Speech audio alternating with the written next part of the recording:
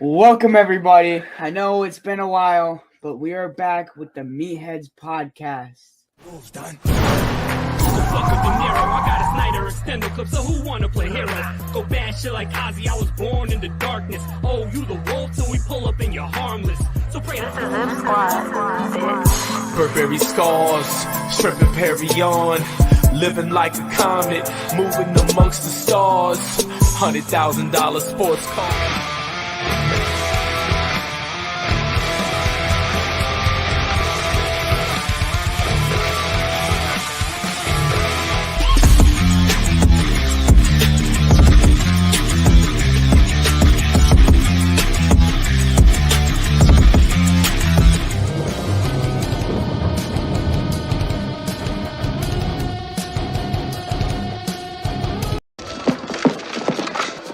It's showtime.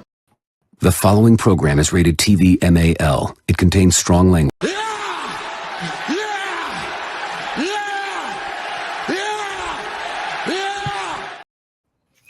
Live from the Debate Network, it is Saturday night.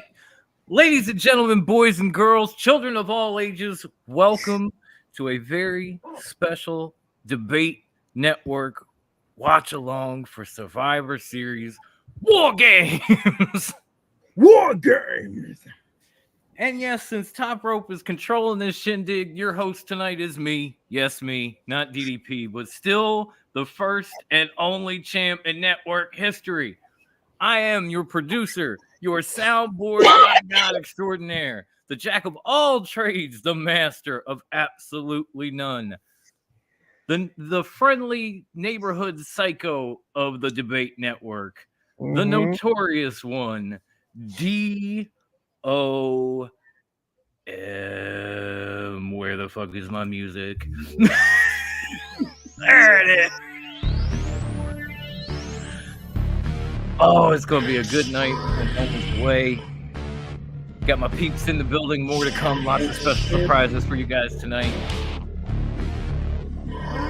All that's left to say is, well, Give me my belt. Shit. You might have it in your house somewhere. You ain't getting mine. And the man that's asking for his belt is none other than the king of the comments. He's the Prince of Petty. He's the Mussolini. He is the one and only Pepsi Phil. No. The Taylor Swift. I ain't got enough hands. TRWT. You did just not call yourself the Taylor Swift. Damn right. Are you really that surprised? And of course, the man beneath us tonight. You may know him if you're a member of Top Rope Wrestling Talk on Facebook, which, by the way, you should go to and fill out your prediction form if you haven't already. Get your shot at this. He is the man behind Sunday Night Cinema. He is the watch party extraordinaire of the Debate Network these days. And he is the chef himself. Mwah. Brian Cook, boys and girls. What's happening? But you know what, folks? Here's the first surprise of the night because I believe he's still here. Joining us live from the Pacific Plate Brewery in California for his own Survivor Series watch along is, of course, the godfather of the Debate Network, El Presidente, El Jefe, the Professor X of podcasting himself, and the Devious One, Ivan C, boys and girls. Whoa. What is going on? Ladies and gentlemen. What is up, LFA? What's going on? Yeah, what is going on? I wish I was here. I wish I was here last night, but was so busy. Was keeping up with SmackDown to see how we were playing tonight because SmackDown was also live from the Allstate Arena, so they had a 2-pack. Oh yeah, I'm just happy to be here. I think we're all happy to hear you here. As you can see, we hear the music behind me. The last 10 minutes of this music before the show starts, ladies and gentlemen, here the watch along. As you can see, pizza's there, everything's here. Brought to you by Pacific Plate Brewery. Brought to you by, of course, Cielos Napolitanian right here, folks. Mhm. So people that are watching this are in Cali, and they'll be like, "I live around an area. Well, come by, come and join me. I'm right here. Yeah, come on by. You know, I'm right here." The party is just getting started at the beautiful Pacific Plate Brewery. That's right. That is I don't want right. to say the name of the town wrong, so I'm just going to stop myself from Monrovia, California. Monrovia. Okay. Yeah. See, I was going to say like Minerva, and I knew that was wrong. I can imagine that you already had a couple of beers before. I had number 2, just 2 barely. So I'm taking it easy. Okay. He's trying to keep it light because he's got to be professional, sort of. I have to be professional in some type of way. I have to be professional. I can't be like, oh my God. But you know who gets to be as goofy as he wants on every podcast he does? The meathead himself. What is happening? That's right. Morgan? The host with the most host. Morgan, of course. Ladies and gentlemen, make sure you come to this channel and check out the Meatheads podcast brought to you by Morgan right there, the host with the most. Soon. Should be coming soon. He'll be back. He'll be back. Recording, but we'll get one soon, and I'll have it out to you guys as soon as I can get it. In the meantime, what's up to Morgan? What's up to Justin, the man who gave me the moniker, the notorious DOM? You are just in time, homie. Hope you have a great night. And of course, the bin buster himself, the host of the director's cut, my man G. Hey, Graydon. Good, fam. Hey. Always great to see you. And the man who tried and failed to take my title on several occasions during this reign, Lieutenant Dan. What's happening? I salute you, homie.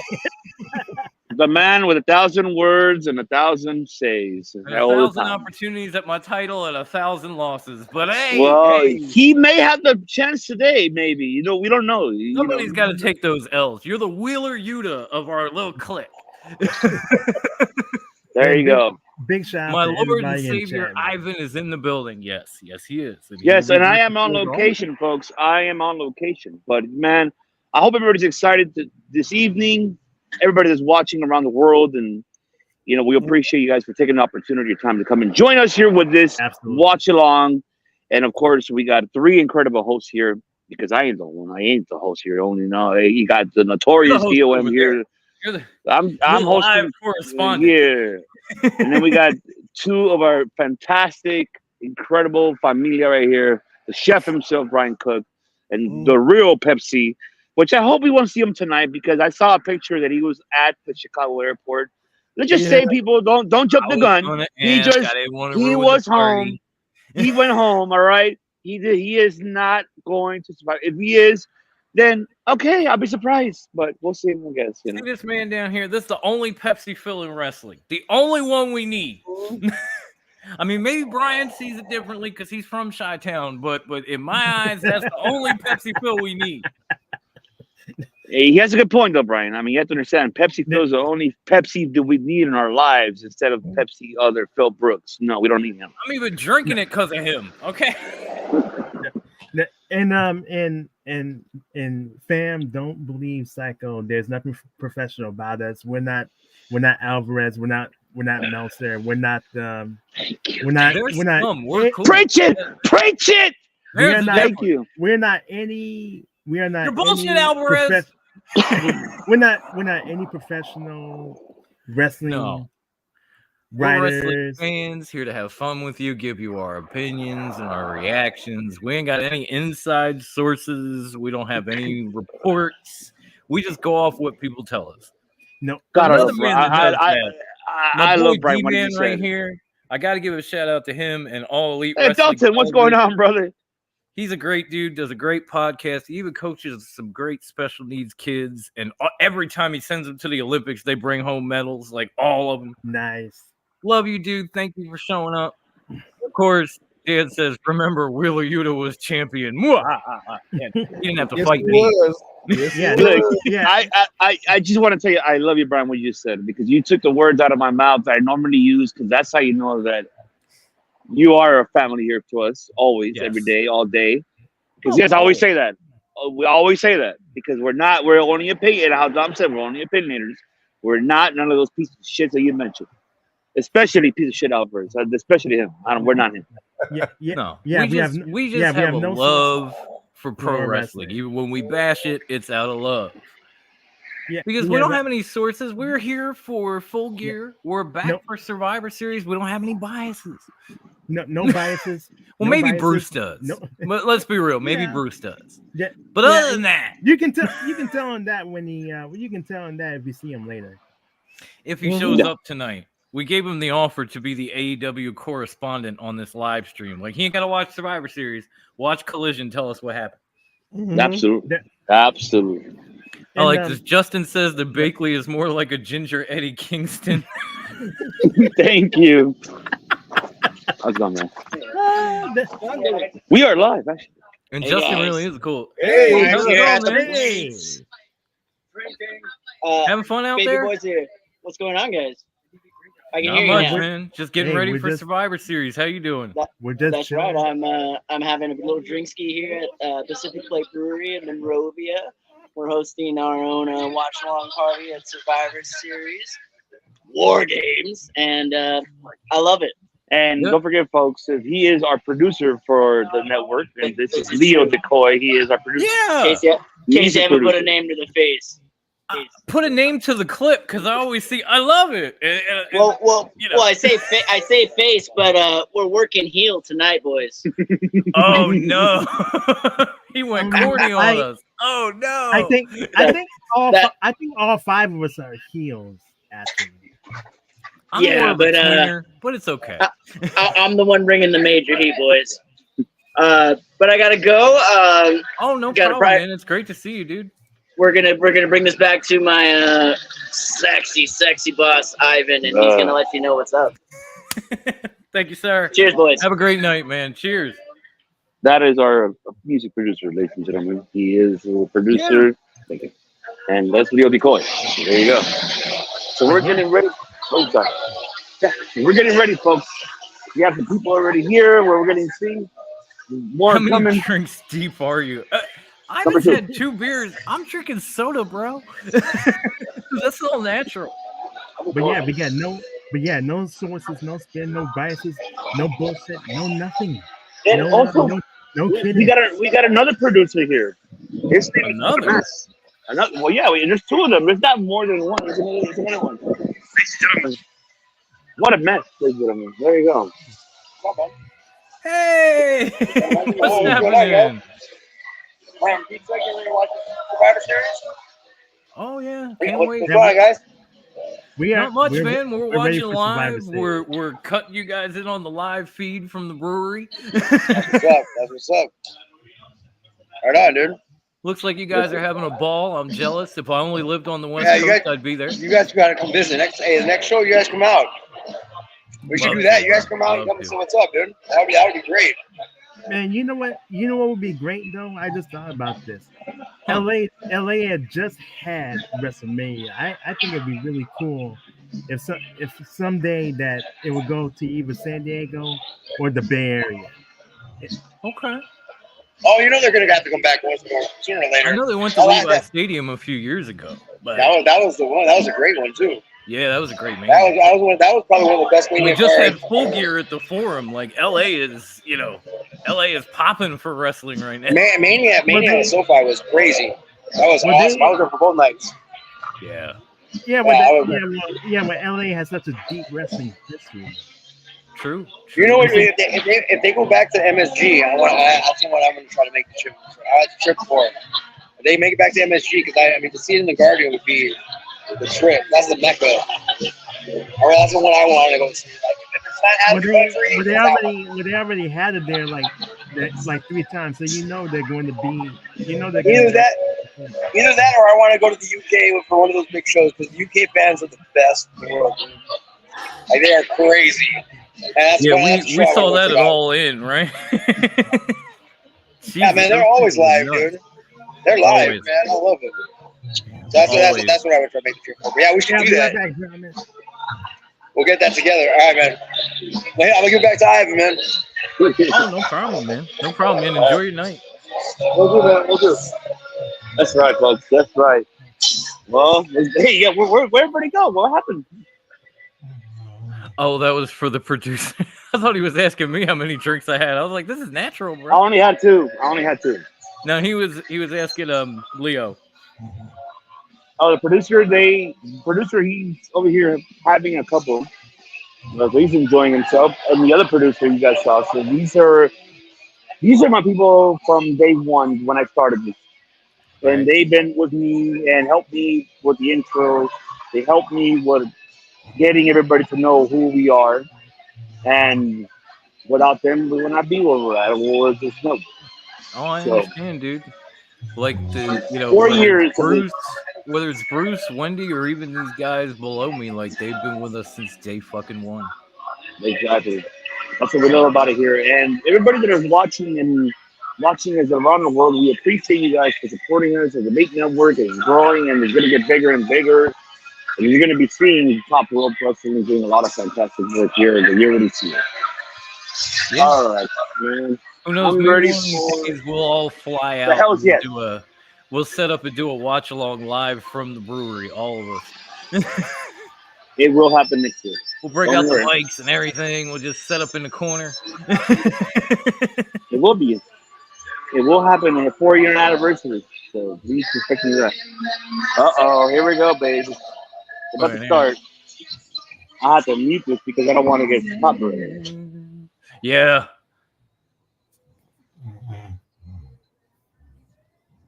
You gotta love that song, though. Yeah, hopefully we will be getting a few more guests coming in. I know the Meathead's in the chat. His father said he was going to make an appearance. Wendy should be here at some point to give us some updates on standings and that sort of thing. We got a couple other people in the works who said they are making their way shortly, so stay tuned with us. Until then, you've got the 4 horsemen of war games right here. Tell Morgan that Wade's breathing hard just because it's cold as balls out them streets. I was gonna say Wade's breathing hard because he's looking at some of those women at the pre-show table. Respectfully. Respectfully, yes. What do you say? I'm not even with my dad, but I'm still watching. I appreciate that, Morgan. Mm-hmm. I appreciate that. I hope you're having a good Thanksgiving weekend. I gotta get back on the Meatheads with you at some point, dude. Mm-hmm. I mean, I don't want to pull the card again, but I did kind of get you started.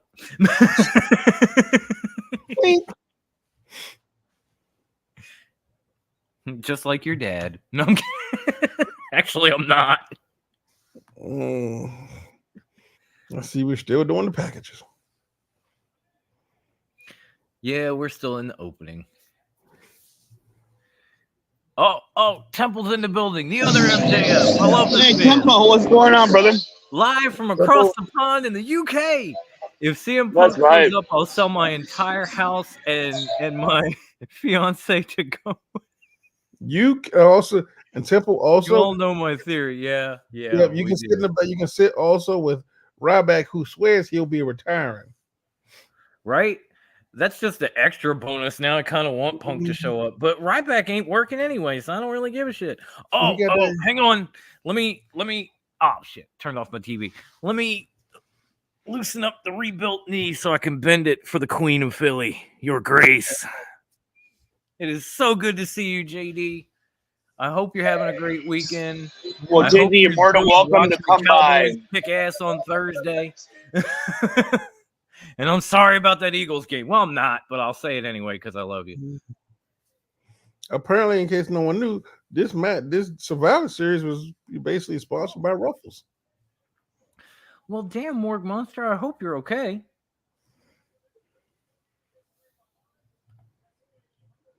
He said he ended up in the hospital on Wednesday. So I'll be in and out muting because you can hear it's loud out here, and we can't afford to getting the copyright. Oh, no. I understand, dude. Yeah. I understand. If you have to go, it's okay. You can have fun there for a while, schmooze with the people and enjoy Survivor Series. We got this. Oh, yeah, he's muted. All right, I'll be back, folks. I'll be back. No problem, man. No And problem. then, We'll be here. All right, yeah, the first match is there starting. you go. Let's do this. Have fun, man. Are we getting the women for the first match? We might. In fact, I think you and I said this last night that they'd probably start with the women's war game. Mm-hmm. Honestly, at this point, who don't know the rules of war games? That Eagles game made me roll my eyes. It made me tear mine. Okay. It's like, damn it, we did it. 9-1, baby. 9-1. And we should have beat the Jets. But I digress, because we're not talking football tonight. We're talking wrestling. We can talk whatever the fuck we want, by the way, because it's me. That's what I do. Yeah, women are starting it off. That's what Pepsi Phil and I were saying last night, more. Mm-hmm. I mean, it's not that new. I think they did it last year as well. I would laugh if all this CM Punk talking, all we get is Mustafa Ali. Didn't they get rid of him? Yeah, they did cut him. I thought so. I thought he got released when like Ziggler and that whole crop got released. Yeah, he got, unfortunately, and all that.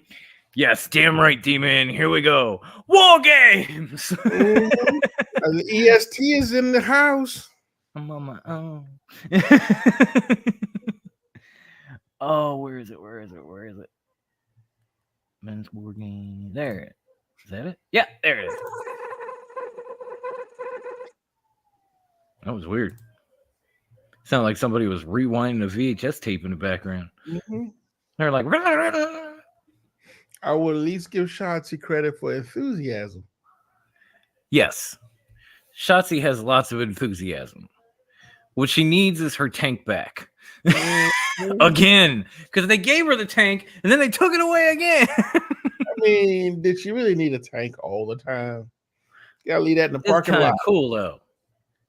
Could you imagine if the whole team rolled out on her tank for war games?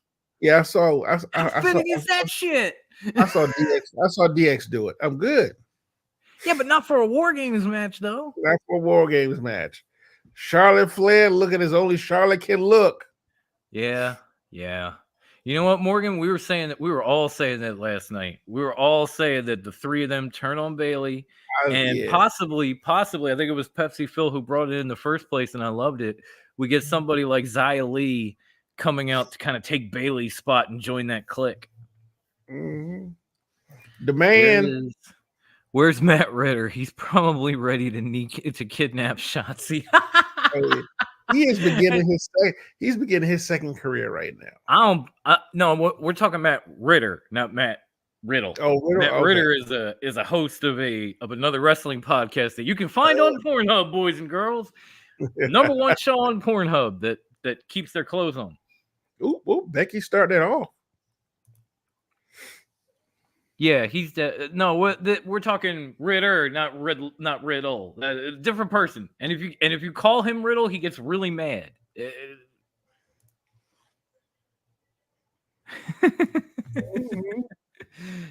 But I get it, guys. It's close. 190 showed up in our live chat, and I accidentally said Matt Riddle, and he got so pissed. Yeah, it happens a lot, dude, and he gets mad about it. He really does. If he shows up tonight, he'll tell you. But we're cool now. We're buddies. But when I did it the first time, I thought he was never going to forgive me. Apparently, I'm a people person. I just make people like me. I don't know how. Locking the cages.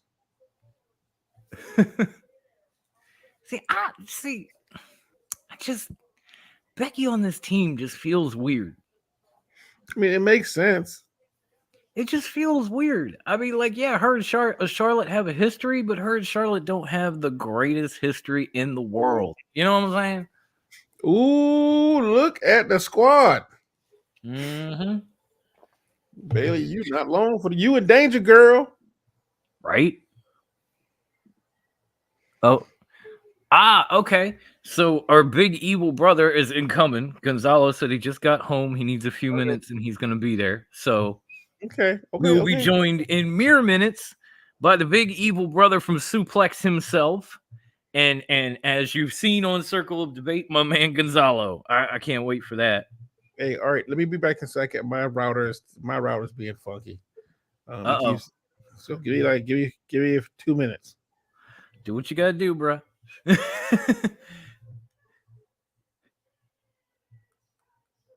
Yeah, straight up, Your Grace. Damage control. Respectfully, like the whole clique.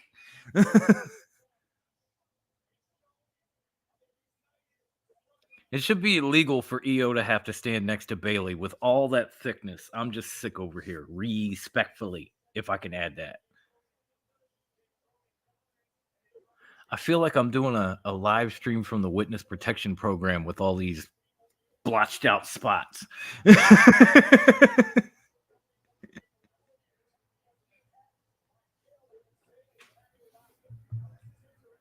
Bailey will get the victory somehow. I think Damage Control will go win this one, but I think Bailey's going to get swerved.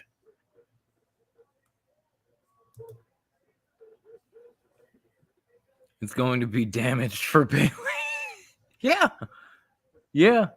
Oh, thank God. Somebody that wants to join that isn't in the witness protection program. Ladies and gentlemen, as I said, please help me welcome the big evil red devil of podcasting, my Chilean brother himself, Gonzalo. What is good? What's going on?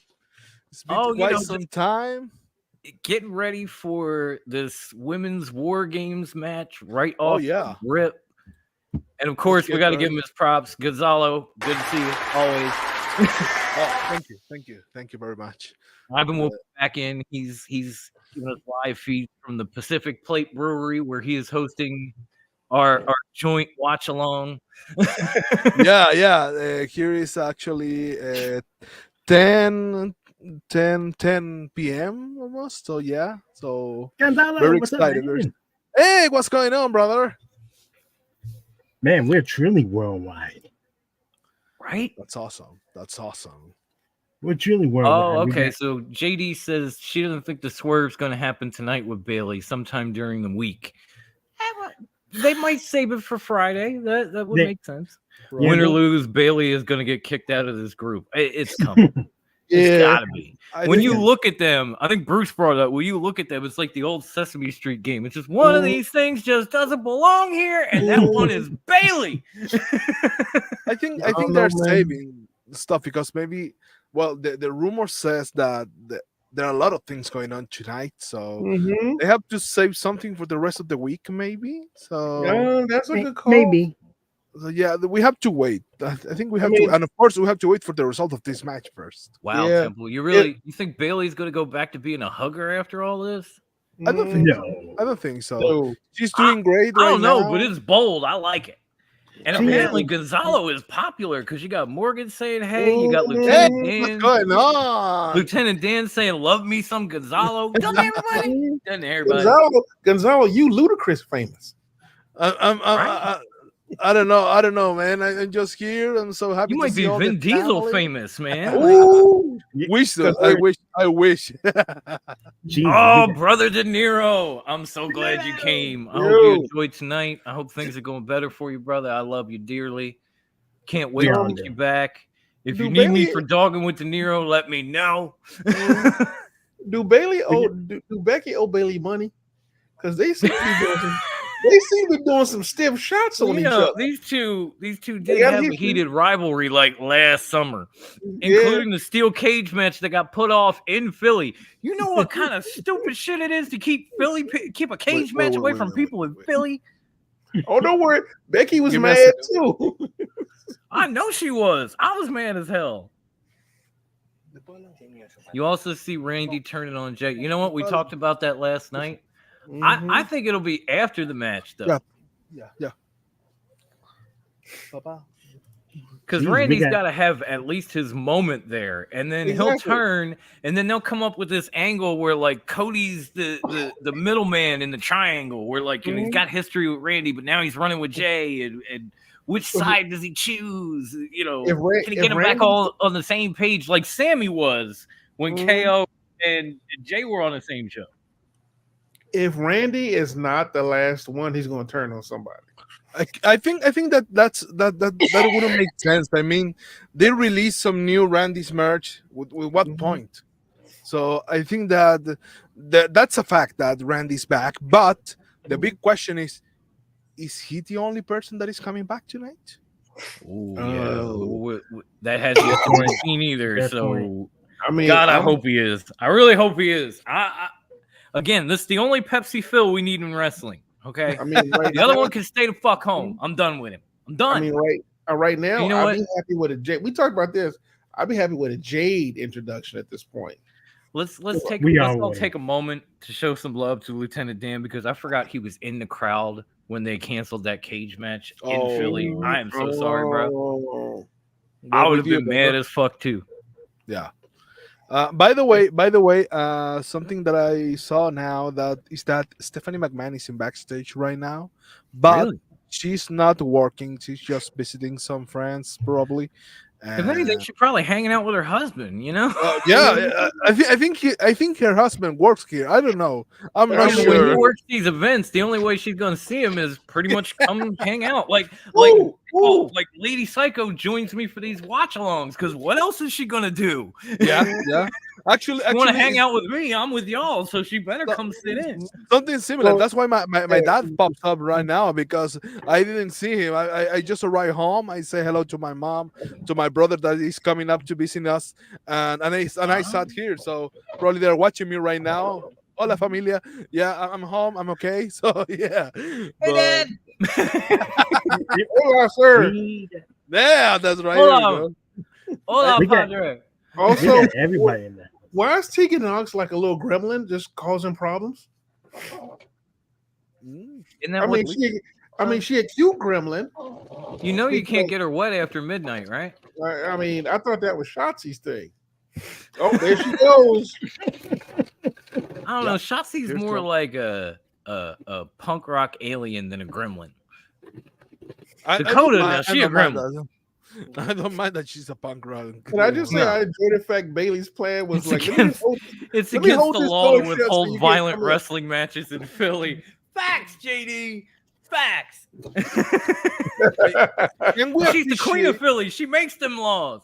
Can we appreciate the fact that Io Sky is the only woman that has been part of all War Games matches in Right. WWE? That's right. that cool? Also, does everyone remember the garbage can? Oh yeah, good call. Well, Yeah. that Io was a good puts a garbage can on, and just jumps off the top, and Moonsault. everyone's like, one. Awesome. and we all said the same thing. Is she all right? Because that don't seem Right, like No, like the first time she does it, you're like, is she all right? If she does it tonight, you're like, yeah, I seen it. I know. Now, let's not forget that is Carrie saying there too. So maybe was she's like- gonna Yeah. drop Yeah, an yeah, elbow and a pirate elbow in It the. was like the first time I saw Sabu do the triple jump off the rope out to the crowd. I was like, oh my God, is he okay? Like the 9th time I saw it, I was like, shit, it must be Tuesday. Well, forget that. How about him running to the ropes, then jumping off the back of the chair Mm-hmm. onto the other ropes, and then dive through the. Oh I man, don't know, man. This No, might I be- mean, this when you might- first see that, you're like, oh my God, I hope he's okay. And then, like, after you see it 9-10 times, you're like, oh, Tuesday, right? no. The ninth time that you watch it is like it's not that is she okay? No, it's like all right. No, There you she go, botching Kayla. this part. She botching this part. Control. That's beautiful. Here's the thing. Control about the Shotzi. cage, control the thing about- stage, damage control, and control your outrage, Kayla. Have you seen Shotzi working? Like for the last pay-per-view she was in, she looked terrible, and that might not have been her fault. Nah, I wonder. I said it then. I said it wasn't Shotzi's fault. It was just it just the chemistry in the match wasn't there. Yeah, 'Cause I'll she give is- her credit. I know Bruce talks a lot of shit, and he is alone with that one. Shotzi is a tremendous worker. Yeah, definitely. Yeah, and a she is. tremendous person. It was just a miscommunication. I think that's Exactly. I think the problem with Shotzi was she wasn't used to like running the match, because I feel like she was like she was like trying to be nice, trying to make it balance. Hit her with the chair, man. And she been all over the place with everything. Right. But Shotzi had to cheer up. She was gonna whack Bailey, then she kind of just did one of these and put it down. It was like, no. We were just talking nicely about you, and then you come up with the lightest chair shot at a pay-per-view in wrestling history. Hulk Hogan would disagree. Hulk Hogan would disagree. Okay, true. I forgot about that one. Hogan would also never. By the way, you need to be outraged. Okay, fair enough. Can I make a little question to our family that is on the chat right now, and of course to you guys? In the meantime that we are enjoying this match, I would like to ask all of you that make your dream team in a Survivor Series match. Doesn't matter if it's in AEW, NWA, on the Indies, or WWE, but it doesn't matter if it's in the past or present. So I would like to see your dream team, guys. What we're talking like traditional Survivor Series? Yeah, traditional. EO has entered the conversation. Oh, let's go. You know what we really need in a War Games match, and it's obviously never going to happen, but I'd love to see it happen. We need a Bullet Club Civil War. We need Bullet Club Gold versus the OG New Japan Bullet Club. And if Jay White wins that match, he gets his club back. Can we add WWE's Bullet Club, maybe? We have AJ Styles, we have Gallows, Anderson, Finn, Cody. We have I'm going for a full sociopath squad. I would like Mick Foley, Terry Funk, Sabu, and Sandman on one side, and just for giggles, see who can have the fifth person. That's Tommy Dreamer team. How about Tommy Dreamer? Yeah, we'll give Tommy Dreamer. We'll give Tommy. Honestly, that was the one thing I was always sad about. Can you imagine them in a War Games, 2 rings, 1 cage, anything they could possibly find? You know what I always wanted back in the days of WCW, since they talk so much trash? I wanted ECW versus WCW in War Games. Oh, that's gonna. I wanted like Sabu and Van Dam and Taz and Tommy and the franchise against, like, I don't care. You can find people from WCW. Just put them in a game. Oh, God. No, do you know something? Hell, if the franchise is going to be in there, you got to have him face the Horseman, because you know he wanted Ric Flair and he wanted him back. I don't know if that Team Extreme will win that match, but I can bet that one of these members will end in a hospital. That's for sure. I don't think they'd win the match, but they would damn sure steal the show. Absolutely. But I agree. It'll be an exercise like, what are they going to do next?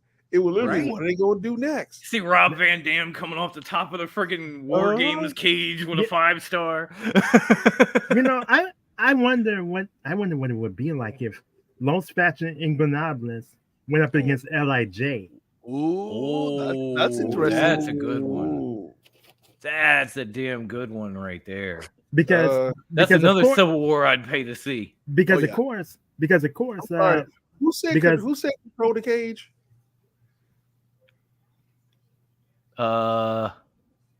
Well, right now it looks like Damage Control, but it could be even side. Shotzi's just fucked up.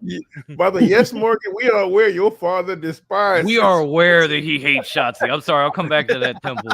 But he did answer the question. He said AEW Pillars versus WWE Pillars War Games match. MJF, Darby, Jack Perry, and Sammy Guevara and Danny Garcia versus Braun Breaker, Austin Theory, Carmelo Hayes, Grayson Waller, and Solo Sikoa.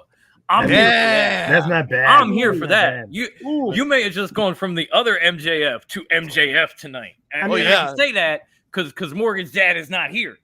Shut up and take my money. They're $2, but don't worry. Take my money. Ooh, the EST has entered the conversation. Let's go. Honestly, you're like 10 seconds ahead of me. I can see it now. Oh, sorry. No, you're fine. You're fine. I can see the countdown, and you're saying the EST. So I'm like, that man's like 10 seconds ahead of me. I mean, the clock ain't helping. That's reminds me our NXT watch along when we saw the pay-per-view. You were so delayed. Why am I in the past? And we're like, oh no! And what's going on? I can see it. It was right after a hernia surgery too, so I was already. It was insult to injury. It was insult to fucking injury. I'm sitting there with fresh hernia stitches, watching this shit in the past while they're all freaking out. I'm like, what the fuck is going on? Did someone? By the way, we've had the Sasha discussion, right? The Sasha discussion? Yes. Oh, about the tweet that Bailey put out with her. Yeah. We haven't really discussed it on here yet, but I did see Bailey kind of tweeted something about a big day to Mercedes, and I was like, So maybe it could Mercedes return tonight? I don't think it's possible, but I don't think so either. But honestly, it would be nice for her to come back. Honestly, I would like to see her come back. I think I have some mixed emotions about that. I think does Mercedes need WWE at this point, or WWE? Does WWE need? They need her a lot more than she needs them. Right? They do, because honestly, as much as I love Jade, as much as I love Bianca, they ain't got swag like Sasha. Yeah, but as much as I love Jade, she ain't fucking been here. They showed her at one NXT pay-per-view and behind the scenes at one SmackDown. That is it since she showed up a few months ago? I guarantee no woman has had swag like Sasha. Like Mercedes. I mean, no, there's not a lot of women with an attitude like Sasha either, but she got that swag. I mean, that Mercedes does not need WWE. You saw her sitting in the crowd at All In, and people were like, "Oh, could she be?" And then she's she's in Japan. She's doing all this stuff everywhere. You're like, yeah, she don't need WWE. She don't. By the way, Morgan, tell your dad Shotzi's stealing the show. Yeah, he might not be watching. In fact, he's probably not watching. But Shotzi's having a damn good match. What is wrong with her? Which one? I'm a little bit ahead of you. All right, I got you. What's your point? But here comes Kyrie. I think she's happy. That's it. Is that like her best? Is that like her best AJ Lee impression in Chicago? What is that? Yeah. Okay, CM Punk results confirmed. Yeah, definitely. CM Punk confirmed. Kyrie Sane just breaking news, boys and girls. Mm-hmm. By the way, I don't think don't forget Mercedes. But don't forget Mercedes. She got the rub from freaking Okada. Yeah. Yeah. No, that's fact. Jesus, how big is that trash can lid, girl? That thing is bigger than you. First of all, I don't think she was skipping and looking at AJ Lee. I think she was just a little sociopath. Looking excited to kill people. Oh no! Come on! She's like, hold this for me real quick. Same Daminator. I mean, trash can. That's why trash can lid was so big. I don't know if it'd be a Daminator. What is it, like a sane Canninator? Like what? Oh yeah, that's a good name actually. That's the captain. All of a sudden, Kyrie Sane came into this and became the whole fucking show. That is the captain right there, people. Right, make no mistake about it. They about to kill poor Shotzi. You know that. Like a pirate princess. That is the queen of war games, right there. Guys, he's not here to help me with my English. Ivan is not here, but I'm gonna try to explain you that Kyrie Sane used to, to perform this it's like a windy surfing, something like that, for the Olympians. Kyrie Sane used to participate in that, and that's why she brought this captain stuff on this character to professional wrestling in general, not just WWE. Oh shit! And you saw it too. So, you finally caught it. Yeah, I saw it 30 minutes ago, man. No, but fuck you, Queen of War Games, right there. I was letting Dom. I was one of the things you let Dom see in that because she I see her. I did hold off for a second because I was trying to let Gonzalo finish, but I couldn't hold it in. I was like, no, that's right. I don't blame you. I don't blame you. Yeah, definitely. I'm not gonna lie. Kyrie Sane is crazy, and I love it. I mean, she might be my new favorite wrestler. I mean, I'm not gonna lie. I thought she was just a One Piece fan. That's where the gimmick came from. No, it was like windsurfing or sailing or something for the Olympics. I remember that part. That's where the pirate thing came in too. And hey, what's going on, Dylan? The silent assassin of World Elite Podcast. What is happening? And what did Edward say? Shotzi's good. She just has to believe it. Thank you. No, you will not get that argument here because my co-host is not on with us live. Thank you, Edward. Edward, I appreciate that. Because honestly, this is the best I've seen her look since NXT. Honestly, yes. Like is it shocking that she looks this good now that Trips has full control? Because I ain't. Looks this good is kind of subjective. She just took a chair shot to the face, but yeah, she looks great. She looks wonderful.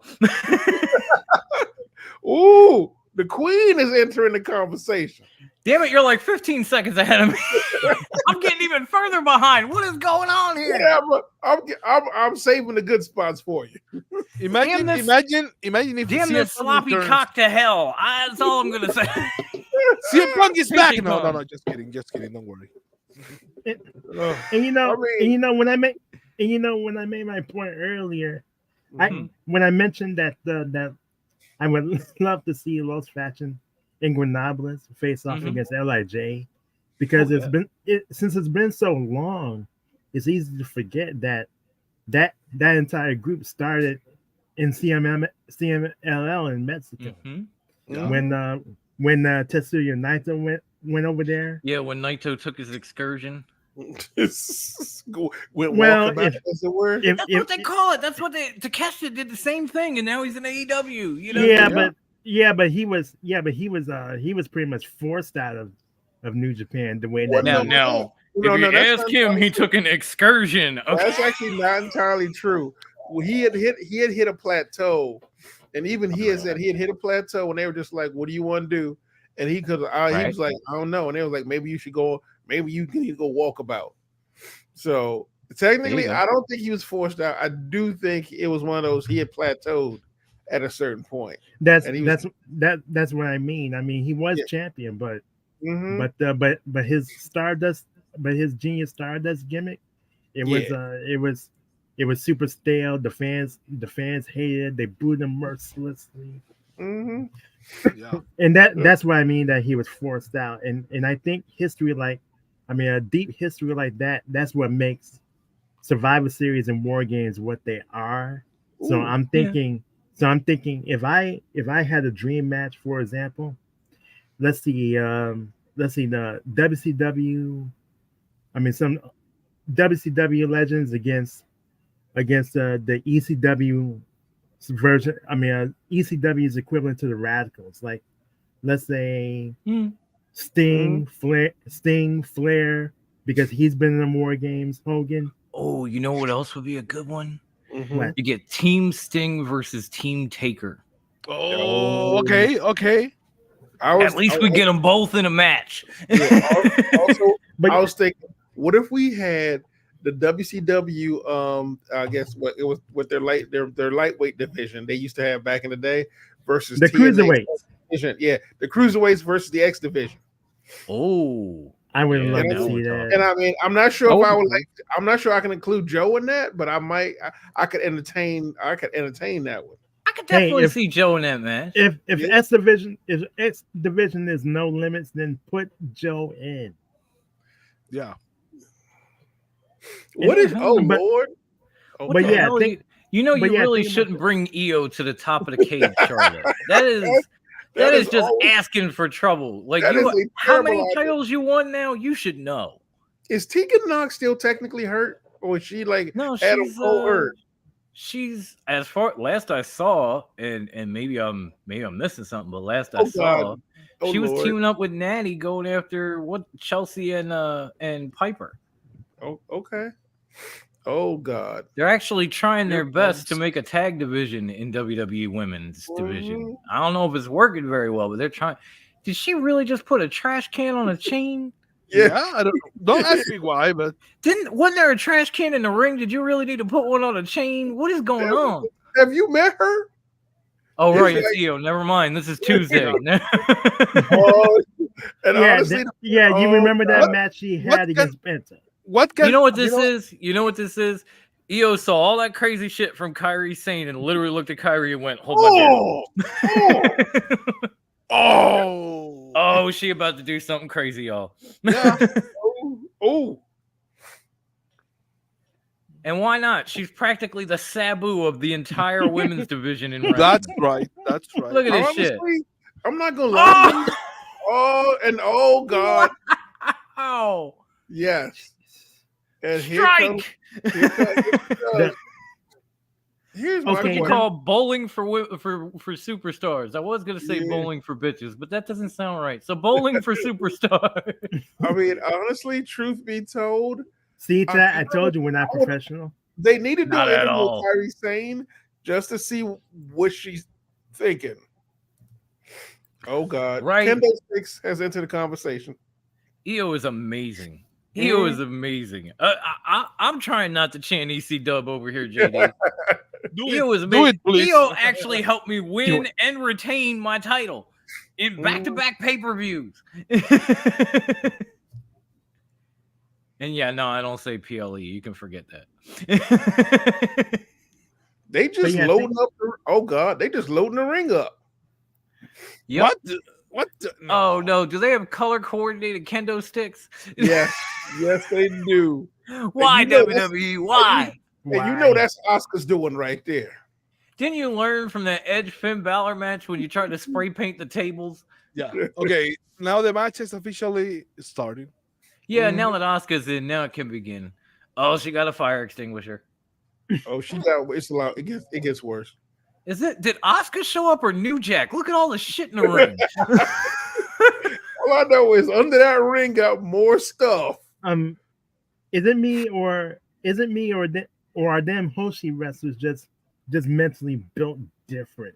Oh, they're built differently. Oh yeah, they're built huge different. I mean, especially Kyrie and Asuka, they are built way fucking different. Remember the first time Asuka came to Peter! NXT? Hey, Peter! bro. Also from across the pond at God knows 1:30 in the morning. What is good, my friend? We appreciate the Can I just say, when Asuka first came to NXT, they were complaining she was hitting too hard because she didn't know she had to make everything a potato. Right. Tell me that there Bailey he is, boys and girls. Tell me that Bailey didn't get the worst of that fucking Gerard from Fucking Little Sky because it looked like No, she did. Definitely got the worst of that. She got the worst. Everybody got it. Don't get me I was wrong, just like, everybody shit. can get it, but Bailey got it the worst. What's going on, hermano? Hermano Gonzalo, ¿qué pasó, mi hermano? ¿Cómo has estado, hermano? I knew he was going to be happy to see him. And yes, I ladies am and so gentlemen, happy. once again, live from the beautiful Pacific Plate Brewery, the Devious brother, Ivan C. Yes, sir. How was the beer, brother? Oh, it's fucking fantastic, man. I just had a mango IPA. I had another one. I had a. I really want to try nice, that nice. Storm. Yes, That shit I will looks be. good. I shouldn't be saying this to you live, but I'm gonna say they give me permission to mail you some beer, so just let me know when to do it. Sweet. Nice. Okay. Promotional samples. I'm not a they drink- came through. I love you, Pacific Plate. I'm not a drinker, but if I was a little bit, I would gladly get a beer from you, bro. The black we got Miz. this, boys and girls. Well, just so you tell me, Pepsi Phil too. Yeah, yes, I have to. And Yeah, unlike it's much. Sky Blue, she didn't hit her in the tits. Nope. Although I gotta tell you, when you miss somebody and then drop kick somebody with a trash can on their head, that's some violence. I'm sorry, but Bailey got the worst of that. I'm sorry really to say it. Yeah, we Really saw did. that. By the way, Talk about getting the worst. There's Shotzi getting misted for the second time. I know I need to go in there and see the rest of it, but it's just like I had to come out for a little Where break. is Drop Shotzi? I kicking can't- Becky with the trash can. Jesus. by the way, Ivan, CM Punk hasn't show up yet, so don't worry, you are not missing something. Yeah, that's what Peter was saying. Also, CM Punk. CM I ain't Punk. worried about CM Punk. I don't care about him. What are you here to watch the world burn tonight, Peter? I am not here to see that. Pedro What did JD Gonzalez. say? No lie. Ladies and gentlemen, once more time, make sure you subscribe and follow our hermano right here, Gonzalo. What he does alongside with Felipe, suplex. Oh yeah. Make sure. Hey, at this point, Felipe's in line to take my title. I'm worried. Yeah, I might have to show up next Friday in my suplex T-shirt just because he owns me.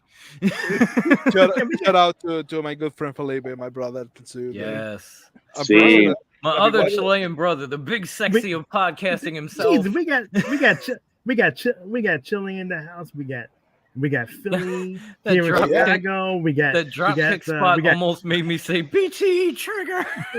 That's why if you get to know that why we're Circle the Bay for a reason, because we circle around the world of Circle the Bay. You got from Chile, you got from here from California, you have all the way from Virginia, you have the Chi-Town, of course. You got the Midwest. You got it all here, people baby. in the chat from the UK. You got people on screen from Chile. This debate network is global, baby. We love all y'all. This is our War Games team, man. We are 5, so we are ready. Yes. Yeah. Out of all, I'll be back, folks. Damn it, woman. Oh, no problem, homie. You don't want to put a psycho like me in that War Games cage. If you think they're doing some crazy shit, where do they get a load of me? Here's the thing for y'all. Out of all 5 of us, he's going to be the enforcer. I'm not gonna lie to you. Here's the thing. I know people like getting right back will return. Get the fuck out of here. Here's a question for you. I know everybody gets on Charlotte. I know everybody gets on Charlotte because they're always giving her the belt. I'm not gonna lie. The problem is she really is just that damn good. No, that's the thing. I will agree to that. But the thing that I had the problem with was when everybody was bitching about Cody Rhodes. Anybody but Cody. Charlotte was winning her 11th, 12th, 13th, and 14th title in 6 months' time. Like, get the fuck out of here. You're talking about anybody but Cody. Charlotte's even worse. Yeah, that's right. That's right. But I mean, I always forget I always forget she nasty with it. I know. But that's what people hate on Charlotte and people hate on Cody. You know why? Because they're that damn good. Well, especially with that figure 8, nobody's ever gonna do that move again like Charlotte. Wait, Charlotte. Oh shit. Oh. Team Hill. Wow, Low Charlotte and Becky working together. Who saw that coming? Keep watching. This is like Team Hill No vibes to me. Wait, what else did Peter say? So, can I say that WWE is fine with kids seeing violence and hitting each other with weapons, but no blood? I'll get it, Peter. I'll get it. Technically, if a child jumps off a roof with a trash can, he gonna be all right. If there's no blood, he'll be okay. Sure. But you don't have to be. You don't have to be bloody to have every organ in your body squashed in a trash can, right? I ain't got time for that science. I can imagine. I was told that you know math. I can imagine myself as a father, like, Dad, can I be my brother with a trash can? Yes, but no blood, please. Yes. Right? No blood. No bleeding, please. No bleeding. Dad, is it okay if I hit the neighbor's kid with a screwdriver? As long as you don't make him bleed, son. No brain fragments, no blood. Oh shit. Yeah. Oh shit. Kyrie, get out. You gotta get out of that. We have Legion of Doom. Oh, Bailey to the rescue. Holy shit. I didn't see that coming. Ooh, I'm watching. That leg didn't bend right. Business is definitely picking up, folks. I know I ain't JR, but still. I ain't gonna lie to you. I'm feeling real good about my bet on damage control winning. Oh,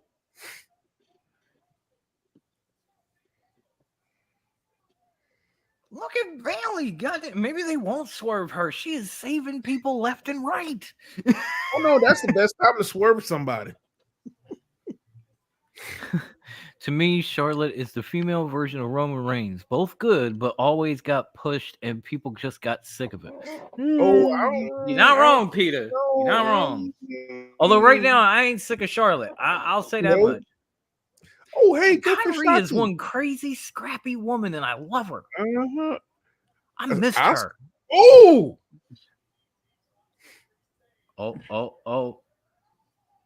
Bailey got her. Oh, don't roll her out the way. So here's the one thing about the women's division that I love. Because they were so marginalized and ignored for so long, they got it. You saw it finally. The thing about them is they got such a huge chip on their shoulder. It's like, we gonna steal this. You gonna put us first? God help you if you come after. You don't want to follow this up. Damn, look at Shotzi. Oh, yeah, but Shotzi's trash. Oh, ooh. Kyrie found her trash can lid. She was like, got it. Wow. I mean, shout out to Shotzi for missing that third mist in her face. Yeah. Right? How much mist does Asuka have, for God's sake? Oh, damn, Bailey takes the bullet. Oh, snap. Okay, Oh, maybe they ain't gonna turn on her. I guess not. I guess this is where the Oh, I don't know, man. I think we called it. Uh-oh. Yep. Uh-oh. Is this the call? Is this the call? This might. I think the match is starting to come to a conclusion. It sure is looking like it, because Bailey's practically dead. I mean, if Bailey, I think so. In this, If like, Bailey- War Games rules, though, like, you got to win by submission or somebody surrenders. If Bailey takes this L, they're jumping her. They're gonna jump. If not tonight, Monday.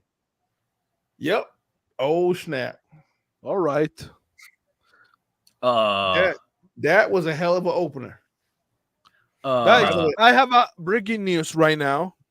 If you allow me, it is confirmed that on December 6th on Dynamite is gonna be Christian Cage versus Adam Copeland for the TNT Championship in Montreal.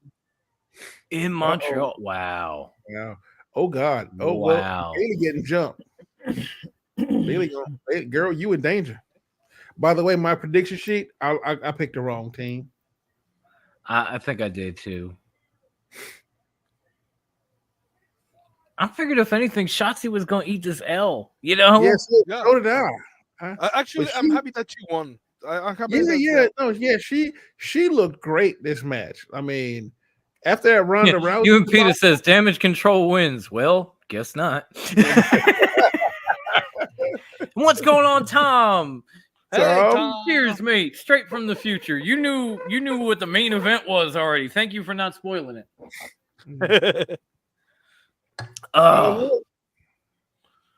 Good to see you, bro. Hope the weekend's treating you well. I guess keep doing those watch alongs and those gaming streams, man. One of these days I'm gonna tune in live for those gaming streams. They're amazing. Was there a contest to see who could jump off the top of the cage that I wasn't aware of?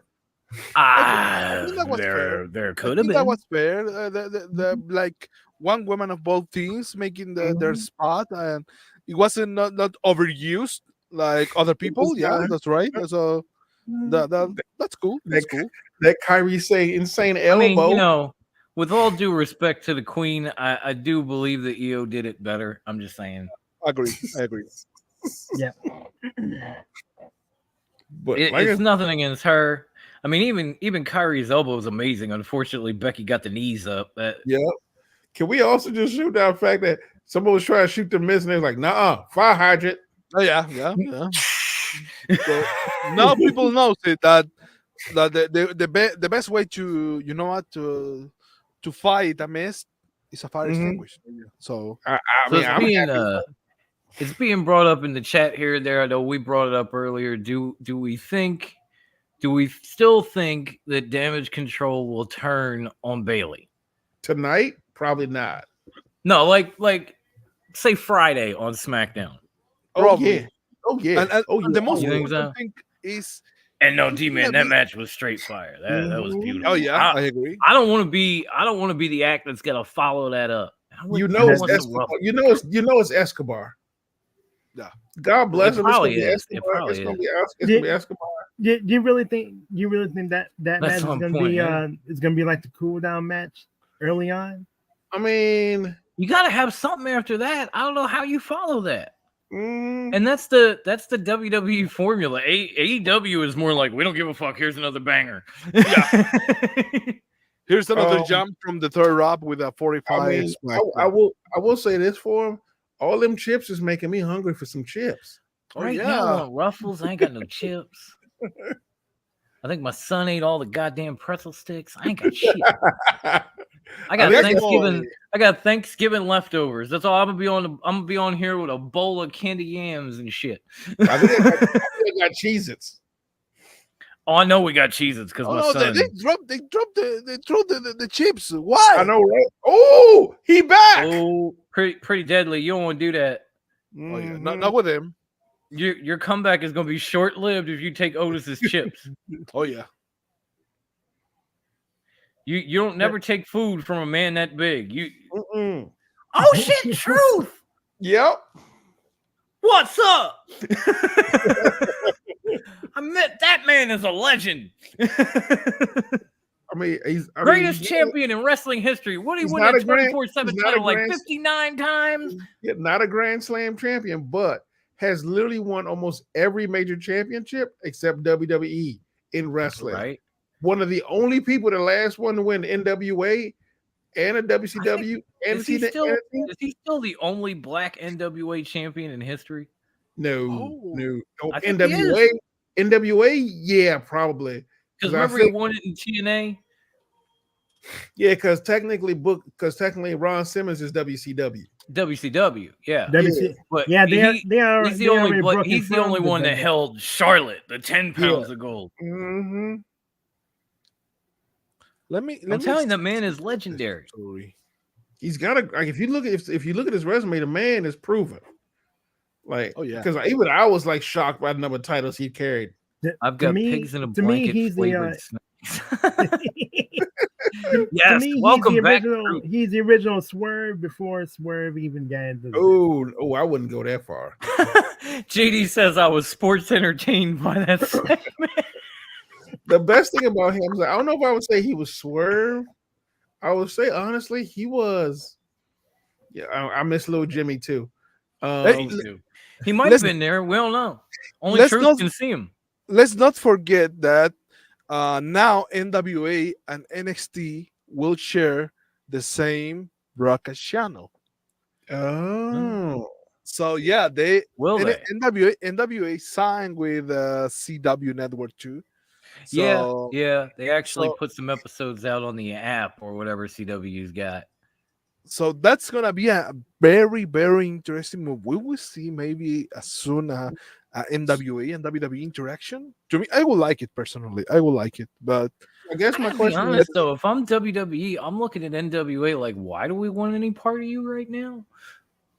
Like, okay, your champion is the guy we kept in catering for 3 years and released and didn't give a fuck about. Why do we want you?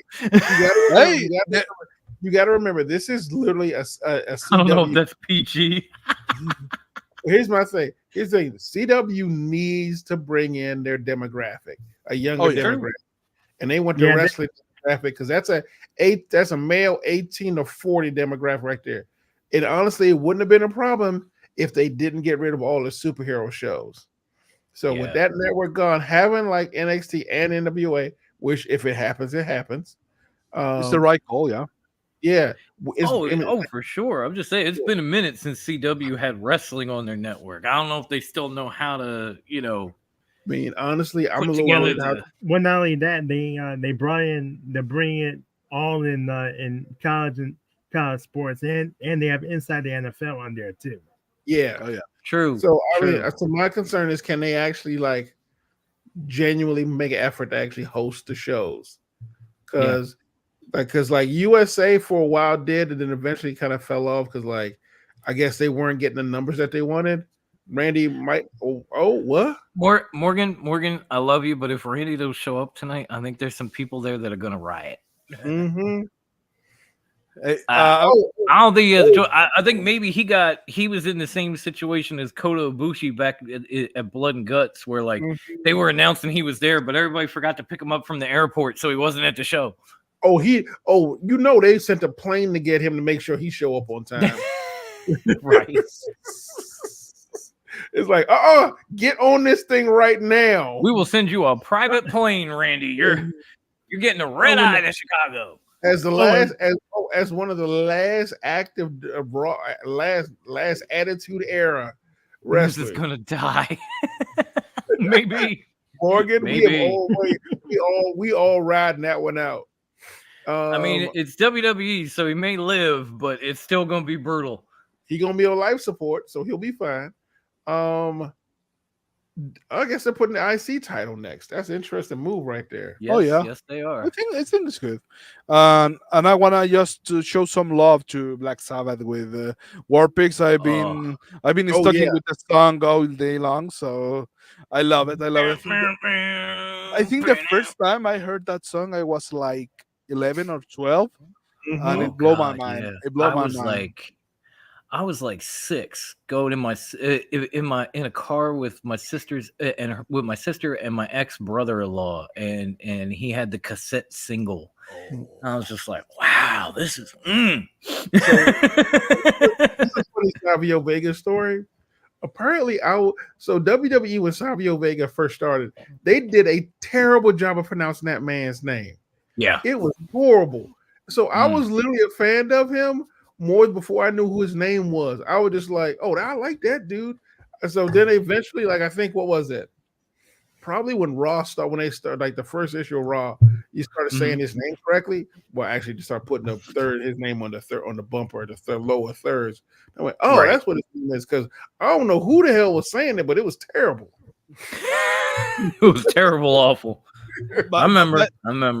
By the way, I'm that old too, bro. I remember. And yeah, you know what, D-Man? D-Man? You know what, D-Man? I've been saying the same thing about Gunther. It would not surprise me if we end up having like an Ultimate Challenge remix in Philly where Gunther and Seth Rollins fight for the world title. Give me that, please. Here's a question: what if, unlike Warrior and Hogan, Gunther and Seth can actually fucking wrestle? Oh yeah. So it's going to be amazing. Here's a question for you. What if the Miz wins and he goes after Roman? Not the Miz, but what if Gunther goes after Roman?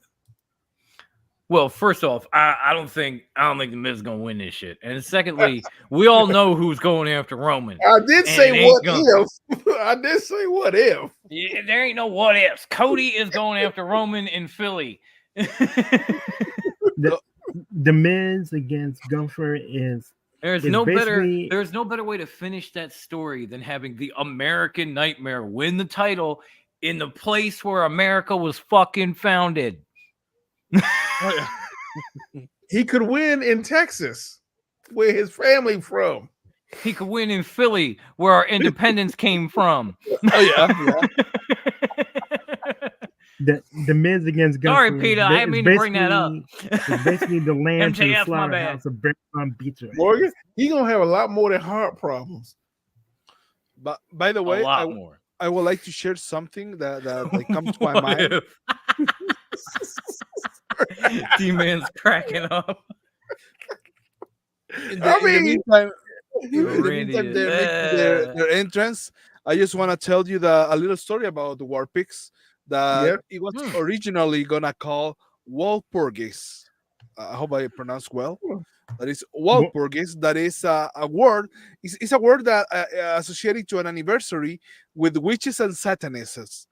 But the company, the label company, suggested that not call the song with that name because, of course, they're gonna get some troubles. Something similar happened with Metallica first album, that Kill 'Em All wasn't the original name of the album. So that happens in something very similar, and they changed a little bit the song to War Pigs to make it more, allowed to in the public eye. And it's funny because this song is not more like a war song. It's more like an anti-war song. Right. So that's why people don't get.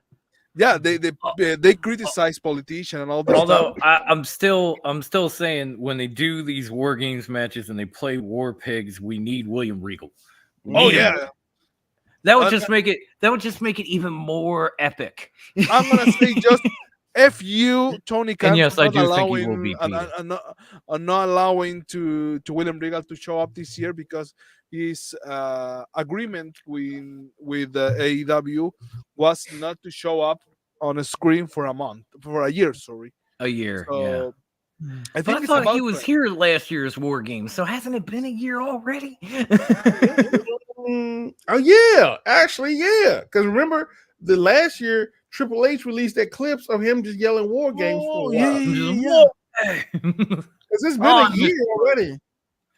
I know they changed his music. But every time I see Gunther, I just start going. I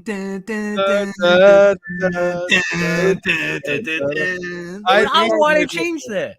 I miss Allegro's Force. I miss that song. Right? At least they leave the Jaws part in. That's cool.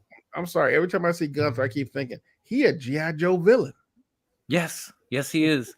You could totally see Sergeant Slaughter fighting him, like Cobra Commander and Destro next to him and shit. Or even, I forget what the guy was that replaced Cobra Commander. No Cobra Commander. Serpentor, that was it. I mean, as far as I'm concerned, Gunther is Destro. You're not wrong. You ain't never seen the two of them in the same room, so maybe he just took the chrome helmet off, and that's. But I don't know, man. I think Serpentor is a better call on this one. But don't forget about the don't forget about the G.I. Joe's Black Widow herself, Baroness. I had a crush on that woman. I actually created her in a little game called Fire Pro Wrestling World. Nice. Oh, nice. By the way, guys, Regal was officially released from AEW on December, so that's why we cannot see him yet. Oh, okay. So it hasn't been a year yet. Thank you. So, Thank you, Big Evil Bro. Thank you. So we have to wait maybe to January. Damn it, we gotta wait till next year to hear War Games from Regal. Well, at least then maybe we'll get War Pigs and War Games put together. Oh yeah, please keep that, please. And I will eat that up like Thanksgiving leftover. Just come here. The Miz looking real confident against Gunther, y'all. Oh yeah. Well, yeah. I said the same thing, Dalton, about 2 months ago. No, right after he broke Honky Tonk's record. I said, now the next thing for him is Gunther will win the Royal Rumble and he will challenge Seth Rollins, and we will get an Ultimate Challenge remix in Philly. Can you imagine that, man? That let's put in the stage that he wins the World Heavyweight Championship at WrestleMania. He enters the Raw post-Mania with both titles, and he says, "You know what? Something. I am good enough to not losing the Intercontinental Championship to somebody. So I'm officially vacating." So I don't even want him to vacate. I want him to literally pull an Ultimate Warrior, like drop Seth at Mania and walk around with both titles. That's it. But I think that the next night he's gonna. Oh, you mean the next night he's gonna say, "I got you." The night after Mania, he put the title vacated, so he continues his legacy as World Heavyweight Champion, and the man that never lost the Intercontinental Championship. Okay, I know y'all are seeing this, but Miz actually has the nerve to try and chop Walter. Is he just asking to get his chest ripped off? I just saw him slap Walter, and Walter gave him a look like, "No, the fuck you did not." Boy, what the fuck are you thinking? It was like, "Are you out of your mind?" Gunther is gonna gonna chop this man so hard at one point in this match that Maurice is gonna feel it in her chest. And I ain't even got to say respectfully because I said chest. Yeah. I think tonight some chests are gonna be crushed, and it's not gonna be Gunther. That's for sure. Although I will say this for Miz does look good today. Oh yeah, no, Miz. Well, you don't have to like him as a person, but he's always been a hell. Miz is it's not about that. That's not that. It's just Miz gets underrated a whole lot.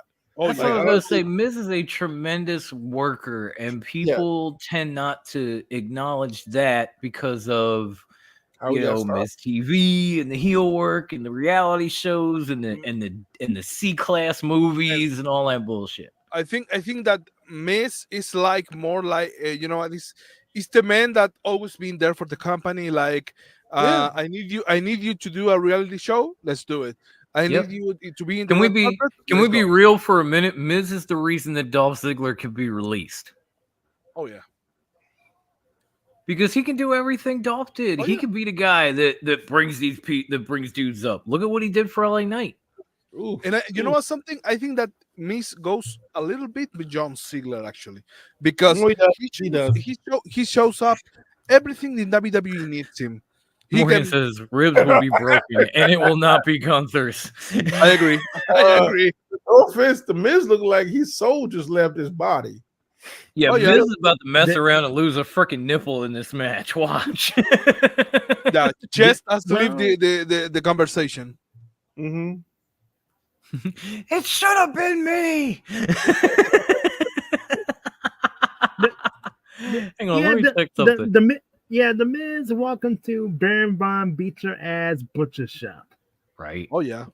Mm-hmm. I mean, I'm happy with Miz and his work. Like I said, when he plays the heel, everyone he goes against looks great and actually gets put over when he does his thing. Oh yeah. So like we said before, he does have a punchable face. A very punchable. Forget punchable. Like very. You just want to go. You just want to go speed back on it. Every time I said it last night. Every time I see the Miz, I ball my fist. I want to hit him. And he ain't even done nothing yet, but I want to hit him. It's like the Arthur meme. Just start curling. Right. I want to fucking hit him. I can't help myself. Good for you. All right, be right back, guys. Be right back. Okay. Oh, no problem, dude. I think my computer's doing too much. I got this. I had the clip here, and it's not here. And I'm trying to pull it up, and I can't see it in my stuff. But I had Dolph Ziggler's. It should have been me. And I was gonna play it for Dalton, but it's not here, and I can't get to it in my archives. I guess because I'm hosting the live stream, my internet is just like, I'm hanging on for dear life. Why you gotta be streaming too? It's like me chest right now. Man, now that I have some time, I thought about this. Earlier when I tried to make the point about a team ECW, I think for me it would be Stone Cold Steve Austin, and wasn't Brian Pillman there too? Yeah, Pillman was. And for a brief second, for a brief minute, because he was very injured and very troubled when he was there, but he was there. Yeah. Oh, let's see. It would be Steve Austin, Cactus Jack. Then you would have both the Dudley Boys and my favorite from ECW, Raven. Oh, Raven was because he had already been in the barbed wire match, so you know that he had the war game. But hang on one second, Brian, because speaking of amazing, we have another special guest tonight. Oh. And this man, no matter how he busts my balls, I love him to death. He is the Canadian Van Vliet, the host of Straight Talk Wrestling, the co-host of MLW Rewind. He is also the co-creator of the mini host in every way possible. Ladies and gentlemen, George Mackay. What is going on, my dude? What's going on, man? I'm just watching like my dream match right now. It's like seeing Gunther and the Miz going at it for the Intercontinental strap. I mean, this match for me, considering I love both these guys, I was the Miz guy from like back in the day with the Chick Magnet shirt, which I still have, but it doesn't fit. I still have one too. My wife wears it now. Yeah, there you go, right? But this match for me is everything. Like, I knew they were pushing Gunther, but I think it's smart strategy on their part to build him by putting him with The Miz, who's arguably the best talker that WWE has. He can cut a promo with The Miz.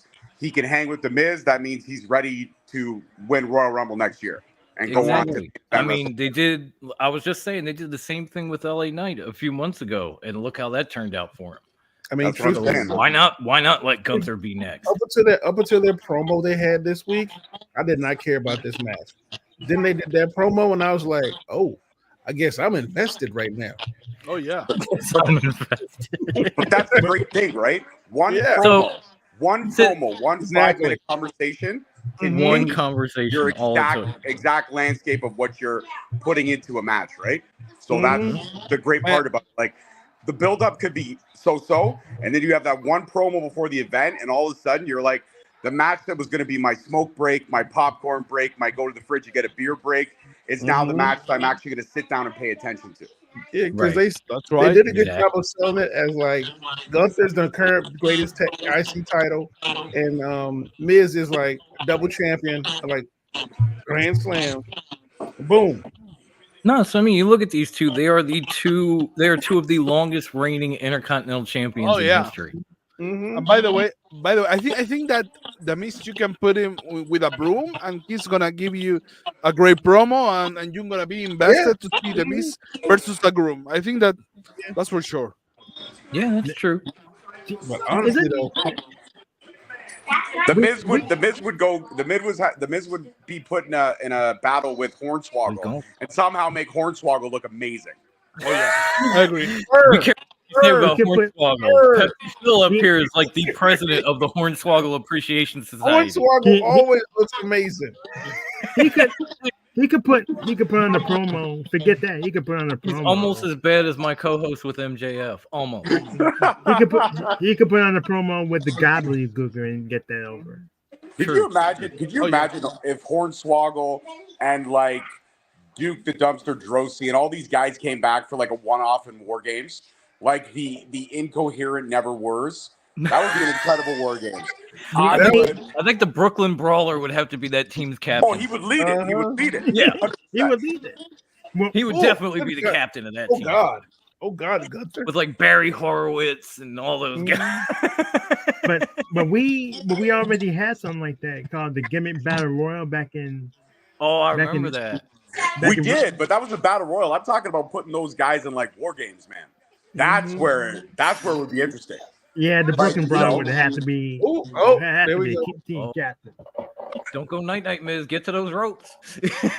Oh, there we go. That turnbuckle's going to put everything in perspective. Oh, the low blow. I love it. I have a very interesting question for George, knowing him like I do, but I can't take my eyes off this match, guy. Yo, this is not a cool down match. Damn it. No, like the women's war game was crazy. We thought like, all right, cool down match is coming. Nope. But that's when you know it's a good card, right? But bathroom break? Oh no. Wow. I thought for a second there Miz had that. I really did. Me too. Yeah, the turnbuckle was a good move. Low blow and a skull crushing finale. I was like, oh shit, it's over. Hey, Don, we really do have everybody from all over the world, man. Right. What's we got next? people Mars? in here from Canada. We got people in here all the way from Chile. This network is global, baby. From the UK. And that what accurate is that to mention that when we are having the Intercontinental Championship match. Exactly. Yeah. It's only fitting. Oh man.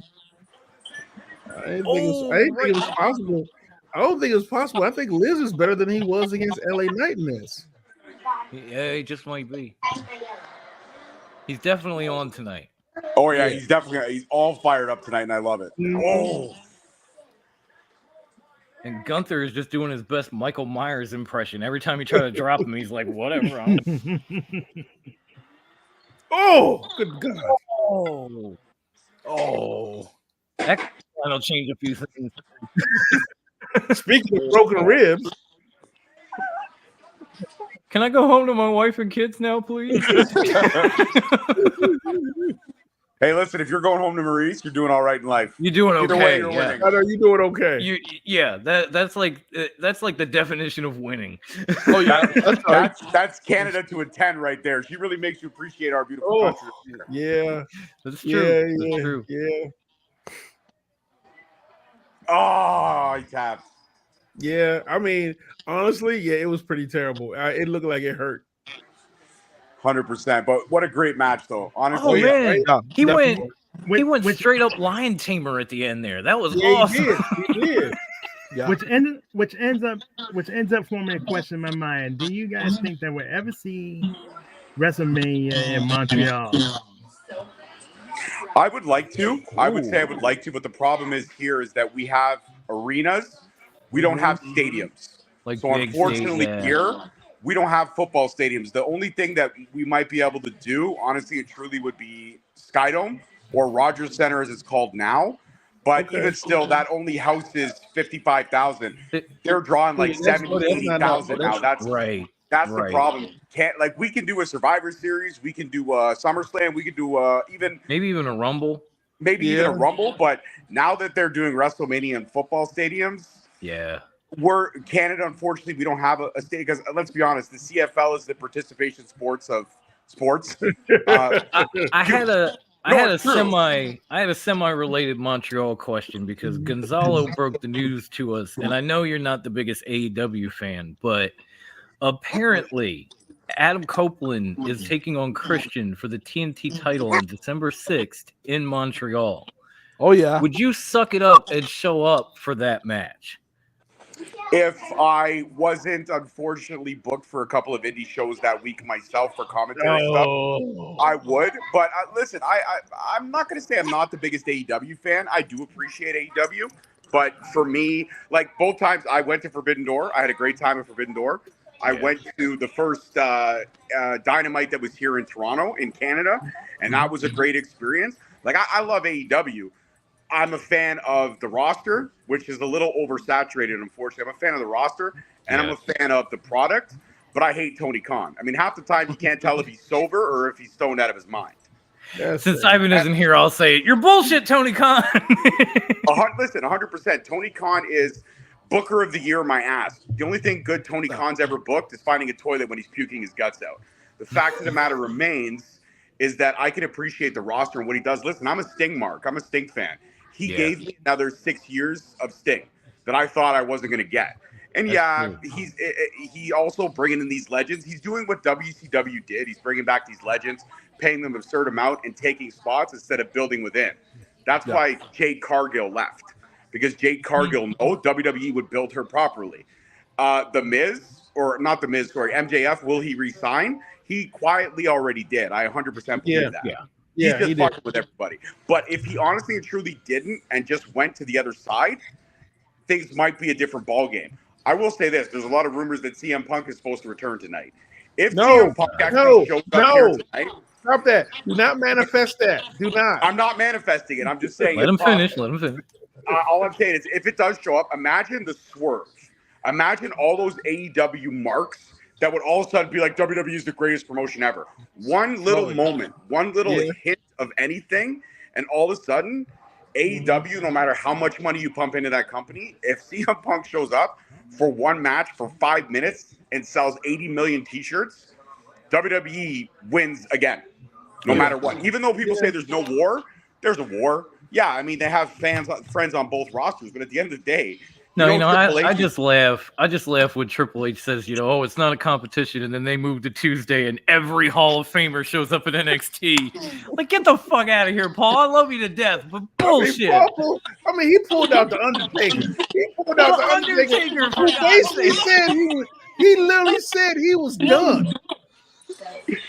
Well, yeah, he's done. But if somebody says, "Listen, Taker, we fly you in on our private jet. We pay you like $1 million. Will you show up and chokeslam someone?" All I got to do is lift my arm up and down. Yes. He didn't even do that, bro. He didn't do that. Am I going to get Kid Rock on the way to the ring? Yes, I'll be there. You got it. Can I have a bike? You got it. Yeah, can you buy me a new bike? Sure. Done. Here's the thing. All he did was punch somebody in the face and then talk smack to him while they was knocked out. We didn't get a choke slam. He choke slam, Braun. But you know what? You remember it was great. You remember it, right? Well, don't get me wrong. I loved it. I'm just saying. I was excited. I'm an old Taker mark, so I loved it. I still don't believe the man human. I don't believe it. Listen, and yes, JD, that was a back and forth amazing match. Now we got Santos and Dragon Lee replacing Carlito. I think it's an upgrade, my honest opinion. I'm not gonna lie. I'm curious about this because I think this is when Dragon Lee shines. I mean, this is obviously a Santos push, but I think Dragon Lee's gonna show out. Well, I think we all know what Dragon Lee is capable of. So, if you don't know what Dragon Lee is capable of, to anybody who's watching and doesn't know, please Google Dragon Lee. Google who I say that all the time. If you don't know, you got this. Google that shit. Okay. I mean, that's the thing. I'm like saying, Dragon Lee is long past time he done shown up. What is Peter saying now? CM Punk for Randy's place? No. I need you to stop, sir. You obviously. What is it? What is it? UK? Peter, I know it's late in the UK, and you're here to watch the world burn, but no. Can we block the name CM Punk on the chat, please? No. So it just comes up as like redacted or something. Yeah. Asterisk. Asterisk. Also, can we give Zelina an Oscar for her award-winning slap on Santos? Yeah, that was good. Because she looked like she was actually crying. Zelina is like 4.5 feet of fury. I love her to death. Hey, don't forget, Selena's got acting chops, okay? She played AJ Lee in the Page biopic, Fighting with My That's right. That's right. She did. And she did a great job of it, too. Yeah. She absolutely did. Here's what I love Selena for. Is when she was riding with Andrade, literally she was like Andrade had to calm her down. Yeah, but even when she was running with him, she was the star.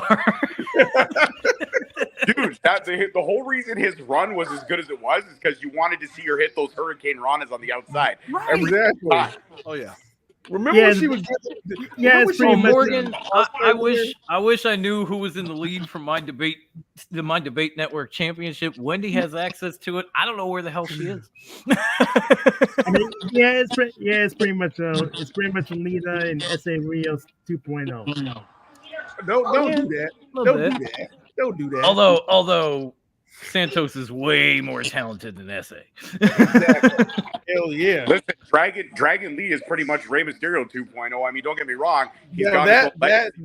Yeah, but the fans nowadays Dragon Lee is Rey Mysterio with his original knees, is what Dragon Lee is. But you know something? I think that Dragon Lee is like what Sin Cara must have been in the past. Like, this is the right way.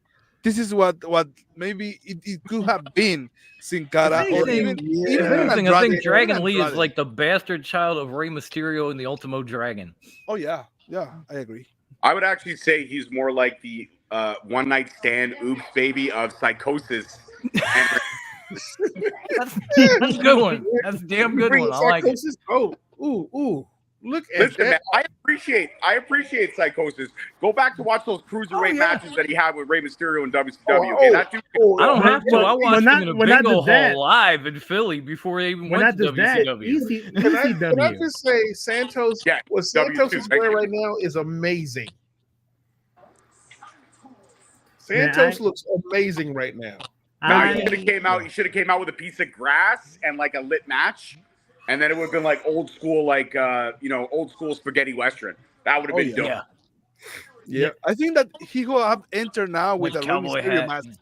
I think it would have been very a heel move if you had used a Rey Mysterio mask during that entrance. Oh, that would have been great. Nice. Yeah, I like that. That is a good call, my big evil brother. I absolutely love the cruiserweight division back in the mid to late 90s and WCW. They carried Nitro for a long time. They talk about that. They talk about that in the documentary about WCW. Like, pretty much the reason it did well and the reason it went away was because they kind of got rid of the cruiserweight division.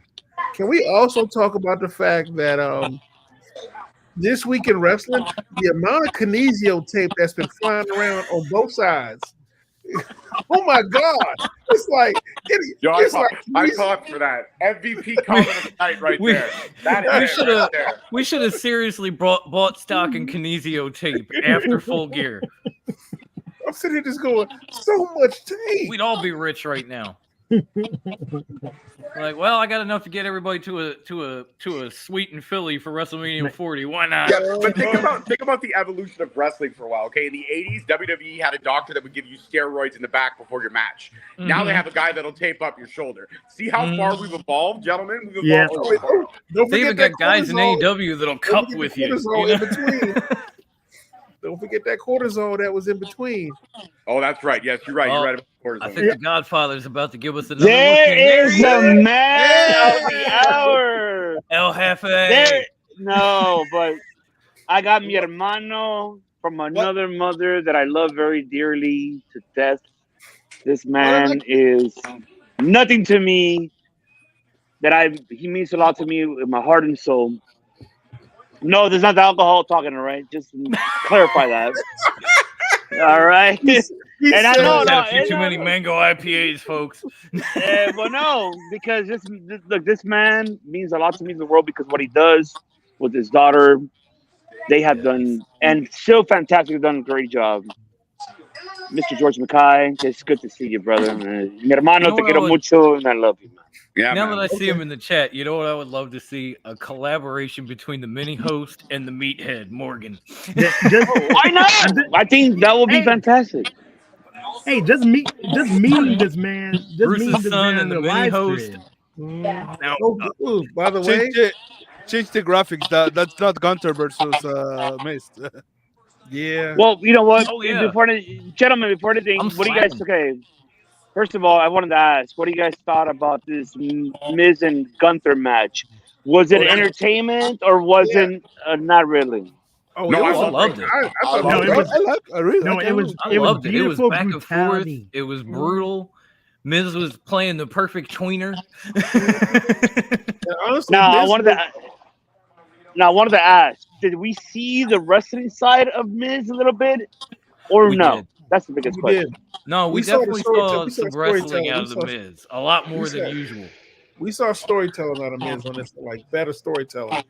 A lot more. Like, you almost felt yourself being compelled. I mean, I'm a Miz guy, so I always cheer for him. But you almost felt yourself compelled to be like, man, you know what? I just want to see the Miz shut Gunther up. Even if he loses on Monday Night Raw, I just want to see him win it for 2 days. It's happened before. Why couldn't it happen again? Yeah, I agree. Yeah. Sure. Oh, and I gotta. I wouldn't have minded that either. Honestly. And I gotta say that just meeting this man, even if it's via live stream like we're doing now, I mean, it makes me happy. I'm subscribed to MLW on YouTube. No, but you know what? Speaking of MLW, give right now. We had a model right here, Mr. George Mackay from Straight Talk Wrestling, the biggest creditor in the world of all time, because MLW got him sponsoring a matchup that I'm very happy and excited for, and the whole event. And I'm really excited. So one thing I'm really happy for you. I'm extremely proud for you, and I hope it continues. Well deserved too, because you have been putting MLW on the forefront for years. Absolutely, and no, you guys are way too kind, man. You guys are way too kind. It's easy to keep up the work and the effort that I do because I have people like you around putting in the same work and the same effort. So, amen to that. It doesn't matter. It doesn't matter. Me, I look at it this way. I've been doing this for 8 years. Fuck, I had so much more hair 8 years ago too. It was like down to here. But shit, my hairline is receded in 4, man. Hey, I'm 40. I'm 46, pal. I'm getting there. All right, so give me some time. I'm gonna be 40 tomorrow. Okay, 40 tomorrow. I'm not looking forward to my 40s. Wow. So. As a man who is 44, welcome to the club. And happy early birthday. I just hit 40 in June, believe it or not. I wish I was 40. You look like you're damn young years old, man. Thank you. There's no way you are 40. I mean, Dom looks 193. I am. In wrestling years, that's probably true. I knew it was going to happen. He was going to bust my balls eventually. There it is, boys and girls. Everybody gets one. Everybody gets one. He does it all the time. I'm like, look, no matter what, you're going to get it from George no matter what. About it, and I said, look, growing up where I grew up, we had what was called the douchebag test, where you would bust somebody's balls. Like I would say to George, like, man, that hairline is just running away from your face. And if he got all butt hurt and he started saying that, that's a douchebag. But if he looks at me and says, well, at least I'm not stuck with that beak on your face, bro. Well, no, what I would say to that, you were like, look at that hairline, it's running the other way. I would be like, the best part of you ran down your mom's leg. You know what I mean? Oh, that's a good brother. If you got all butt hurt about it, that's a douchebag. That's how it was brought up. That's right. That's right. I mean, listen, if you can't crack on each other, like, you know, like, who can you? Well, hey, George. One of my best Facebook friends is from Montreal, and she makes fun of me quite a bit when I have a chance to talk to her about the 1971 Stanley Cup Finals between the Hawks and the Habs. Morgan, I'm not sure you can put that information. I'm sorry. I'm trying not to laugh while Brian is talking because Morgan, you do know your dad is younger than me, right? By the way, I just want to say, and I can say now because he's not your wife here, Dom. I'm 31. Man, she got so mad when you said. I don't know why she gets mad when people are younger than her, but Lord knows we saw that live on a watch along. I can tell that he was 31 though. I mean, look at him. He's got so much hair. He's got that sparkle in his eye. He's got that glowing skin and the long flowing hair and everything. Like, rock and roll. He's full of life. Meanwhile, most of us look like the Walking fucking Dead. Only you look like the Walking Dead. I look like Rick. Okay. Okay, fair enough. Fair enough. Music has done a lot of me, I kind of look like Negan. I'm just saying. Look, hold on. Before anything, hold on. Before anything, gentlemen, hold on. Give me a minute. Yeah, and I apologize to everybody. The one thing I am really appreciative of is mi hermano took the liberty of time. I don't know whose background is that, but you might want to lower down a little bit, or it's mine. Let me know. No, I think it's mine. Okay. There we go. Okay. But I'm just saying. I just want to. Anything, so. I'm just saying. Well, I'm having my Bluetooth, but maybe it's mine. But I just want to say once again, and I really appreciate you for taking the opportunity of time, Mr. McKay, for coming and joining us here in this network. Absolutely. That now became official. We are no longer Circle Debate. Now we are a network. I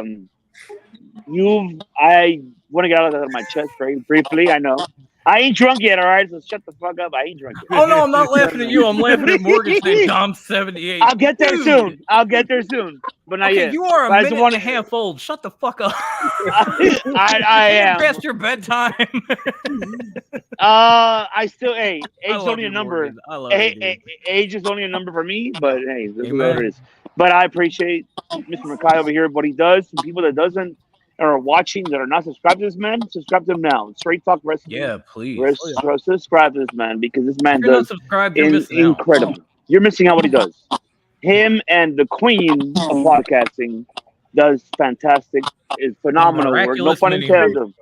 Exactly. Does phenomenal work, and subscribe to him, please, because we need them to hit up 1,000. They're about to hit 1,000. I want them to hit it. So, if anything, I wanted to help you to get you there, buddy. You mean a lot to me. You mean a lot to me. You mean a lot to a lot of us. We've been a big fan of yours, and besides being familiar where we are, but we're willing to do whatever we can to help you to get you there, man. You deserve it. You will deserve it. You and your family, what you do, and you know that we appreciate you for everything the work you do. You already know that. Dude, stop it! You're gonna make me cry here, bro. Jesus, you're giving me the feels here. Goes double for me, man. You are the absolute man, George. Wow, hearing it from Ivan was sincere. Hearing it from Dom didn't feel so sincere, but I'll take it. Hey, George, unlike my brothers here, unlike these gentlemen here, I don't even have a podcast. I'm just a fan. I help Dom out on Top Row. Well, shit, he runs their Facebook group for me. Listen, man. It starts. They hold shit down. Small, and you can just talk. You can just get a podcast, talk about anything. It doesn't even have to be wrestling related. Shit, I mean, I hear people talking about life experiences all the time. Myself here, like I use my podcast as a platform to speak out, not only to have great conversation, but to speak out about mental health and the stigma that surrounds it. Like 2 years ago, I was in a really dark place, and if I didn't have my beautiful wife and my kids and good friends and family around, I don't know if I'd be here myself. But luckily enough, I rose above it. And as I hit 40 tomorrow, I look at the first 40 years of my life as finding who I was. Now at 40, I know exactly who I am, and I know exactly where I'm going, and I know exactly why I'm supposed to be here. And why I'm supposed to be here is just to raise my daughters to be the best humans that they can be, and to grow old with my wife, who, thank God, like I said, she's a 10, and I don't know what the hell she saw in me, but she did, so I'll take it. Ditto. She's with me now. She's not going anywhere now. Man, I'm not going to tell you her age, but my mom has a birthday coming up on the 6th of December. Okay. Aww. Well, happy birthday to your mom. Happy birthday, yeah. 29 forever. She's 29 forever. Whatever age she wants to be, that's what she's going to be every year. That's how right. That works. I mean, that's why Dom says he's 44, but we all know you add a 9 in front of it. 900. Man, and believe it or not, John, my brother is older than I think he's 51, believe it or not. Oh, don't even get into my oldest brother is 67. Hey, Dom, I got a serious question for you, though. What was it like on Noah's Ark? And how was Jesus first?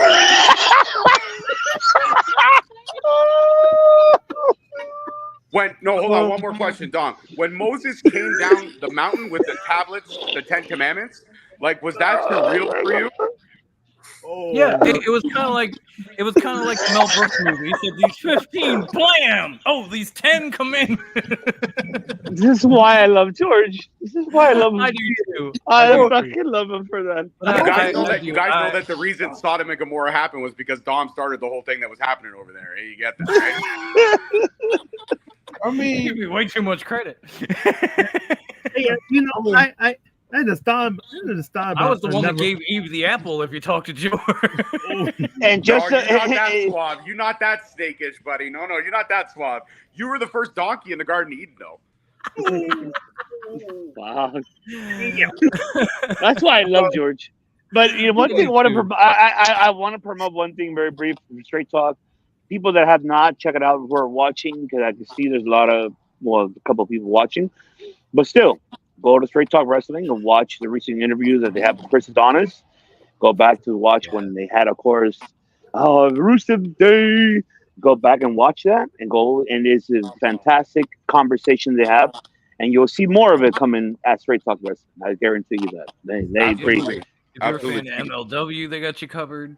Yeah, absolutely. And we got a lot of the OVW roster is coming to a show next weekend. Hollywood. Yes, I'm looking forward to that.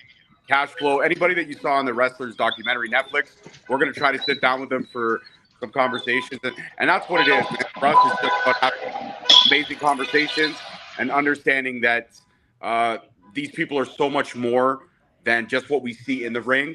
They are incredible people that have led some incredible stories, and they all have something special to share and bring to the world. And for us, it's just exciting. Like for me, to sit down with Chris Masters, when that guy was in WWE, I absolutely loved the character. I loved everything about him.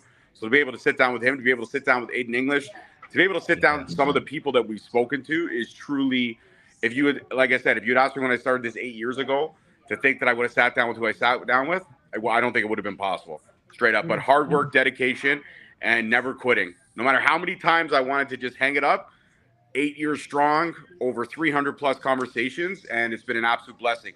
And on the plus side, I got to meet everybody here and Dom. And me. Yes.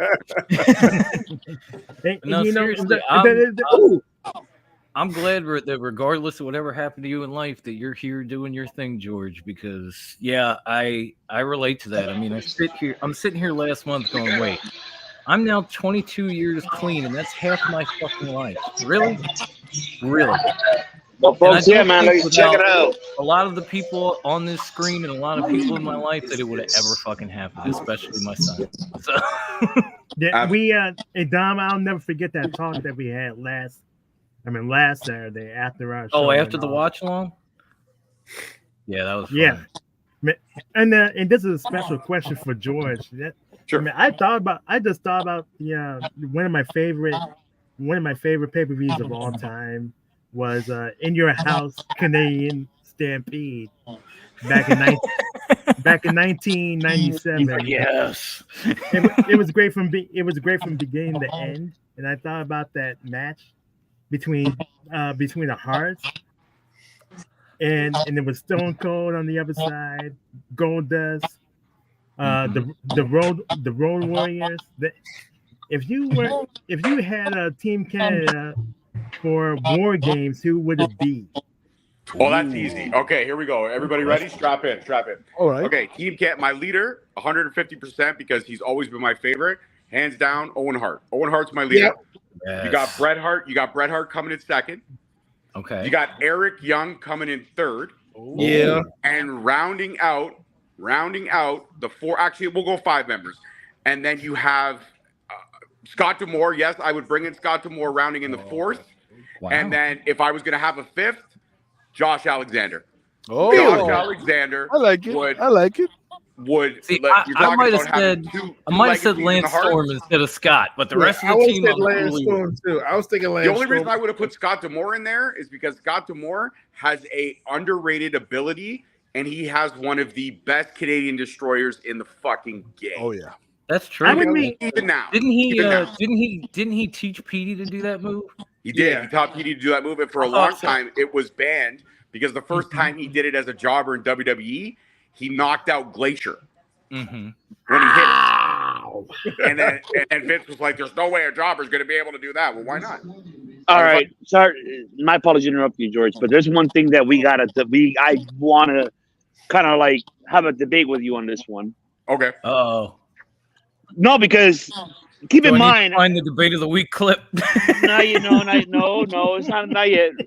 Because there's a lot of things about Hammerstone. Hammerstone is one thing that I was going to ask too. And I know I'm kind of disclosing too much information of this because I actually know that man personally. I can't interview him for personal reasons.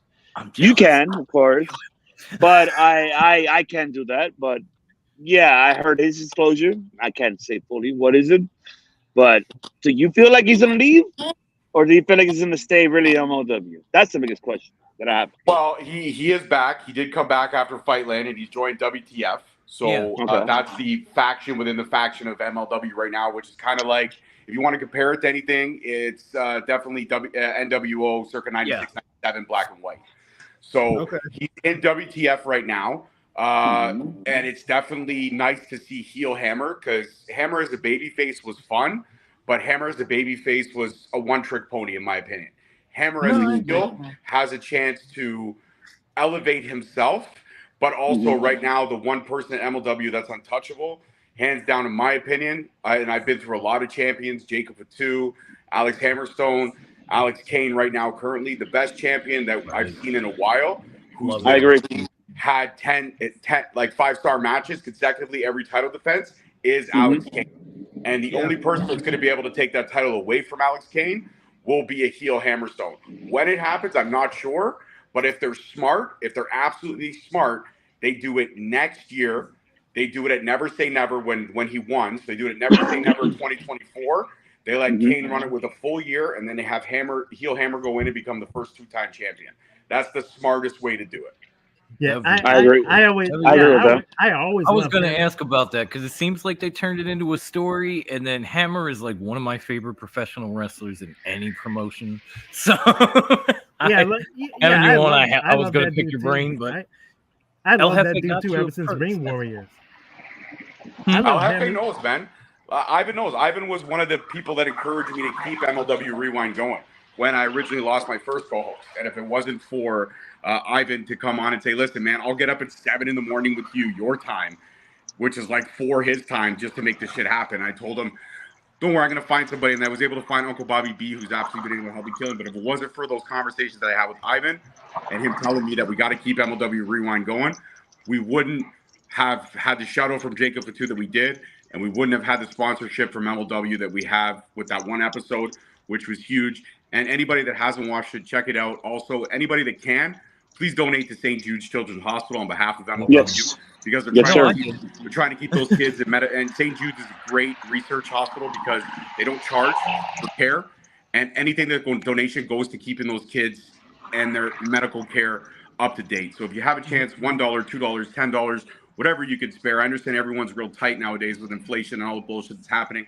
But whatever you can donate, please, the kids appreciate it. I know MLW appreciates. We at Rewind, we made a donation of $100. Nobody has to match that donation made, but we made a donation of $100 just because we want to show MLW how passionate we were about that. And I got 2 daughters myself, and God forbid if anything ever happened, we have a hospital like that here in Canada called Sick Kids. And anything like that happening, it does definitely help the kids and all the struggles that they're going through. So anybody that can, please do. Yeah, absolutely. If anybody needs a real reality check, a real reevaluation on what life truly means, you gotta think about what those kids at St. Jude and other hospitals like that are going through. Those are the real superheroes. I mean, trying to go through what they go through every day, that's the real hard work. I don't care what anybody says. No, I do. They even helped my son when he first started season and got us on the right track to getting him treated and getting him in a better place. So I will always appreciate them for that. Absolutely. And I totally agree. I absolutely. And one thing, people that are watching this, make sure you go to Straight Talk Wrestling, where they're going to have that subscription, where they're going to have all the details there. Go there, and they'll send it to us as well. We'll have it here for all of you guys that have it. And please endorse and help this, because our children are our future. They are the future of our world, and continue to help them. So, like how Mr. Mackay already said it here, do that, ladies and gentlemen, because they need that help more than we all do. We're not asking for no help. We want you to help them. That's what we want. That is the main key. So make sure you do that. And I appreciate you for what you said, those words, brother. But this is all you. This is not me. This is you. This was you. You are the founder. You are the one that continued to doing it, and this, which is why all of us are fans for a reason, because of you, what you do, and what you brought us to do. Keep this in mind, Mr. Mackay. You are an inspiration to the uninspired, and you can continue to do what you're doing. Just like we're all of us here that we're doing here, like Gonzalo's doing, of course, up in Chile, what he does. You see how Pepsi Phil does what he does. You see what Brian Cook, what he does. Notori does what he is as well, the top rope, along with Bruce and Wendy. You as well, sir, have done that to keep us continuing, and we'll continue it all together to uninspire the uninspired to do what you do. And we appreciate your work, and you know that your work is appreciated here. That's why you're familia, eres hermano, eres todo. Igual como aquí, como todos aquí. You're everybody here. So make sure, please, is subscribe to this gentleman and subscribe to what he does, along with his queen, the mini host of all time. Absolutely. The one that outshines me. She outshines, and I'm okay with that. When you're getting beat up by your own kid, it's a good day. Yeah. I mean, honestly, even the meathead of Circle of Debate outshines us every time it comes on. It's like, cool. Yeah, I agree. Man, it does really make you think. Growing up with autism and cerebral palsy, yeah, things haven't been easy, and things. I mean, being able to come back from last Saturday. I mean, and have a show, and now tonight, and talking about things that we're talking about now. Watching some great wrestling. Yeah, I can't think of anything better than this right now, and I love you guys. Oh yeah. Right back Thank at you, you. man. There we go. Drop the link for Straight Talk Wrestling's channel in the chat. So if you guys want to subscribe and go find the St. Jude's link and all that, feel free to do so. Yes, it's a very good cause, people. That's what matters. It's our children. Is the future of these kids that they deserve to have more than we did, because we done what we done. Now it's time for them to get their turn. So we're here for them for that reason. Just like the queen of podcasting, the mini host is doing at Straight Talk Wrestling YouTube, and everything she does overall, she's doing it for them as well. So that's the key. Make sure we all do that. That's the key. Children is the future for us. Always remember that. Oh, absolutely. 150%. I got a serious Apparently, question for everybody children here. are the future and mommy is the present, because that's all. Hold on. George got a question. I got a question. George got a question. Does everybody like the push that they're giving to Zoe? Like, what does everybody think of her? Do you guys really think that she's caliber to main event at WrestleMania down the line? I mean, I'm on the fence right now. I think the match is great. Down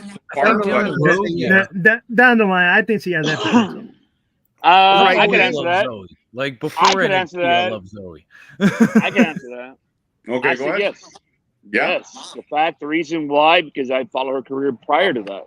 She's very potential. She has a lot of potential that people don't understand. Hopefully this match that we're going to see now, that we're going to see the capability that she's going to bring, would be something that at least will give her the attraction that she deserves to have. Keep in mind that this is the first time that it's for her to be in the main roster on national television, so it's going to be new for her. I'm not gonna discredit her as of yet. I got to give her time. So this is one thing I will give her the time for her to get what she deserves. But I've seen her prior performance, and not only that, but if you also go here on Circle Debate, I interviewed Sid Bodie here besides Dom did, but I did as well. We had a discussion about her because he trained her as well. Sid Bodie trained her. So, and she is someone that I'm watching, because I've seen her in championship wrestling in Hollywood. I've seen her championship wrestling from Memphis. I've seen her in other indie promotions. This woman has potential. In-ring abilities, I don't question. The characterism that you're mentioning, it gave her time. It's the same with Shayna Baszler. Oh yeah. All that is when it comes to being on national television. It's not gonna be an easy thing for people to get. People have that gift to do that. Her, on the other hand, is gonna give her time. But I feel like she does have a future. Hopefully, this match will kind of elevate her a bit to get recognized. But we will see. It's gonna take time. But I'm not rushing her. But I feel that she could be a future performer that we could look at and be like, hell yeah, we could. Right now, all I can say is for her, I see the future for her. But if you ask me now, not yet. Give her time. I definitely see a future for it too. But if you think about it, how many months ago was it that she was basically Trish's heavy, and look where she is now? Well, that's what I'm saying. I feel like the push has been too fast, too quick, like Russell Brad said right there in the comments. Yeah, I feel like she needed just a little bit more time in developmental. Give her that NXT title run like they did with Raquel, then call her up. That's what I feel.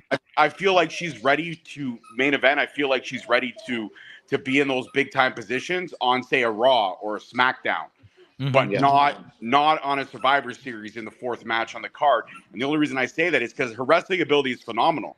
But I just don't think she's there with everything. When you're having, like we were talking about earlier about Miz and Gunther, up until last week, a lot of people weren't into that match. Then they cut that promo that they cut, and you were like, yo, I'm all in. So, I feel like with this, the build has been so much like even Sasha Banks and Bianca Belair from a couple of years ago. The WrestleMania match was phenomenal, but the build to the match was absolutely horrible. It was one of the worst. No, yeah, I agree. Ever. I agree. No, I'm not disagreeing there. I agree. That's right. It is an unfortunate. That's where I mentioned earlier. I mentioned on last night's show that why I'm not comparing Paul Levesque's booking to Tony Khan's. I can't do that. It's too soon. He's barely has fully control of it. We don't know what he's gonna do between now and WrestleMania. We don't know yet. So this is something that I can't compare them.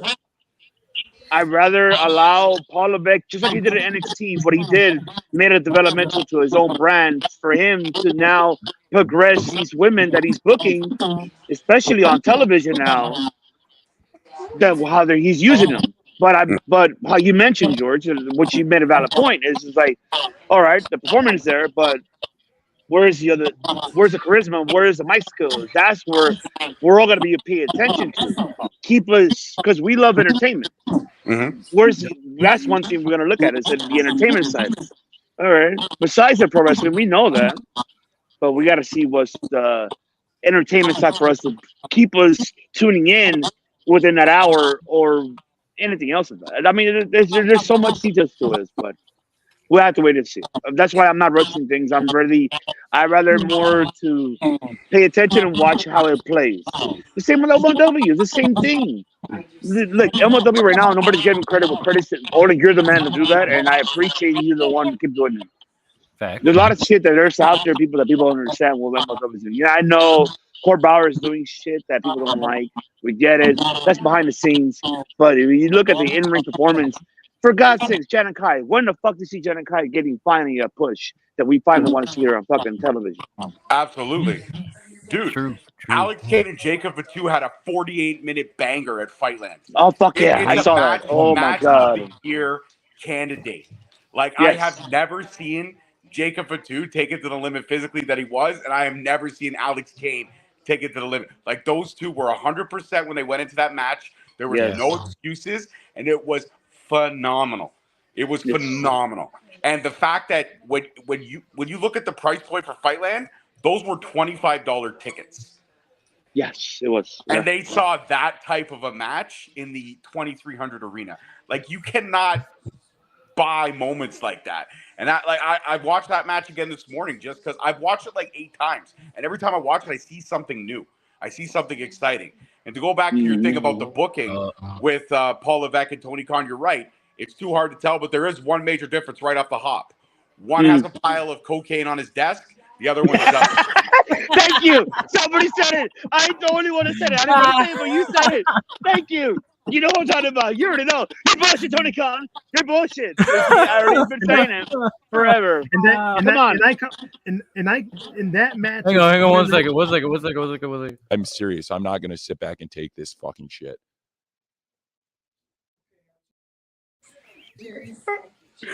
What are bullshit, Tony Khan? Because you already know that you do cocaine and you make it into copy and cocaine. We already know that. We already see that out your eyes, and you're always on one for some reason. At least you don't put it on camera like NWA, but still. Oh my we already God. know that. I'm fucking crying because I'm laughing so hard. That was amazing timing. Well played. Well played. Thank you. Paying $25 to see a match like that. It's not just a gimmick. Paying just $25 to see a 48-minute match like that. And it makes a promotion like MLW a sleeping giant. Right. That's like 50 cents that's a what minute. I'm saying. That's what I'm saying. Like the fact that you could get these things, like we push it hard. The Fight subscription, Fight Plus for $7.99 a month. It's probably one of the best streaming subscriptions you could get for combat sports. You get everything. You get all the archives and then some. And it's phenomenal the fact that you get these pay-per-views included. And for everyone that still continues to sleep on MLW, that's fine, because the fact is that those who know. And they know that MLW has one hell of a product. Just like when I look at like bucket list promotions I want to hit when I do travel stateside, I want to hit Warrior Wrestling for sure. I want to go down to LA and I want to hit PCW Ultra all day long. Yes. Like there's so many great promotions out there that are doing their thing in their own special way. And right now, as a fan of wrestling, it's an exciting time because there literally is something for everybody. If you don't like what A's doing, there's B. You don't like B, there's C, there's D, there's E, there's F. Right?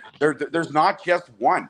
You can literally go anywhere and get something that you love and appreciate. You love Death House, you love deathmatch wrestling, we got you. You love old school 80s wrestling, we got you. You love, mud wrestling, somebody out there has you. Right. Hey, play blue, because he said mud wrestling. You know, play it. You know what I'm talking about. I'm getting to it right now, homie. I'm just working my way back. Yeah, but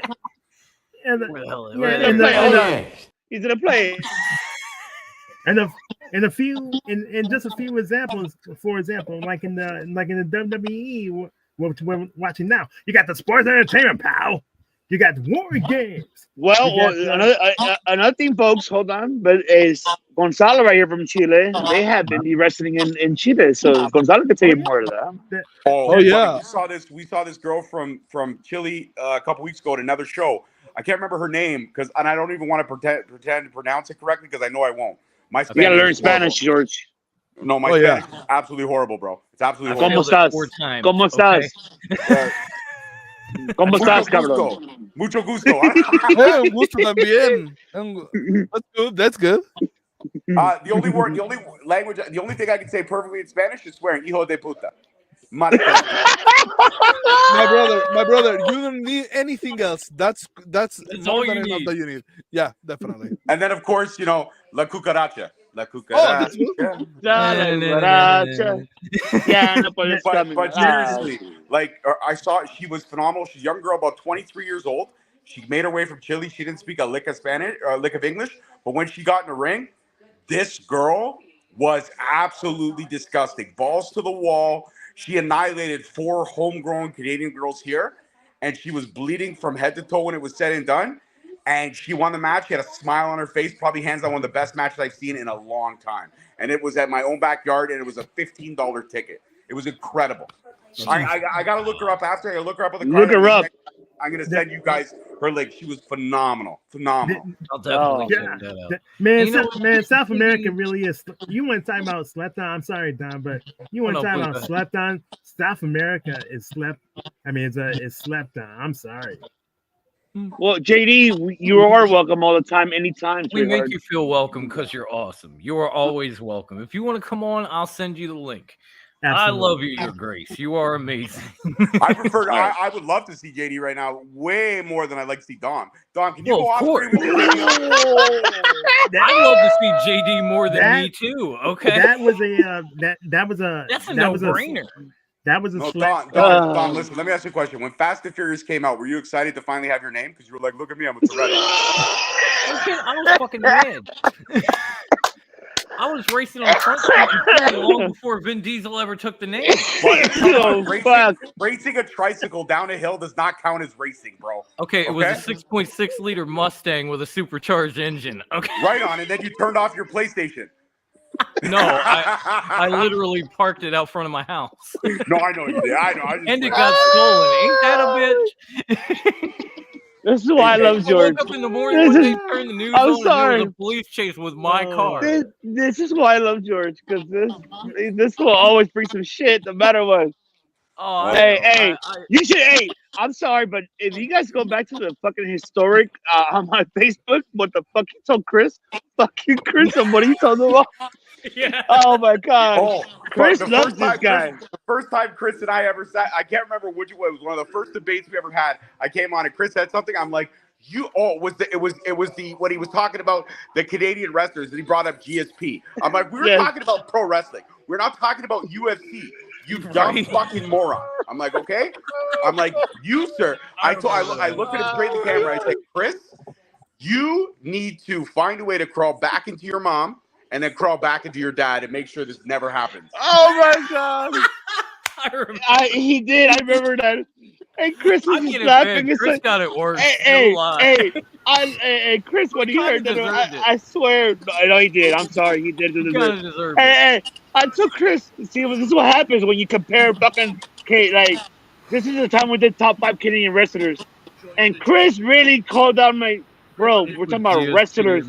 We're not talking about fucking UFC or MMA. Relax. Yeah, he put GSP number 2. Yes, he did. Yes, he not did. Even 5, number 2, and I was like, oh fucking hell no.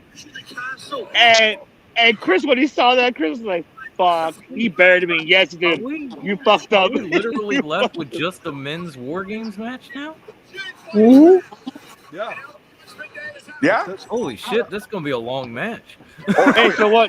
So Rhea Ripley won? I missed that one. Yes. Yeah, Rhea won.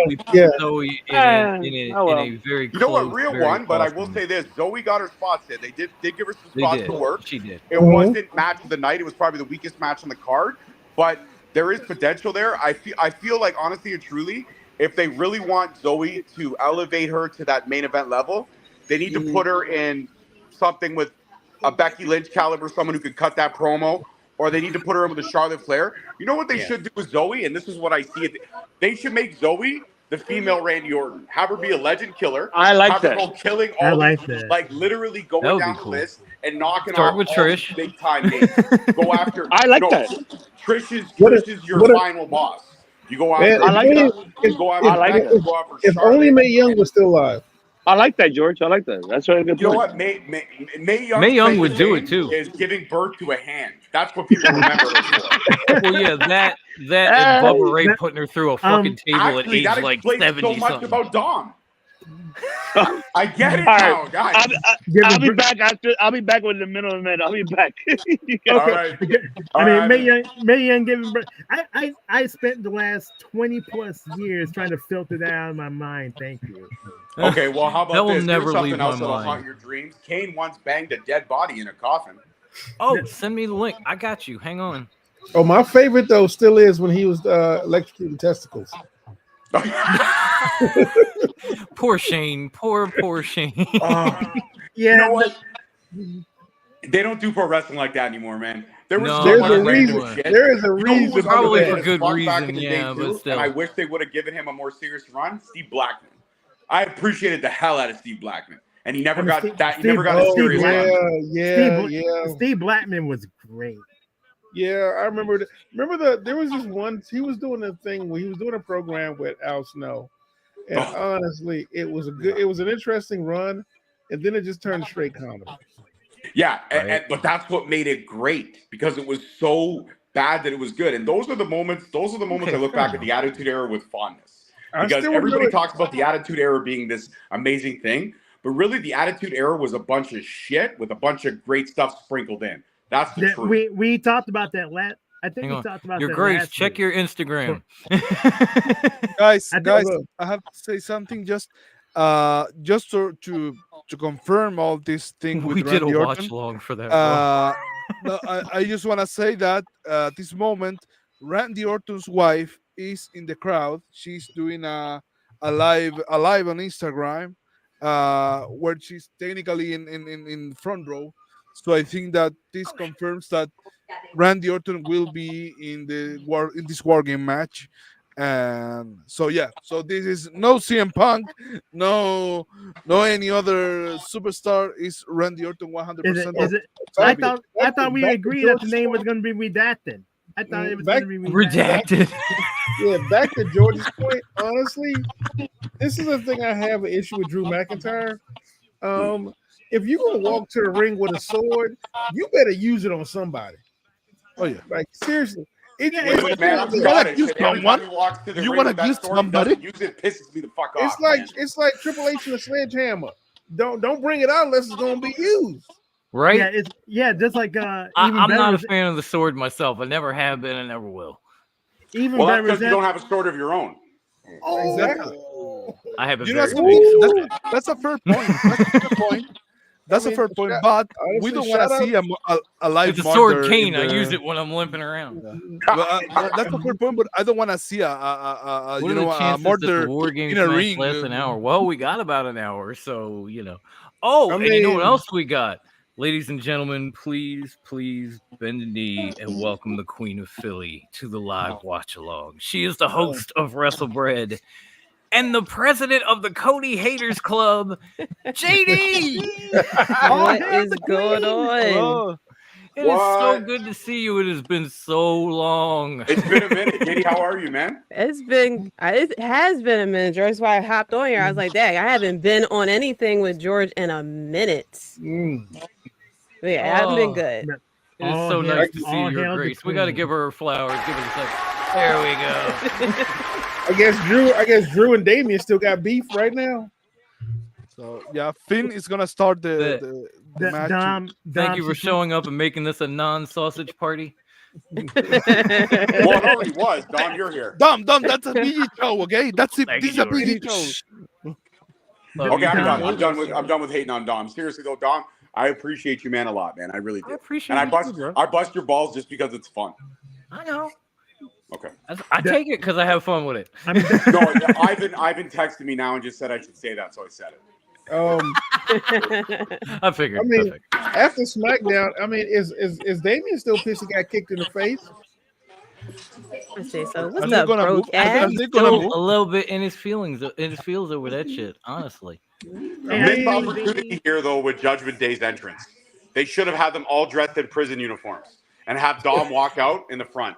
They missed opportunity here, guys. Big missed opportunity. Hard time, man. Yeah, hard time. I knew that he was heel lying when he said that he's done busting balls. I knew it.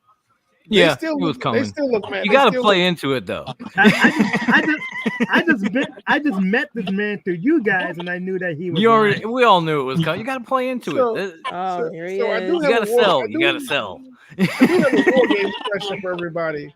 So here's a war game question for everybody. Remember when they used to lock the cages? Mm-hmm. Yeah. I'm sitting there going, there ain't no locks on that. They can go whenever they got want. a little hinge. No, it looked like a slide. It looked like they got a sliding lock. They can reach out and flip that open, right? No. It's not. Yeah, it's not a war games. Wait for it. There he is, Mr. Adversity. Greatest music in wrestling. Are you still upset the man? But I do agree with Don. I do agree with the whole prison thing because we all know. You think this is a game to me? I served hard time. So why not have him come out to the cell in a prison uniform with his buddy? That's what I'm saying, man. He could have ran that yard for one night only. And then you have like Damian Priest like rubbing his hair, like my bitch, right? Bitch. Wait, y'all remember when he was doing the thing with Finn Balor holding his pocket? Oh God, please don't bring that up again. I know that JD's really upset she didn't get that belt. JD would have loved that belt. She would have been crying. I'm dying inside, George. I know. I know how much. I just wanted to be here to witness all the adversity. He's gonna go in first. Like Cody's gonna go in first. I mean, it's Cody. It's Cody. He go Jey Uso, because he needs that adversity. Exactly. I'm just saying, Oh, my favorite. Can I just say the funniest thing they did was yeet, no yeet. Yeah.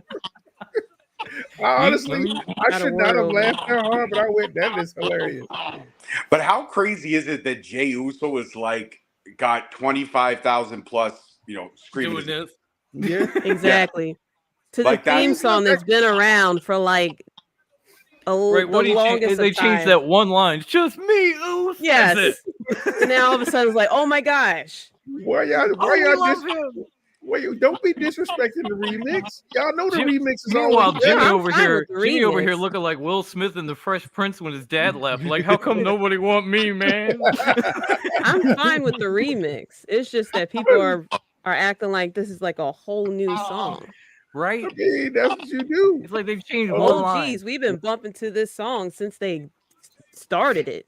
I mean, I ain't gonna lie. What's hilarious is Jimmy got this new look, like he done put upon man. Like everybody be carrying him, man.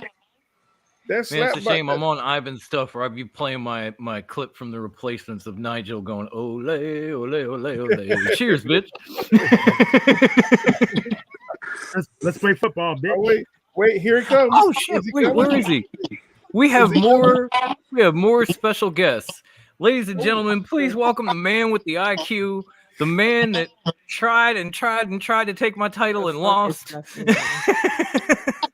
The one and only Lieutenant Dan. What is good, my ginger homie? Everybody. Wow, everybody's showing up for the main event. Yeet. I guess we'll give him a round of applause. He kind of deserves. Gosh. Seriously, kind of a big deal. Seriously, that coat. That coat, man. But not big enough to take this. Starting first? That coat, man, is just ridiculous. I really feel like he should wear that coat. I thought it would be and then Cody those that would red start boots. first. Remember those Super Mario boots? Yeah. I Oh my wear God. those so much. Yeah. Or those, I was like, love those are them. amazing. When he did a curb Yeah, stomp in those boots, the movie was trash, but those boots were great. Oh wow, Seth is actually starting this match. Wait, so they're really doing this? Randy Orton isn't going to show up, even though we announced he's the fifth guy. I probably think that they're gonna wait to he's gonna be the fifth. They're gonna milk as much of that CM Punk thing as they can. Right? The buzzer's going to go off for the last man. There's going to be dead silence, crickets for like 10, 20 seconds, and all of a sudden you're just going to hear, I hear voices in my head. No. You know who the fifth man is? The fifth man is Tony Khan, and when he comes out for the entrance, this is all you're going to hear. I mean, it ain't like these. And by the way, it ain't like these two don't have a history. No, this is true. I get it, but this whole Randy Orton suddenly not showing up is giving me Adam Cole is wrestling in a main event on crutches vibes. Right. Like Adam Cole is a one-legged man in an ass-kicking Why are we contest. taking this side quest? Adam Cole has become Zach Gallen for the main event. Why are we taking this side quest? We don't need the CM Punk hype. WWE is already big. We don't need the CM Punk hype. I agree. People already paid the tickets. Chicago is there as we speak. We already Does it look tuned like in. Chicago really gives a fuck if CM We all Punk shows paid. up. We all paid our $5 to watch this. Yeah. We don't need. We don't need quest. Just bring out Randy Orton. Pop it out. We hear voices in the head. Let's. I mean, it's called anticipation, y'all. That's what we need. It's called drama. And it's funny that people complains about they announced it previously Randy Orton when everything is leaked today. We got a response from Tony Khan. That's fucking bullshit. Oh, those clips never get old, man. They never get old. No, it's not bullshit, Tony Khan. We're only missing my dad, the high class one. I wish you would show up. I know, right? Morgan. Yeah. Here's the problem, Meathead. When you're not there, your father does not watch WWE because he's a hater. wait until MJF shows up someday. He will show up for anything AEW. I even gave him the opportunity to be the AEW correspondent for the first 2 hours because Collision was on. Didn't want to show up. Survivor Series couldn't do it. The Better More 2045. I want MJF to come to WWE. But I'm glad you're here, Morg Monster. I It's don't. always fun seeing I don't. you. And the only reason I say that is because MJF will be stifled creatively WWE. Exactly. He won't be able to be his full 100% version of himself. Because He will even not. in AEW, when he shits all over AEW and he starts playing the whole contract thing and he gets everything stirring, he can't go on social media and call his girlfriend or not girlfriend, Alicia Altuve. I don't know if it's ever been confirmed or not, but he can't call her a pirate hooker. Because then WWE would be like, "Oh he can't no, tell his domestic parents assault, to go domestic fuck assault." themselves. Nope. Or He can't curse at the kids at the signings or No. anything. He can't call the crowd the I hope he goes just to all those fans that are like, crying and stuff like that. No, you want him to go, let him go, and then you'll see the WWE way. You can't do a lot of Okay, things. the I'm WWE way. gonna use this in different contexts respectfully. Fuck those fans, because Fickle. They're fickle. flat out. Yeah, I mean they go and complain. That man either needs way, to but- stay where he is because it's the perfect place for him. Even our meathead, Yeah. even Circle of Debates meathead say MJF is AEW. Yeah, and but I'm see, with that's the problem, right, with wrestling fans. Oh yeah, they could. Nobody just enjoys wrestling for wrestling anymore. Everybody has to think about something because it's all out there for everyone to see. And the problem is that if people just got off the dirt sheets, stopped listening to Dave, big old daddy Dave, and then cursing him because he's wrong, and then all this and that, just enjoy it for what it is. Has this Survivor Series been the best Survivor Series of all time? No. Has it been entertaining? Yes. Yes. And that's what it is. Was Full Gear the best Full Gear that we've seen? No. Was it entertaining? Yes. And that's it. There's good and bad things with pro wrestling, but you just got to find the good and stop looking at the bad. If somebody botches a match, so what? Because I know there's a lot of 350-pound, 400-pound men that live in their mom's basement that are jerking off with rib sauce that couldn't get up on the top rope the fucking leg paid them. If you offered them $1 billion to do it, they couldn't, and they're bitching. Well, can you I just feel be like- more? I feel Can you like- seriously just be more like ECW fans and chant "You fucked up" for a few seconds and then move on with your Then move goddamn on. I life? feel like a lot of these people are bitching and moaning didn't exist during the Attitude Era, during the Monday Night Wars. Because I was them during the Monday Night Wars. I loved WWE. I barely watched WCW. I wanted WCW to end. Like if it was social media back then, y'all would have been tired of my ass. my 'cause God. I would have bitched and moaned about everything. No, You know what? I would have been always- tired of my ass too, because I would have been talking how I wish I had Eric Bischoff's hair. I still do now. That man had the best head of hair in Yes. pro wrestling in That the man's 90s. hair is And fucking anybody glorious. here that says different, you're a liar. Exactly. Eric Bischoff Bold-faced had liar. But my Katie, don't even biggest lie. regret- when you saw Eric Bischoff, you were like Soul Glow. That motherfucker, you Soul He Glow. had, And he had great hair. He looked the part back in the day. But my biggest regret was not enjoying WCW when it was there, because I missed out on a lot of matches. Like I never saw until like a couple of years ago. I never saw Rey Mysterio versus Eddie Guerrero at Halloween Havoc. Exactly. I missed a lot of moments. I knew of NWO and everything. I knew of Sting and stuff like that, but I didn't watch, Sting versus Ric Flair and stuff like that. So I missed a lot of moments. So that's why I tell the people, like, just enjoy that there's companies out here fighting for our viewership. Enjoy wrestling. Like, If it's not your cup of tea, let somebody else drink it. They brought George out brought up, Undertaker if you like they this, brought- wrestling's got it. If you They like brought that, out wrestling's got Undertaker it. like it was an episode of Barney on a random Tuesday. Thank Right? you. Yeah. I love that. Thank you. Yeah, I know JD and I love that because we are Taker marks to the core. Yeah, I had both shows on. I Yep. had pay-per-views on. I watched Full Gear. I enjoyed it. There's things that I liked. There's things I didn't like. Watching Survivor Series here, there's things that I liked. There's things that I didn't like. But I'm happy that we don't have just WWE anymore. That if somebody gets fired, that we're not like looking out for them, and assigning randomly or bagging groceries at a grocery store or something like that, that they have opportunities to appear on TV or appear in New Japan or an MLW or Impact or something like that, that they can continue to wrestle and, you know, do their passion, and that we can still connect to them. Him, not you. Yeah. McDonough. I totally agree. I mean, I don't know about you guys, but it's so much better to have alternatives to just WWE. I don't even care if it's places like MLW, PCW, Impact, because as much as WWE wants to say, "Oh, we're not going to sign talent from outside our company. We're going to create them," they're still going to fucking do it. They they was looking. And where for, do you think that talent is going to come from? Looking at MJF. They was looking at Jay White. They just signed Jade, for Christ's sake. Here, after so, saying, you know. we're going to build our own in the PC. We're not going to sign any talents anymore. Sorry, that's bullshit. I knew it from day one. I'm happy there's too much wrestling. I think that was taken out of context. The PC was always supposed to be a grooming center, a center to hone your skills and make you stronger, make you better, make you more TV ready. It was never supposed to be a place where you go in and you become a pro wrestler. It's not a school. When you go to the PC, when you're given those entry-level contracts, you're expected to be able to know how to maneuver within the ring. Not 100%, but you're expected to at least know the basics, run the rope, take a bump, all these things.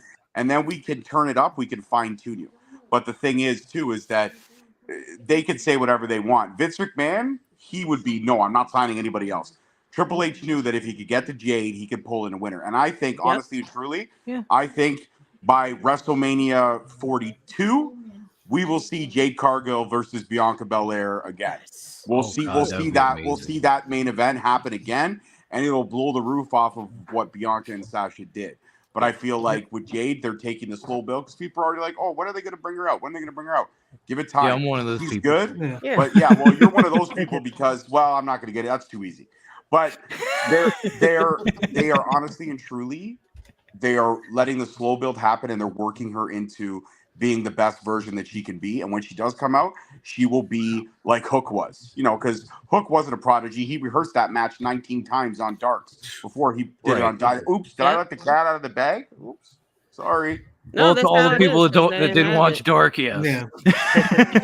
But Jade also got to learn the WWE way, because there's a big difference between the way AEW is and WWE. WWE, it's about characters. That's right. When they were talking that Yang, like, whether it was fans or not, I was like, get the fuck out of here. Even now, you mean to tell me, okay, so they shouldn't have signed LA Knight? Get the fuck out of here.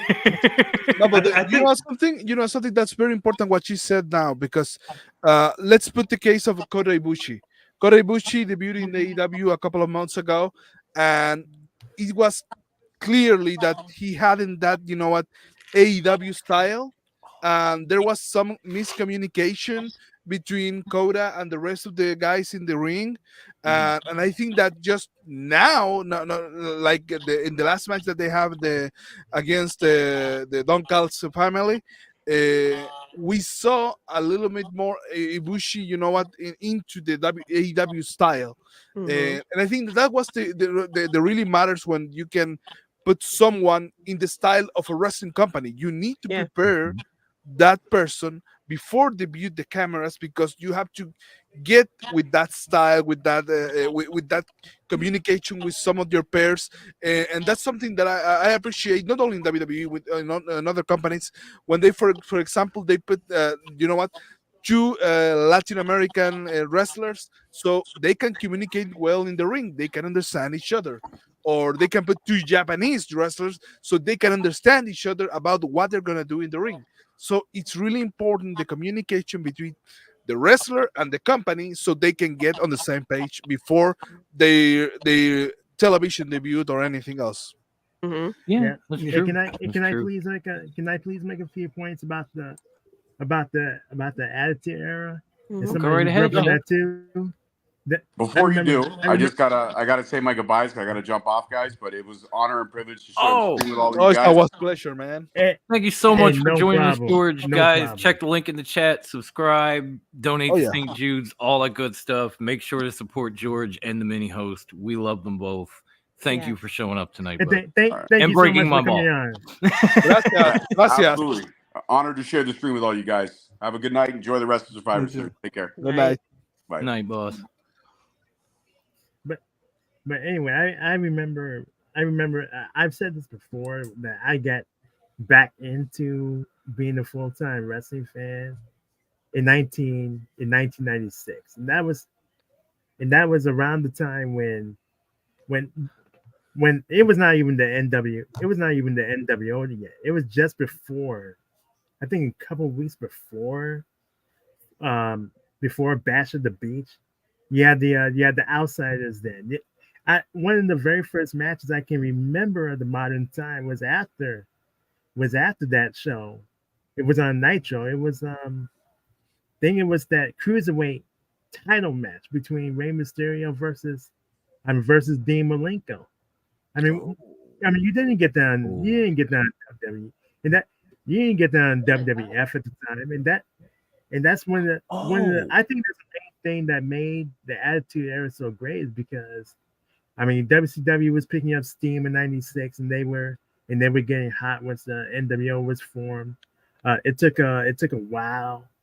It took a while for WWF to turn around. I mean, until the mill in 1997. But true. And Jesus, when it comes, Priest got a shank. And when it comes to them, It was a Billy Club. when it comes to Excuse Raw, me, person who won't on camera. Bum bum bum. when it comes to want the world to see your jammies. You're cute, by the way. So I don't even know why you're complaining. when it comes to Raw, you look back at some of those Raws today. I mean, for all the good, yeah, there was a lot of bad. We can all agree on that. Oh yeah, for all the epic, there's probably 2 or 3 moments that you're like, well, that didn't age well.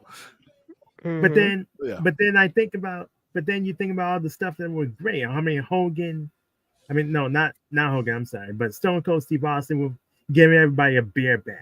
Kurt Angle saying, "I'm a sexy Kurt. I will make an ankle." That was so. I mean, I remember watching the episodes I did catch of ECW. That was when I first saw the Dudley Boys, and you and I, we talked about this, Dom. We talked about that promo with Joel Gertner, and I mean that episode in Pittsburgh. You did not need to tell those boys to go out to the ring and get heat. They were just instantly able to. All right, I'm back. I see Damian and Drew doing well together. A little bit. And one of my favorite matches of all time. One of my favorite matches of all time wasn't WCW. Was Rey Mysterio and Eddie Guerrero in Halloween Havoc, and that was when Mike Tenay, when he talked about the legacy between El Santo and Gory Guerrero. Gory being the better of the two wrestlers, but he didn't get the recognition that Santo did, and the heat that Eddie Guerrero did, turning on his tag team partners, turning on promotions in Mexico. You wouldn't have learned anything like that in WWE today. No, the professor would school you every week. It was great. Yeah. And you know what? I mean, Tom, I know you brought up channel changing back in the day. I said it after the whole Tuesday night war. I did the same thing. I always loved like flipping back and forth to both shows when they like Raw would go to commercial. I'd be like, "What's Nitro doing? Oh shit, this is cool. Okay, it's on commercial. What's Raw doing?" And I missed that feeling. And Tuesday brought it back because I would be watching AEW, then going, "I wonder who showed up on NXT." You see, what I would do is I would watch Raw from 8 to 10, and then I'd watch the Nitro replay from 10 to 12 because they had it. They do Nitro. I would watch the replay if it was good. But I would flip back and forth and then watch the replay if I thought Nitro was worse. But usually during that time, it was good, though. Like, you had, like, Nitro and Raw in 94, 95, 96. That was, like, the dead period where there wasn't that much going on during that time. But then you hit, like, halfway through 96, 97, and both promotions started to heat up. Versus NWO, and then from that you got the Attitude Era because they needed to do something because they're this close to getting shut down because that's how bad WWE was doing, and that's when things kind of let up and was like, okay, I gotta do something drastic or I'm gonna lose to these guys because they're being this every single week, and that's when things just heated up. And just like you said, you had to watch, and that's when both promotions were going crazy. You had the WCW leaking out what was going on Raw, and even when it happened, half the time it would backfire with the whole Mick Foley winning the title thing. Everybody was like, "Oh, we're going to watch that anyway," and it backfired on them, giving away the what happened because they used to double tape Raw every other week. So you have a taping of Raw after they had already filmed one, and it was just a great time watching. Especially when at the time I was like 8 to 10, I was just getting into it, and then he pulled it off the cage. Yeah. Did he rip it off the cage? Yes. And then Man, Sammy he woke talked up and chose violence harder than we did the other night. Jesus Christ! And then you're talking EC, and then you're talking ECW. A lot of people don't remember that all those cruiserweights came from ECW. Yeah, oh yeah, and then they went to I was bringing that up WCW with and then George to WWE. So it was when like he was here. It was like he brought up like a- Hoovy and Ray. yeah. I was like, shit. I was watching them in a bingo hall before they got to WCW. Yeah. What are you talking about? It was like a pathway. They went from ECW to WCW to WWE, and that's what WWE. wrestlers did. They just make that small jump from promotion to promotion until they got to WWE. But now, jump to the future now. And it you made don't have to go to one both spot. WCW and WWE better at the time, which is why we need alternatives. Yeah, Well, now you don't have where, to. Now you where don't, would now, either, now you don't have to go where to would one either now. promotion Yeah. back in the day, Yeah. whether it be WCW or WWE, where would either of them be without Chris Jericho? Yeah. Thank you, ECW. Where would they be without Rob Van Dam? Thank you, ECW. But now in a time where you can go to either, if you like storylines and you like character build, WWE's your cup of tea. If you like just in ring psychology, you like the match itself, you got AEW. Yeah. Well, not only that, you had some of the you had our top stars here in the United States. You had the United States top stars go over to Japan. You had Vader go over there. You had the Road Warriors. You had the Road Warriors. Brock and Angle. Yeah, I mean Stan and Larry Hansen. He's a god over there. Just like they all are. And at that time, both All Japan and New Japan and All Japan Women's Pro Wrestling were at the peak that we don't. FMW. That shit was wild. Oh my. Oh yeah. Huh? That shit made ECW look like WWE today.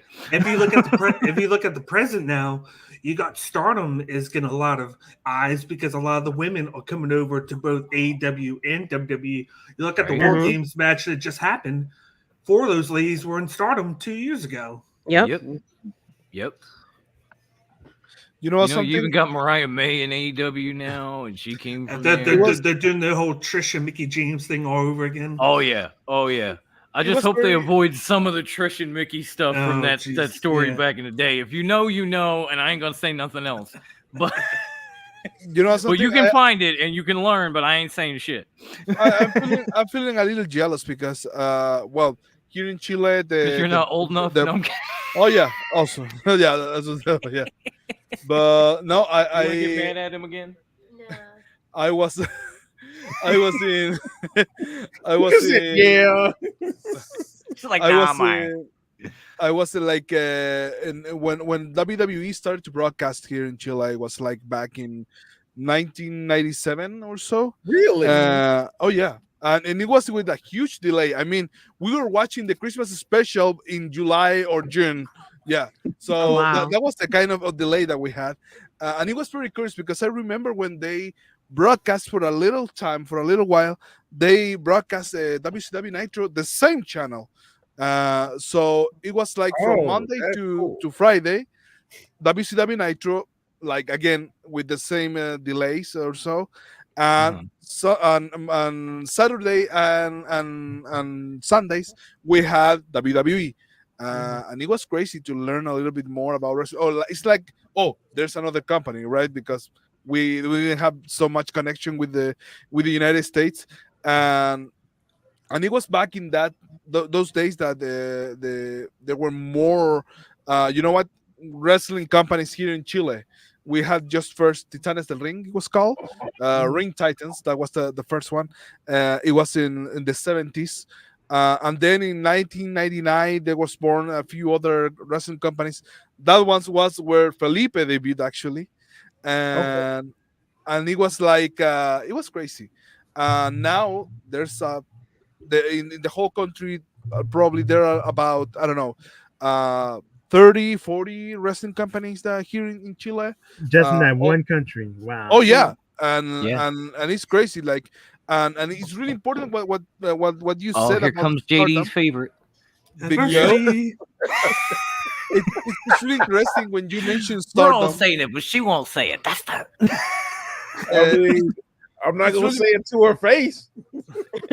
It's really interesting when you mention Stardom with all the exposition that they had in this last couple of years, because most of the wrestlers that have come from Chile to foreign countries, the most who has get more success are female wrestlers.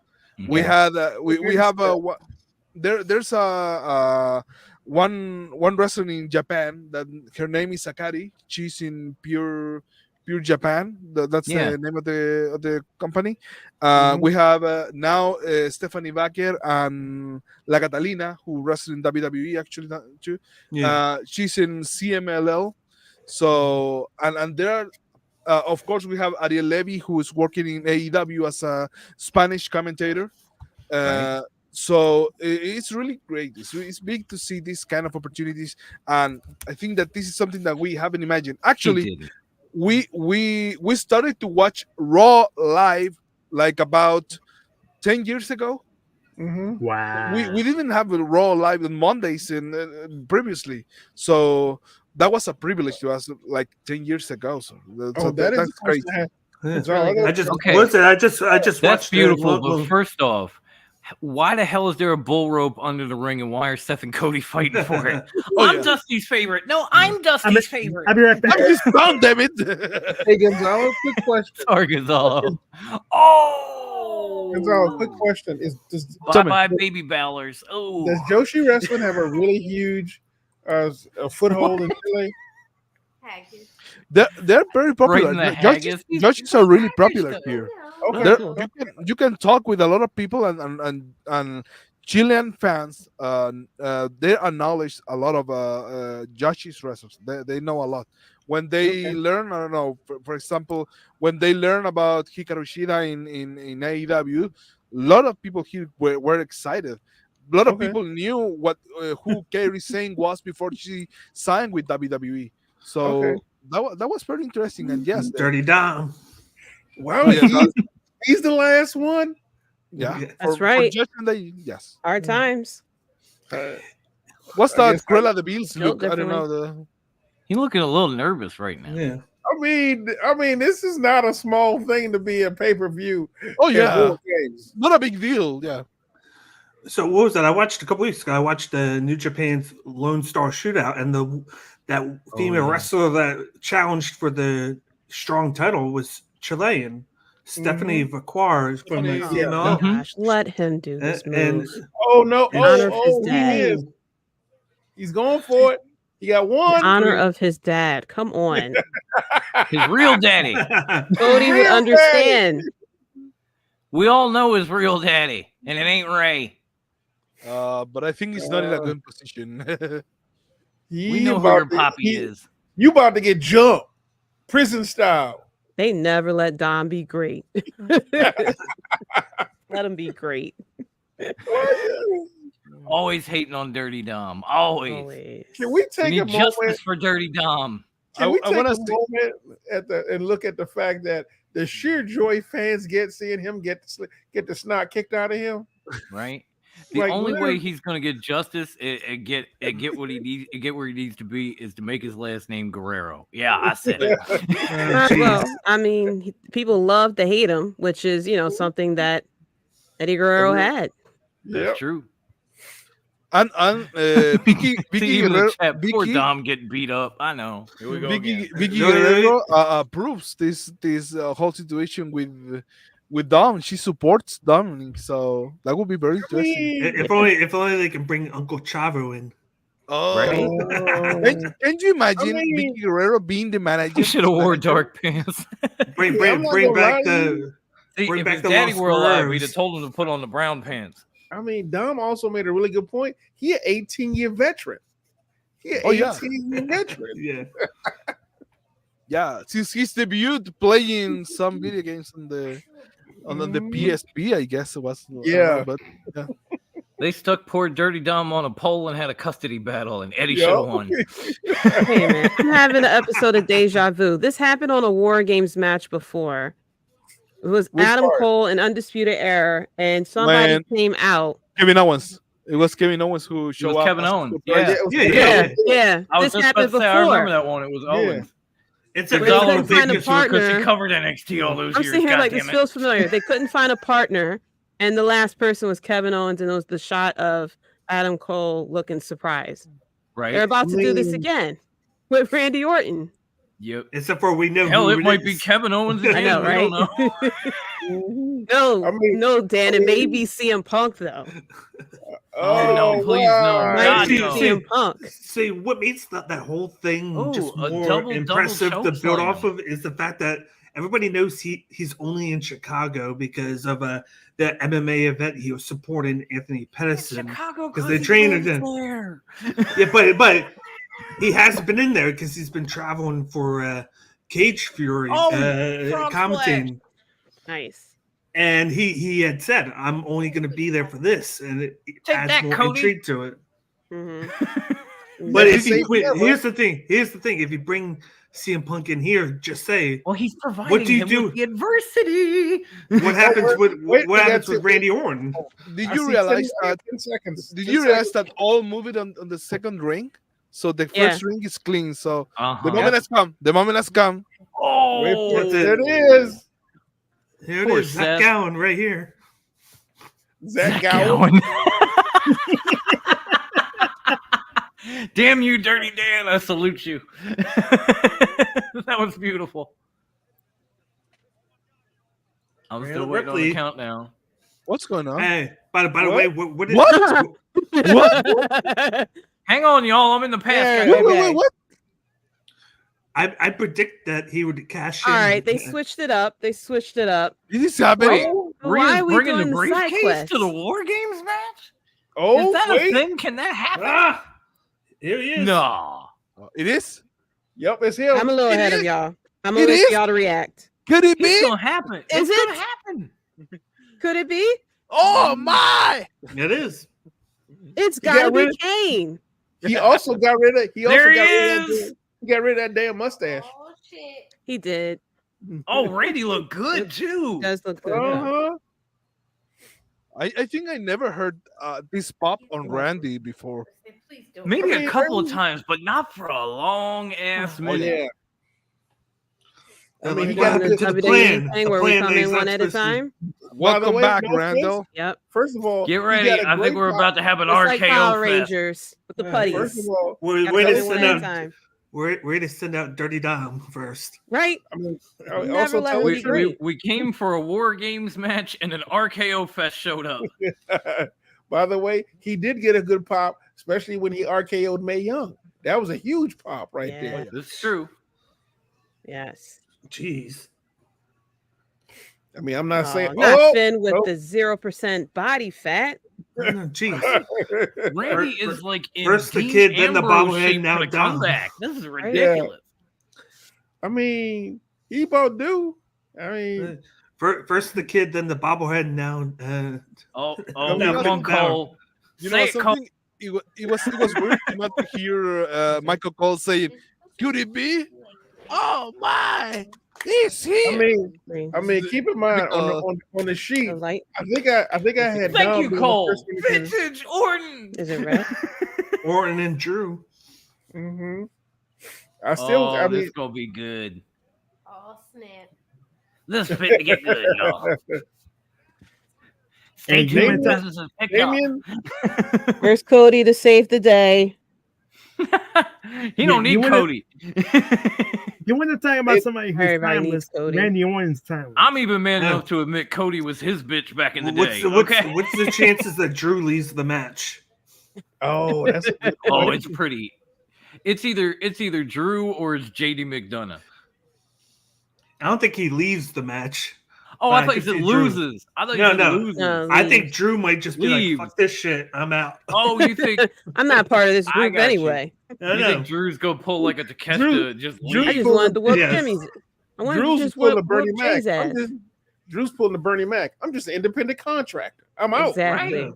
They can't pay me enough for this bullshit. I'm out. Really? Let's remember Synchronized that swimming.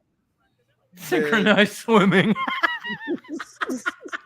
the last. I missed you, JD. Oh, the DDT. Oh, here we go. Boom. Jay and Randy Orton standing on the same side. By the way, y'all, I'm not gonna lie to you. Wait. Are they all gonna do this? Yeah. I'm not gonna lie to you. This might There sound terrible. you go, Randy. One time. This might sound terrible. I enjoyed the Women's War Games match more right now.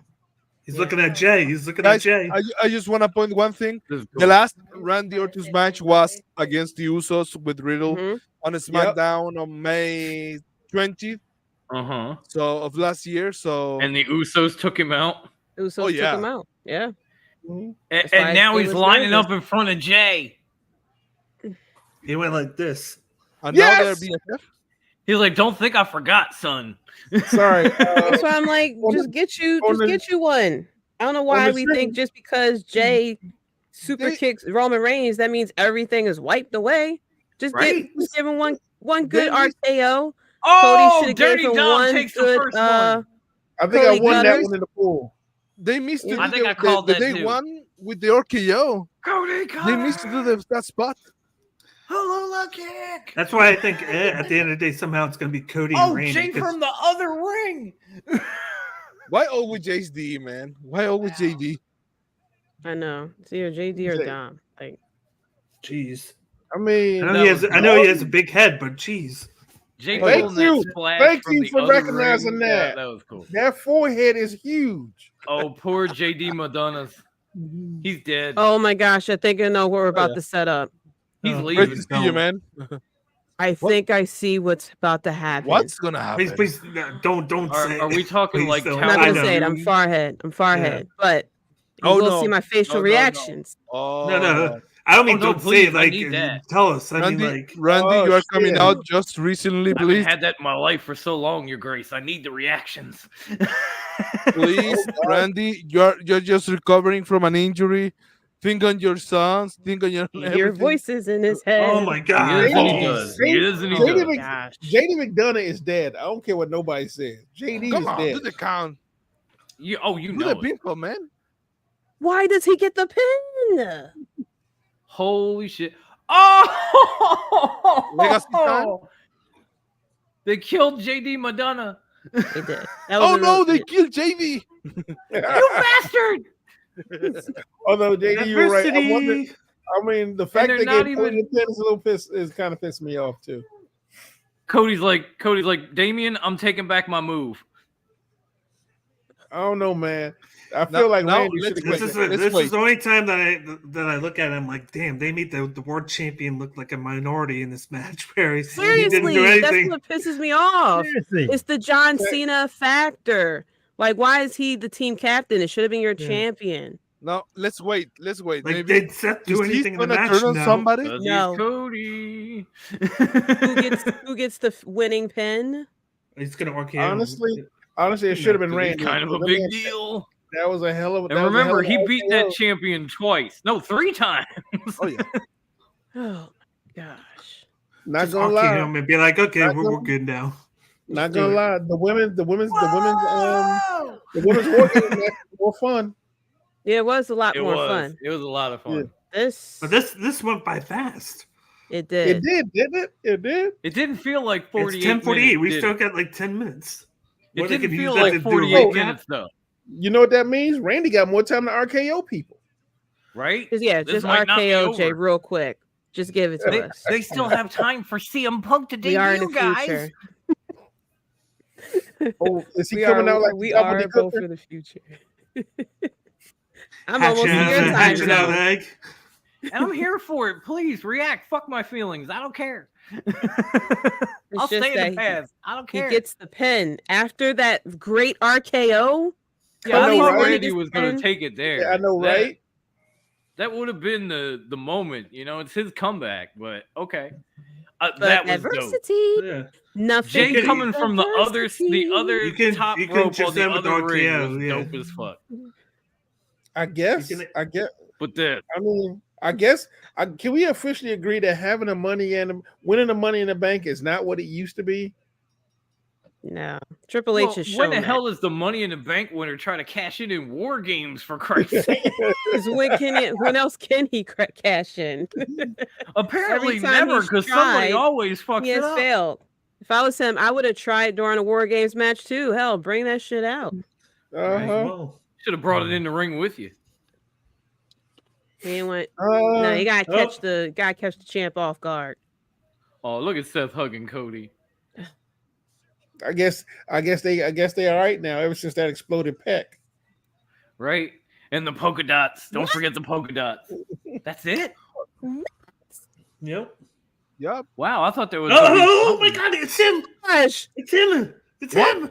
Get the fuck out of here! No way. Yes. My gosh! Is that Paul Heyman? It's Could it him. My gosh! Could it be? Are Is you he? serious? wow! My gosh! Oh no! Oh my! Oh kidding no! Are you kidding me? Why? Thank you. Even my wife said it. Y'all got him. Y'all got him now. Y'all got him now. Y'all got him. Y'all got him now. I think that his next promo is gonna be "I quit professional wrestling Got in him now. 2014." Y'all got him now. And now Seth coming Rollins back. and CM Punk at Mania. Calling it Y'all now. got him now. Emmett versus Cody. But he hates him. Fuck it. Interrupt the story. All right, I And want because of this, Cody's story continues another Okay. year. By the way, The story's not finished yet. On FanDuel, we're gonna have odds on how long he lasts. Right? 3 How months. long before the BS happened? 3 Because months. honestly, This he is forgot. the Triple third H is still in chance. charge. If there is something that He's on his NXT 53rd second chance now. Third chance. if there is something that NXT has taught me is Okay, he's here. Hold on. in the third Hold on. in the third lower. He is here. Are you fucking kidding me? Yes. That I'm here. motherfucker ended up showing up. This And is he your debuted- third He chance. Great. debuted with the Great. Bryan Danielson t-shirt with the white That t-shirt. motherfucker showed up to fucking WWE. I Really? love it. Way to You shit on guys- Randy Oh Orton's my return, God. You CM guys Punk. got him. Enjoy him. Enjoy him. Enjoy When it him starts, ruining your fucking when all company. this we end it. When all of it starts, when he starts beefing, when y'all start hearing when Mesler and all them start talking shit about what happens backstage. We told you Keep so. the energy, baby. Keep We told the you so. energy. All God, of us on screen can, told you so when it happened. can I say, JD, and I'm sorry to say this in public, and I apologize. God, I wish you were my wife, because it's actually what you just said right now. That's why I love what you said. Jesus. I'm You sorry. gotta love it. Keep the energy. No, but hear what JD what just said right Keep now. it. Oh my God, thank you. Yes. Thank you. That's Thank why you. we love her. I could not wait for this pay-per-view to be over so everybody could shut up whether he's going to show up, whether he's not going to show up. Is he the devil? Is he's here? Oh my gosh. UFC is here. Oh my gosh. That. He's here. Let's all shut the fuck up. Let's all enjoy it. He's not the BS devil. starts, He's in once he starts WWE. beefing, I'm disgusted. because Can we move the fuck on? what people don't understand, CM Punk comes with conditions. And He's baggage. not going to want to sit back and be mid-card. He's not Right. going to want to be People- mid-card. You can't have Roman Cody and all these top people. Now you got CM Punk. Keep it. Don't be surprised. For reference, he Dude, had to look, be in that title do picture, not didn't he? be surprised What that happened? Cody. Don't be surprised that Cody put in a good word and told fucking Let him. Ariel and Emmanuel, "Hey, you need this guy. As much as controversial, but get it." And I'm pretty sure Emmanuel sit down with. No, hold on. I do doubt that because I guarantee you that Emmanuel sit down with Punk hold on. Let me finish. I apologize to interrupt you, Mm-hmm. but hear me out. I'm just saying that I guarantee you that TKO is still down with man. All right, you did what the fuck you had to do over there with Tony Khan. There's no boundaries over there. He let you be what he let you be.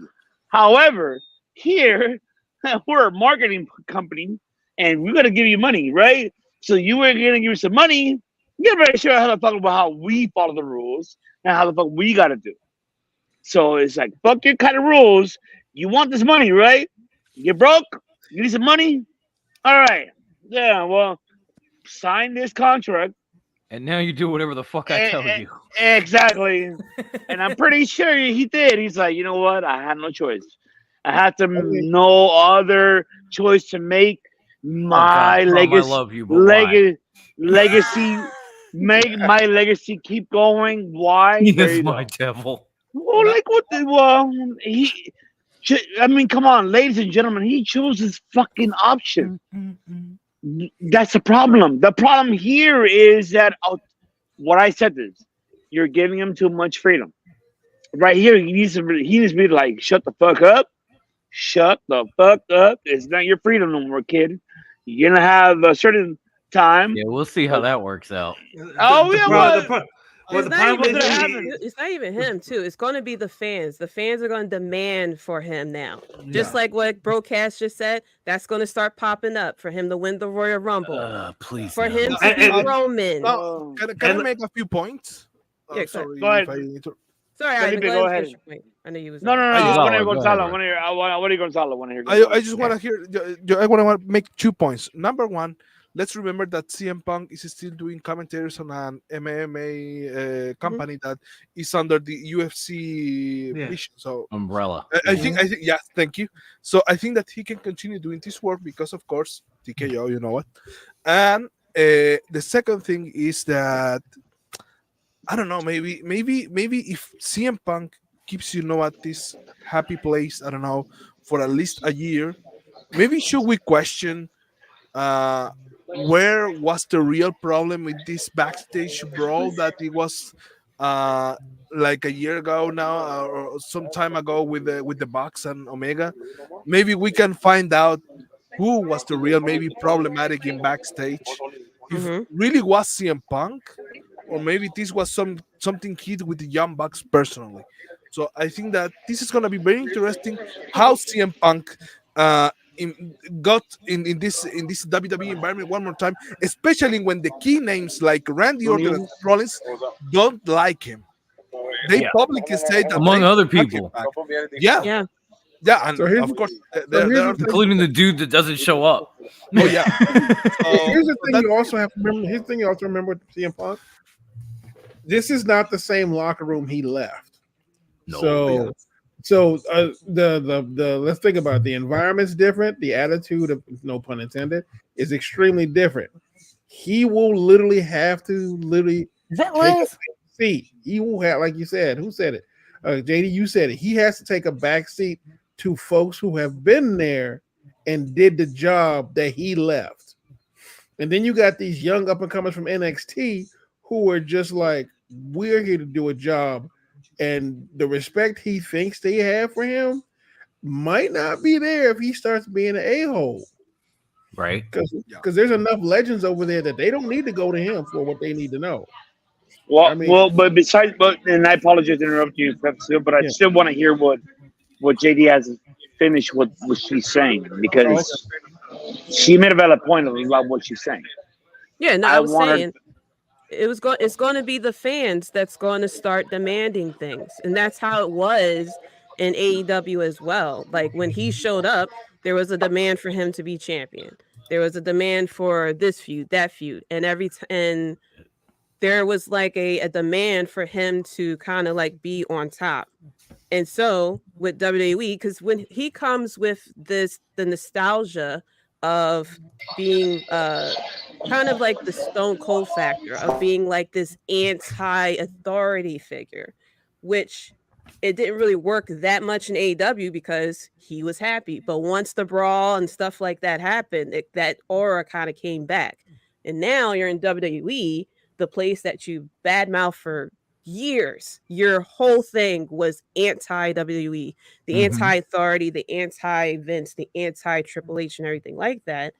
And now you're coming back to it, to a locker room that's a little bit more happier. Triple H is on a whole other person, stuff like that. So I'm very curious as to how he's going to be in WWE, because you can't be the anti-authority because there's not an authority to really be anti about.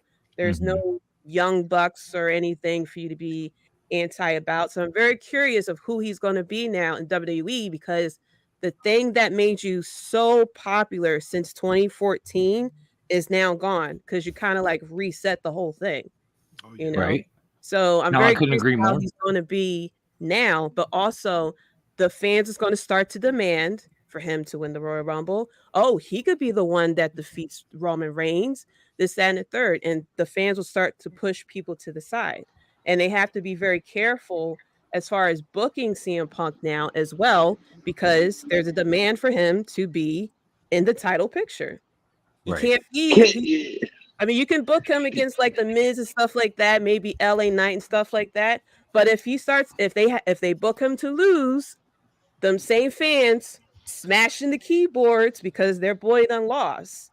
So it's, I'm very curious of how the next, I'll say the next 6 months to a year ago, because I'm sure they booked him out as far as who he's going to start with and stuff like that.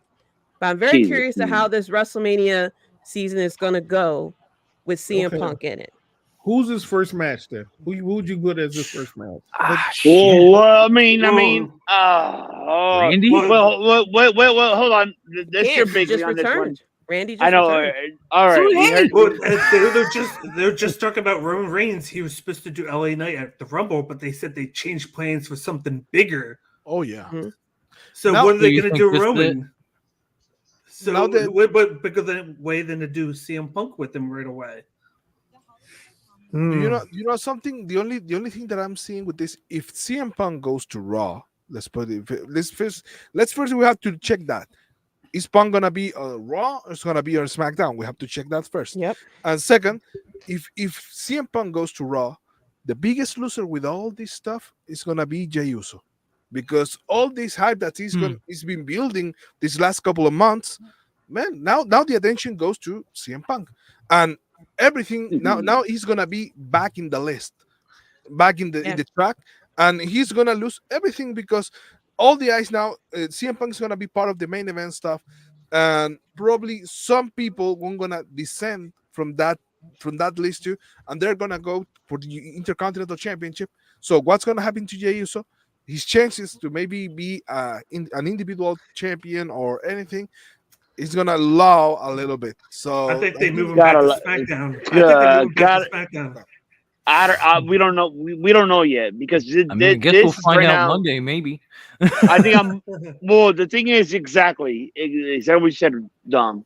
It's a Monday for us to find out what's going to be the termination of what's going to happen after that, because there's still a lot of things going on that we don't even know what the hell is going to continue heading into Royal Rumble or anything else. Now we know the stories of what's happening. Because this was really, like, be realistic, everybody. Like, I mean, correct me if I'm wrong. This event was really like I don't know, pay-per-view. Right? Okay, we got Randy, cool. We didn't expect CM Punk. Cool. Maybe there was something that, like I said, what I mentioned earlier. Maybe, what did I say? Vince is gone. Emmanuel now owns WWE. I said that in the beginning. Emmanuel owns it. So it's not Vince's call. Vince out of this picture. Vince can't say shit. Yeah. If it was Vince, to be like, hell no, I don't want him. Nope. I'm sorry, Vince. You sold your pocket property. You sold everything. So guess what the fuck happened? They can do what the fuck they want with your product, spouse, son. Well, I don't think but hold on. And I was interrupt you. I know. You're gonna ask me, but just bear with me. I'll answer it. My thing is this: you guys understand one thing. When it comes to a marketing level, if this era, especially this where we're at, controversial talks is best. What is the best way to sell controversial. We see it in the boxing. We see it in fucking MMA. We see it everywhere else. What else is sell? Do we even know us here in this live version of the world right now that we feel like, oh, okay, no, we don't sell him because CM Punk, whatever, he is whatever we feel about him. But at the end of the day, it's not about us. It's about what the fans think and what everybody else thinks. Controversy sells its best. It sucks to feel that way about it, and I didn't want him here either. And look at now he's Eric here. Bischoff.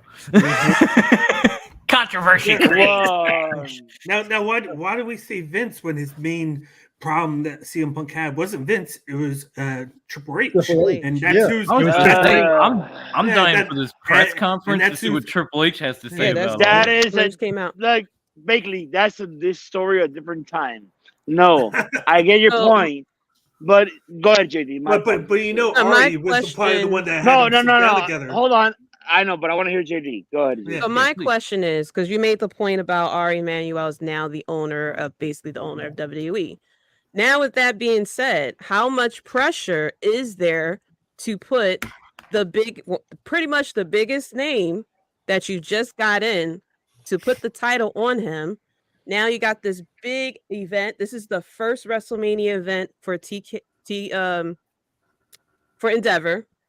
Yeah. And now they've mentioned how they want this to be the biggest WrestleMania event and things like that. So how much pressure now is going to be put on Triple H to say, hey, we want CM Punk to eventually have the title. We want CM Punk to eventually be the face because look how much, the biggest thing is, what brings in the most marketing, the most money and things like that. And that's why and fell off a little bit. Bloodlines fell off a little bit, and now CM Punk. And that's what we see until what happens after Raw. We'll see that. Because keep in mind, I'm not gonna compare him with Tony Khan when he's done. This different. Tony Khan is more of a mark. Of course, we are a mark. We're not gonna say we're not. We're here for doing what we're doing. That's a class. However, is that he has the money to do what he has to do, and the capabilities of what he done, and that the unfortunate that occurred really didn't happen what he expected. So that's the problem, that there was no management, there's no control behind the scenes. Here in the other case, that we cannot discredit WWE. I'm not defending them fully of what they do, but if we all pay attention to the product, it's more of how you really endorse and really more put your talent out there for your product who's number one. We already know who the number one is, based on what they feel. This was years ago, right? This is a whole different story. We're in an era that we could assume a lot of things that could change a lot of things within these 24 hours, 48 hours, 72 hours, 96 hours. We don't even know. I could go on and on and on. Right now is, all right. You went to go pay-per-view in Chicago, where AEW was there too, not that long ago. So, and they compete with them right now, just not that long ago, for 3 hours because they wanted to do the blue tournament, whatever. Now is, okay, you brought Phil Brooks, so what are you gonna do? Am I excited? No, I'm not. As a personal fan, I'm not speaking for anybody. Speaking within myself. No, I'm with you. We have to wait and see what they do. Right now, the point is, there's no Vince McMahon. That's what I'm trying to say. There's no Vince McMahon. There's nothing. He can't get involved because he knows what he did. He fucked up. He fucked up what he did. So his power is gone. We could tell that. I think what mattered to him before he dies was like, hey, pal, I just want to have the money. When I die, I'll leave it to Shane and Tiffany. There you go. So he left the money. That's what mattered to him, was the money. See that? He's gone. He's dying. Now Tony Khan, Tony Khan is the advantage. That's why he's a booker. Look, I'm not saying that Tony Khan is a booker here because of McMahon's errors. Tony Khan is a booker because he knows he's smart what he's doing. However, don't be too much of a mark because it's gonna get to you. When you're too much of a mark, you're gonna fuck up everything what you got for granted. Look what happened. Okay. I'm just saying, you fucked up what you brought him. Punk. You gave him everything what he wanted. Was the crowd happy? Yes, it was. But were they really happy? I don't think so. I don't think they were really like, oh, you gave everybody what they want. No, do it right. Now you're storing, like on Friday, like 24 hours ago. Dom could tell you. I mean, right now we don't know. I mean, yeah, you guys could disagree with me on everything on say it teaches his own opinions. I'm just giving my opinion about it. I feel that right now, I'm not gonna jump the gun as of yet with CM Punk until it shows me what is gonna happen in WWE with him. We don't know yet. AEW to me, hey, Tony Khan showed what he was. Right now, this is now Emmanuel's era and Triple H's era, Papa H's era. See, that's where we'll I'm see. That's where I want to see what he's gonna do. There were people at a point tripping that Cody Rhodes was coming to WWE after he broke Triple H's throne. That is a small, minuscule piece of the problem that Triple H had with CM Punk before he left. And CM Punk only got to Tony Khan because he fucked up in WWE in the first place, and he could not do what he wanted there.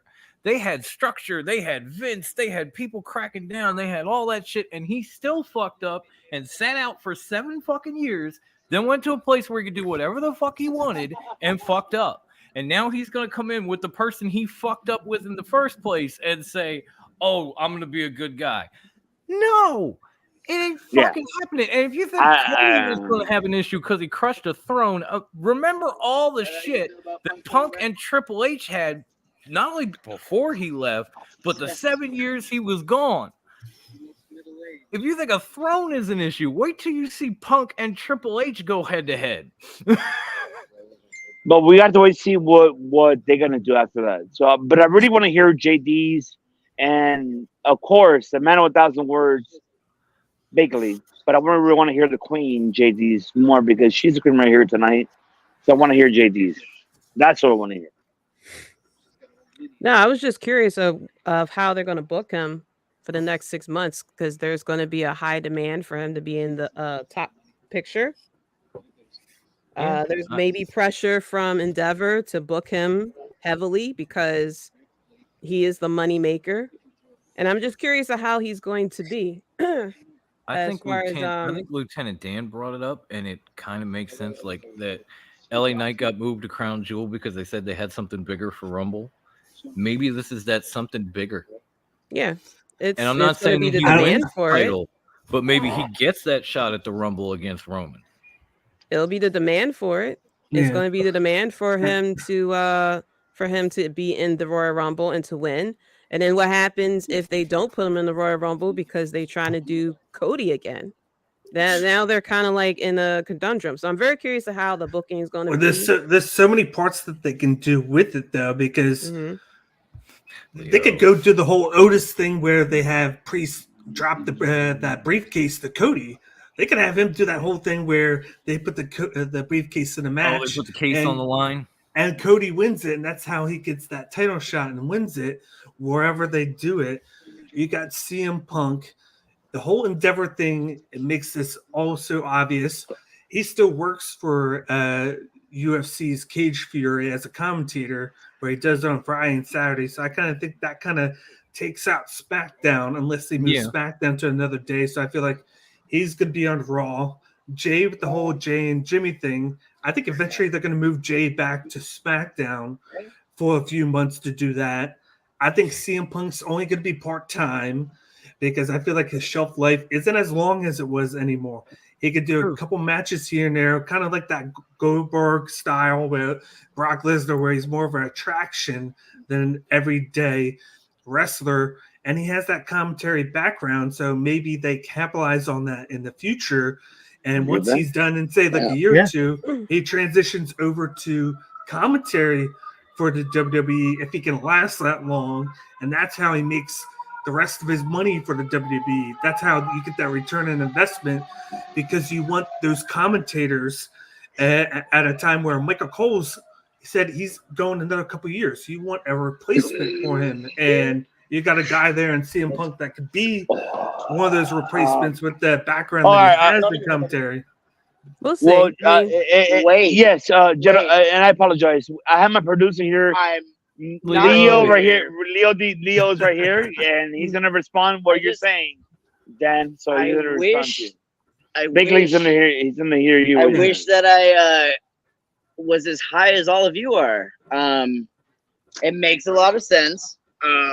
But essentially CM Punk's gonna take the belt off Seth Rollins. Either that or he's winning the Rumble. Sorry about it. Cody's gonna go with Roman. The end.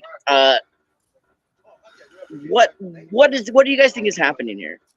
So here's CM Punk is here to be on top of everything. So here's the thing. Everything. Here's the problem. I'm sorry. Somebody said "fuck me." Already, I've only been here 5 seconds. No, somebody said "fuck you." That's it, Tony Khan. Tony Khan. Tony Khan. I said I think this is a fuck Tony Khan move. Oh, I thought she was like "fuck you," like right off the bat. I was like, It's like bringing Taker on Tuesday. Yes, This great. is like That's Tony. overshadow Randy's return because now what's trending on Twitter is they Randy actually who? did it. He's back versus Randy's back. So yeah, this is Randy overshadows who? his Yeah, exactly. And Exactly. they may make him. They may try to make him part time, but you have to understand, with WWE, things are in a bubble. So a lot of WWE fans didn't really watch may not have watched AEW, may not have bought tickets to AEW to see CM Punk. So they're gonna want to see CM Punk live. And Valid. So this is like CM the Punk first has time a he's been tough back. life. He may get Essentially. injured, he may get injured in 3 months. Okay, this is. That's mean. This could be a Tom Brady move to Tampa Bay, or this could be Aaron Rodgers to the Jets. This may be a great return, or this may go There won't be shit anything in elsewhere. between. So the fans are going to demand for him to show up every week.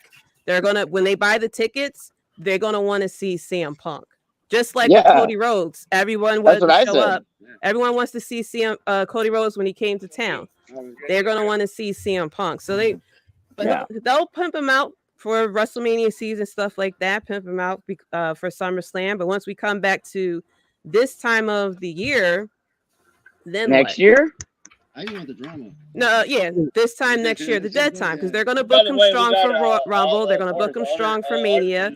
They're gonna book him strong for SummerSlam. I don't even know that it's gonna be all that. I mean, who knows that this isn't just like CM Punk knows he's an old bastard, and we all wanted to see him, and then all of a sudden he's just gonna work from now till Mania, and he's gonna get that Hall of Fame induction at Mania, and then the next night retire. I mean, why is he gonna be here that long? Title. He's not gonna want the title. So why in AEW he was champion? He lost the title. They moved on, and then he started this whole real championship. And said he's a champion that he never lost. He should have brought the title over here. He should have walked in with that title with him. He had lost 7 years because of WWE. He wants a get back, just like Cody wants to get back by being the champion that his dad never has been. CM Punk wants to get back, whether that's money or he wants the main event WrestleMania. He wants something. He never main evented WrestleMania. He never been the top guy. He was top guy at another company, and it was a whole bunch of drama. Now he's back. That's valid. To square one. He wants correction, just like Cody. That's why he's in WWE. He wants correction. That's why this whole thing has been about the story, because he wants a get back. They treated him like shit. He went away. They wanted him back. CM Punk, they treated him like shit. He went away. They wanted him back. He wants redemption. He either getting top money, he's getting top bill, or he's getting that title. And it's something that he never got. So they're correcting something with it. I want to know how much he's got. I want to know how much he has gotten paid or he's getting paid. Yeah, exactly. I want to know how much he got paid, and I want to know what the deal is. With Cody, he got paid top money. He's the top guy. What he wanted to be in AEW. That's why he's the John Cena now. That's what he wanted to be in AEW. The fans didn't like it. It works in WWE though, because the fans cheered the top baby face, and he wanted to finish the story and pretty much be the guy that they never booked his dad to be. So I'm wondering of what it is with CM Punk, what you're going to give him, because CM Punk is going to just show up and just like be okay with, you know, being just a regular CM person. Punk, There's something CM coming Punk with is on his way to the Hall of Fame. What? That's it. He's not going to be satisfied with just Hall of Fame after all that. He's going to main event WrestleMania 2. Okay, so name one person who in the same year they got Hall of Fame and the WrestleMania main event. Name one person who did that, because CM Punk's going to do that this year. Mark my fucking words. There's a lot of people who got inducted into the Hall of Fame that never. The same year. The same year. Look at Ric Flair. He was still wrestling while he went He to wasn't the main event. That's right. That's why Punk is going to be main event. Yeah, that's why you're making my point. His get back. He wants something. He wants one of the three: the title, the money, or main event WrestleMania. He's not going to come back for a Hall of Fame after all that they did to him. You think he's going to settle for a Hall of Fame? He wants something more. He was in another country. He was in another company, and they created two shows off of this guy. And he was top champion. He was top. You're not wrong. Yeah. And to be fair, I love how well you're making my point. The Hall of Fame. I'm making my point that he was one of the top three. He's not coming back just for Hall of Fame. No, yeah, but that's that was my caveat. That he's coming back just because he wants to be in the Hall of Fame? Oh God, yeah. That's it. This is the pinnacle. He gets a title, he goes in the Hall of Fame, he's done in 6 months. That's it. That's all he can do is 6 months anywhere. Anyways. So you think they signed CM Punk just for 6 months for the WrestleMania season? And that the fans will be happy with this? Oh God, yes. Oh God, yes. Okay. Because he's gonna get hurt either way. And I love him, as much as my love can go. I've got a lot of love for everybody who wants it, but that's as far as he can go. He's going to get hurt. So at least they know if we get him to WrestleMania season, we put him in the Hall of Fame, we put him in a marquee match, even if we let him close out night 2, that's the best we're going to get out of him ever. And we can't count on that till the next year. To this day. They still use Stone Cold. They bring out Adam Copeland whenever they want to. That's fair. They use The Rock's name. Okay, but of all those people, who's the most fragile? They had Ric Flair. True. All right. Okay. Yo, well, this is our producer, Leo the Caller, right here, ladies and gentlemen. I've been drinking, ladies and gentlemen, and I love you a lot. We love you too, Leo. We love you too, dude. I was just thinking this. Gunther be like, "Damn, another year's IC champion now."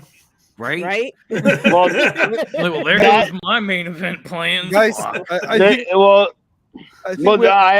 apologize. Yeah, that was my music. The intro for the Circle Debate. That's it. So everything was done was from him, musician, producer. Nice. And we work here, and he works here. I don't. But yeah, he does everything, and of course, he's doing everything for the Debate Network. So he's doing everything that we do. And everybody would like to have it and to enjoy it. Let me know. JD, I know that you said you stopped. I know you did. But I want you to be my queen of this network. That's not an I thing. That's a we thing. Well, because, look, JD, you mean a lot to me, and you mean a lot to the world.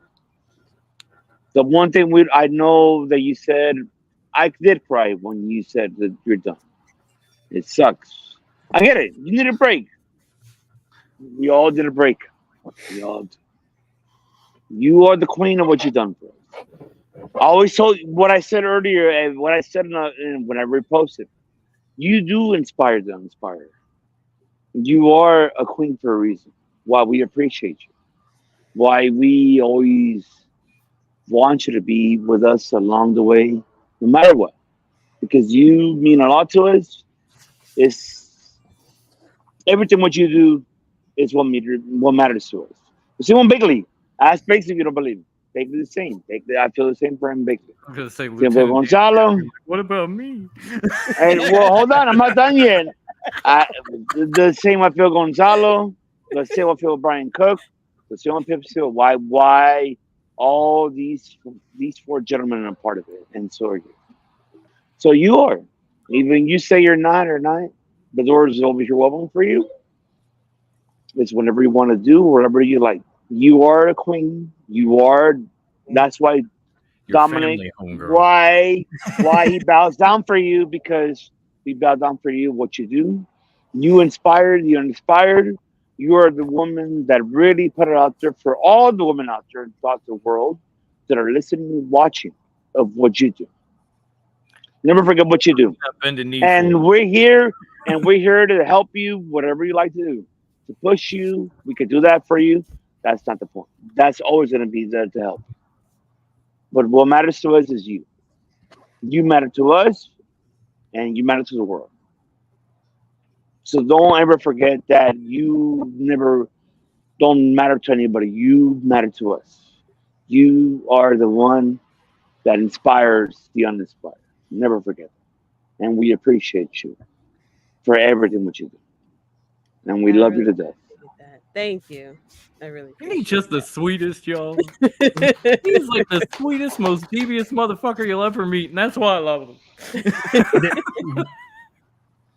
She's a queen, man. What are you gonna tell her no? No, she's a queen. I have been bending the knee for this woman before she even showed her face on the video. Real talk. And she'll vouch for that.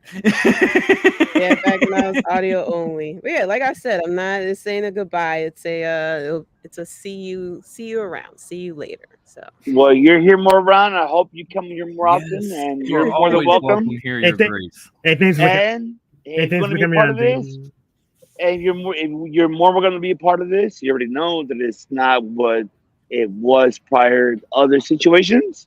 Mm-hmm. These are different. These are more like, hey, you're the queen. Go ahead. That's it. Queen. What I want to say. All right. Yes, sir. Oh, well, hold on. I'll be on mute. Something happened there. But no, seriously, JD, I can't thank you enough. Lieutenant Dan, all you guys in the chat, thank you so much for doing this. And JD, you're always welcome here. Whenever that break's done, if you feel the need to come and join us, we will welcome you with open arms, and I will continue to bend that knee like I always have. Don't hurt the knee. Oh, it's beyond hurt. I don't give a fuck no more. Knee. One of these days, I'm gonna have a plastic knee like Rey Mysterio. It's gonna be balling. Yeah, and I'm still gonna bend it for you, girl. Still, because like House of Bo said, you make great points. You kill it. You're amazing. You got that talent. You got that personality, that swag. I love you when you're a Cowboys fan. That's all it needs to be said. It really is. That's saying a lot. There's you and there's Grandma Wendy. That's saying a lot. There's the first lady of Top Rope and the Queen. Those are the only 2 Cowboys fans I have love for. And my sister is a Cowboys fan. Damn you. Ivan left us. That's okay. That's okay. Morgan's asking if Grandma's awake. Why are you still awake, dude? He's like, it's Saturday. That's why. He will fill us in tomorrow. But I guess let's try to get this back. Ivan. You're on mute. You're on mute. He's muted. Okay. No, I'm still here, but I just got to get some pizzas to go. That's okay. What I'm getting. On that note, I'm gonna say goodnight because it is extremely late. It was amazing. Yeah, take care. Minute one, homie. So please, thank you for everything. Joy, I miss always. Pepsi Film. You know you're part of the family. You already know. Of course. Yeah, so you already know. We started to do a recap, and I would like for JD to host it. Yes, John. I'm talking to the Queen. JD. I'll let y'all discuss that. Take care, everyone. Thank you, Pepsi Phil. Take care, Phil. Get that, Phil. Uh-oh. JD, I'd rather have you the host though. I can't do it. I think you should. Post what? The recap. What, right now? No. Oh. Another day. On Monday. Okay. On Monday, maybe you want I have to let you know. We'll talk after. Yeah. Or you want to do it in your own time? We'll figure that out. Yeah. We'll figure it out. I'll let you know. But it has been a fantastic evening, and I hope things at the brewery went great because it. It's actually it's official. So our official sponsorship is now Pacific Brewery. That's Thank what it you, is. Pacific Plate, and my promotional samples are coming. They are. I have to I'll be actually shooting commercials for y'all.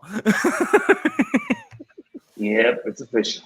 Because we have people that didn't expect, which I couldn't put on here, unfortunately, on this channel because a couple of reasons. Because I don't want you to ban me for things, but yeah, it's official. I already got the okay. So now it's official.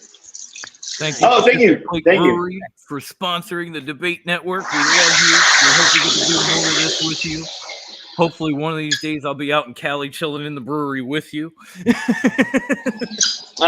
will be helping me with the anniversary. They're going to join me in that anniversary. So, yeah, it's going to happen. That's amazing. That's awesome. It's been a good night. I mean, like this network is always like, Bagley's always been a part of it because Bagley's always been there since day one. That's something that Bagley can never say no to because I love Bagley.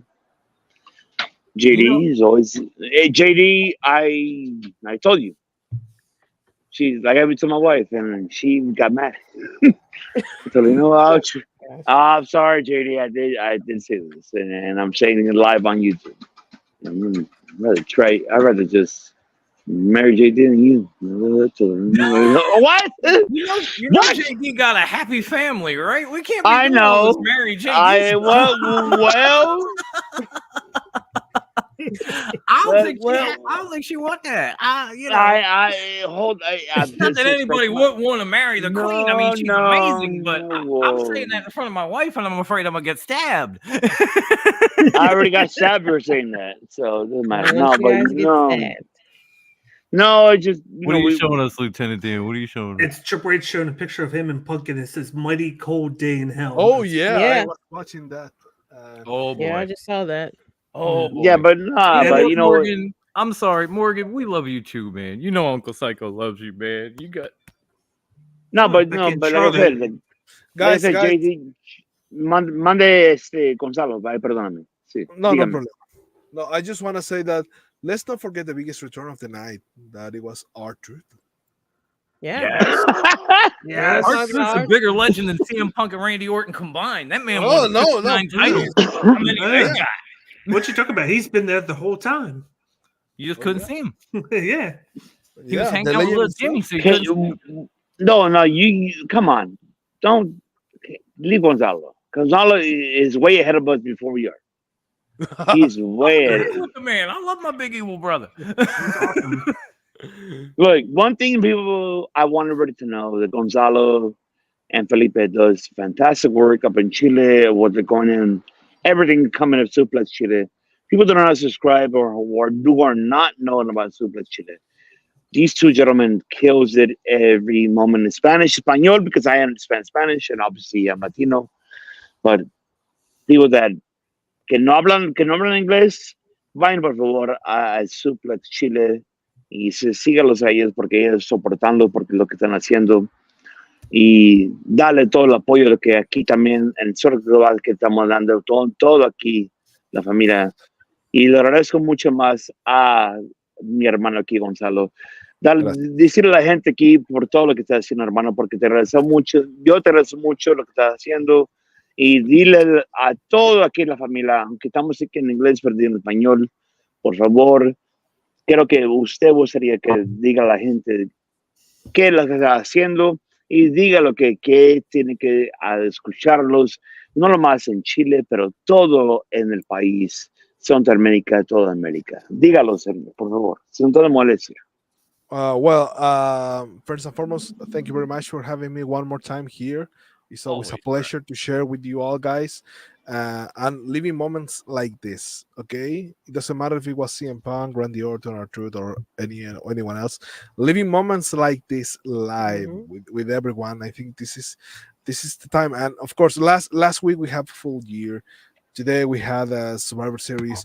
In a couple of weeks, we will have a final resolution from Impact, the last Impact pay-per-view. Before Because TNA, yes. So man, this is crazy, and of course, it's a great time to be a fan. Great time to enjoy wrestling, isn't Absolutely, it? that's it. This is all about. This is all about wrestling, just wrestling, and of course, well, I am like the international face of suplex. I hear promoting the podcast. In the meantime, Felipe with also another single ladies. No. But look at that man. He's beautiful. Date him. No, please. Chilean Fabio. Yeah. Right. No, the real he should stuff. be the third member of Los Lotharios, man. No, man, please no. I cannot compete with Angel or Roberto. The Sure you physique. can. Sure, No, at you. please, no.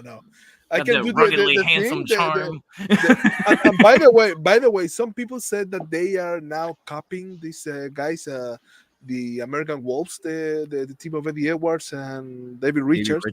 For those who don't know, they're actually paying tribute to Los Perros del Mal, the faction that it was on AAA, and their uncle was part of that faction. They're not copying this other great tag team, of course, but yeah, don't School get 'em, confused. and the Hopefully thing they is, explained that on commentary.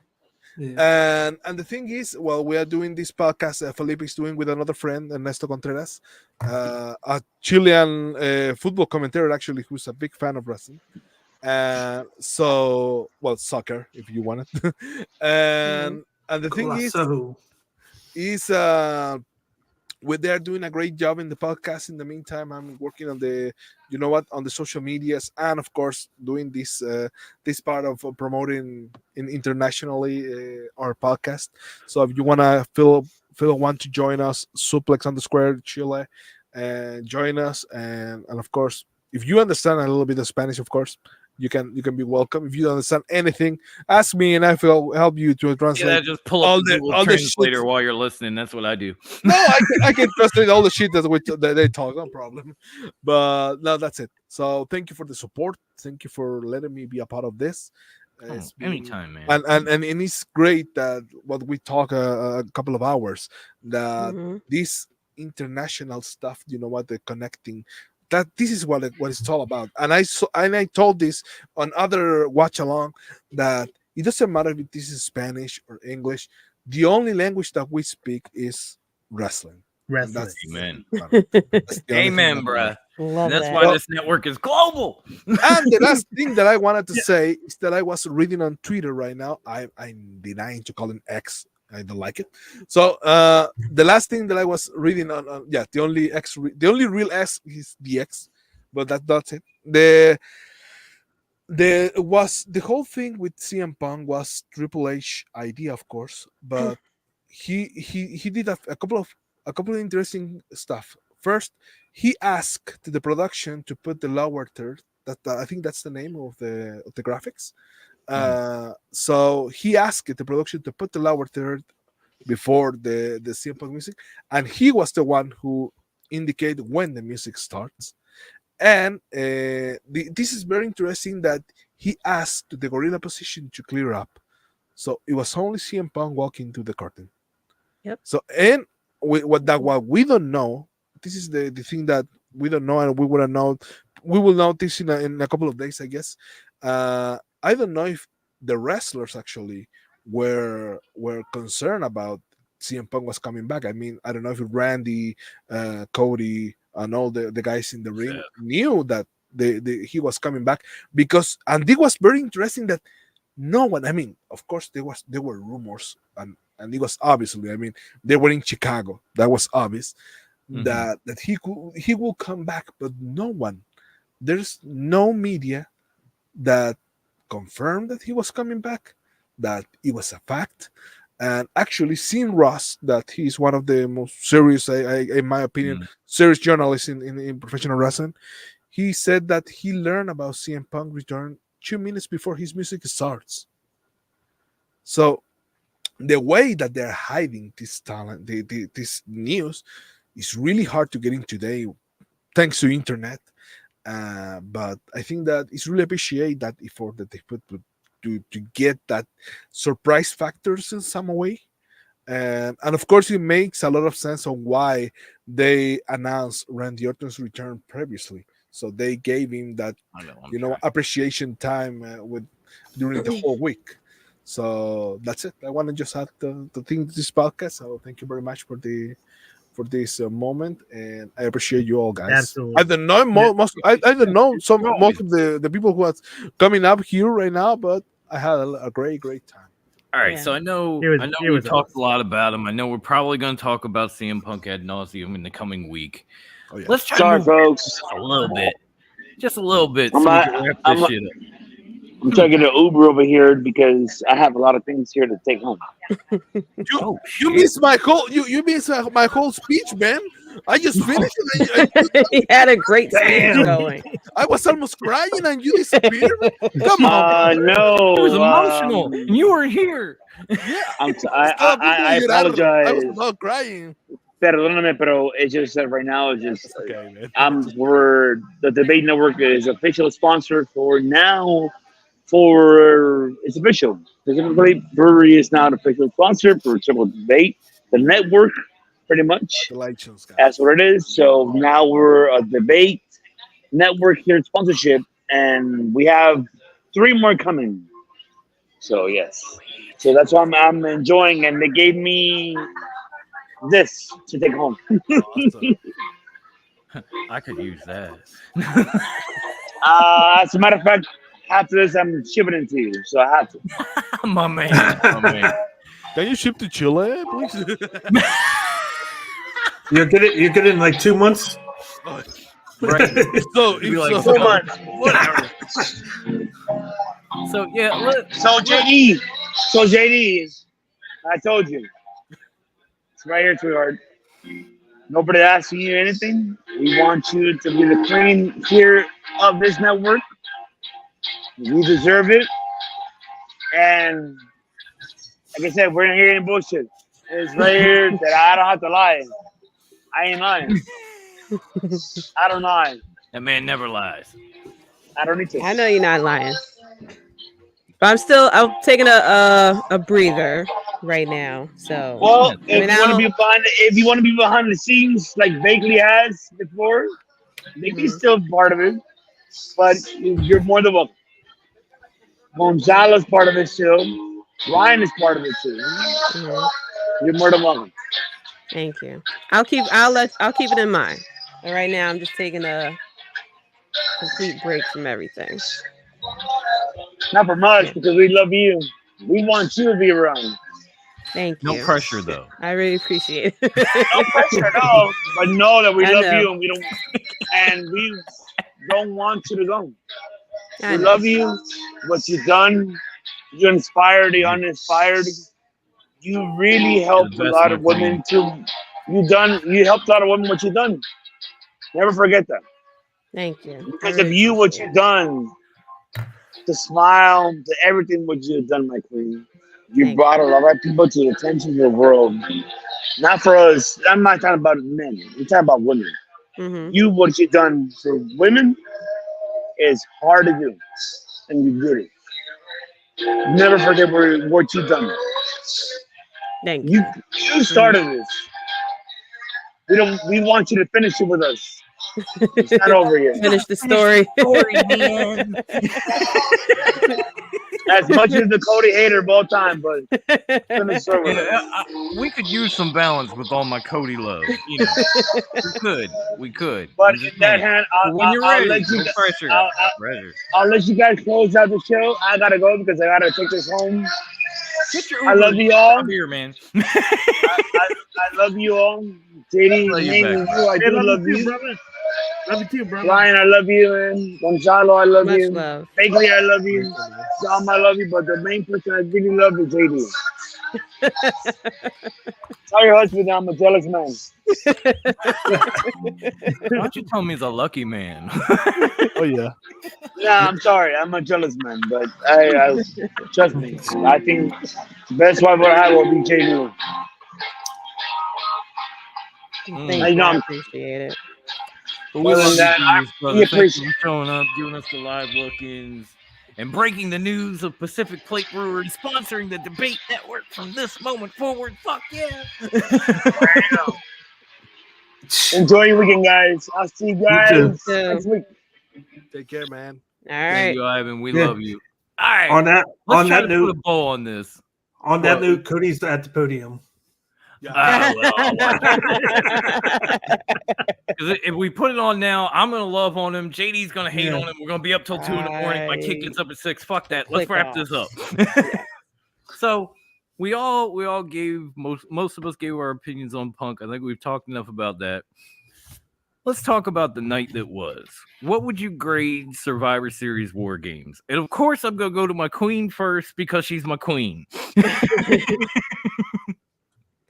I'll give it an A.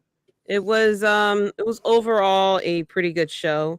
Like it felt short, and I don't know if it felt short because I'm used to longer pay-per-views, especially with AEW. So now that we have this 5-match thing that we do now with WWE under Triple H, it feels a lot shorter because it feels like the same time length as NXT.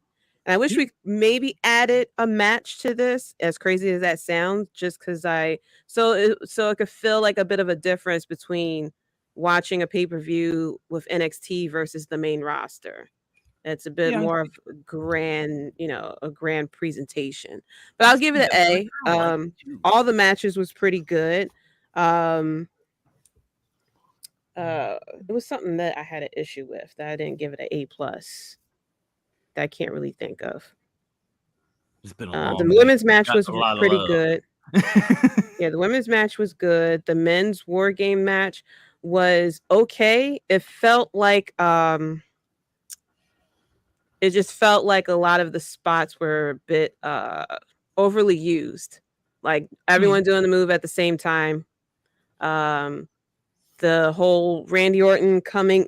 Is Randy Orton showing? That's the thing. Is Randy Orton showing up? Is he not showing up after we already said he was showing up because Cody called him in a favor and said he was coming? So it was just a lot of unnecessary things that really didn't be needed. Yeah. But I get it. You have to sports entertain it all.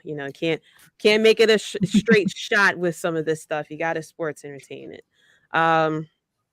The IC title match was good. It felt like it ended abruptly as well.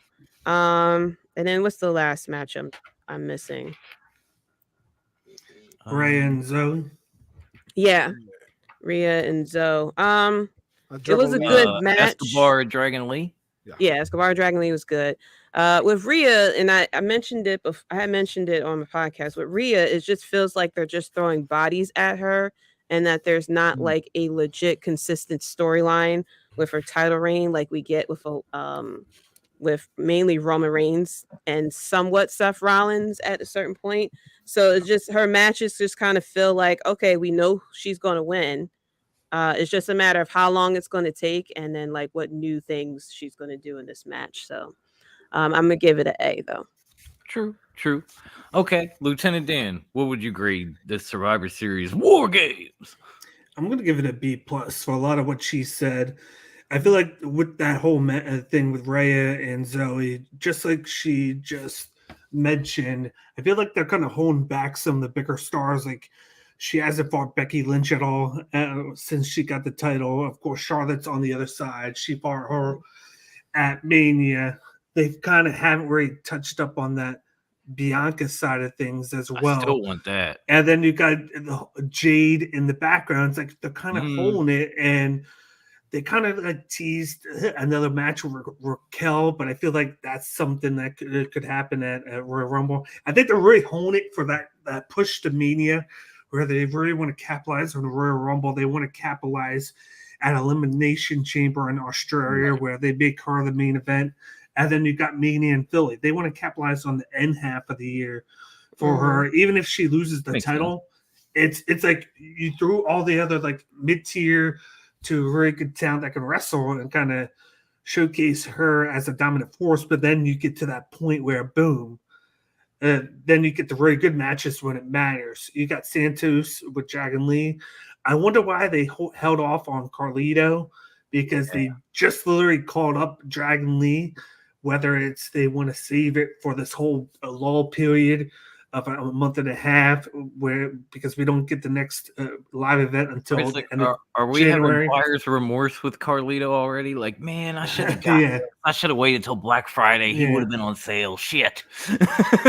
but let's to see, like, after a year being in there, now they're pulling the trigger on Santos Escobar. I feel like he could be a guy that could win that U.S. title by Mania. So I like the start of the push. You give him his music back. He's the heel again.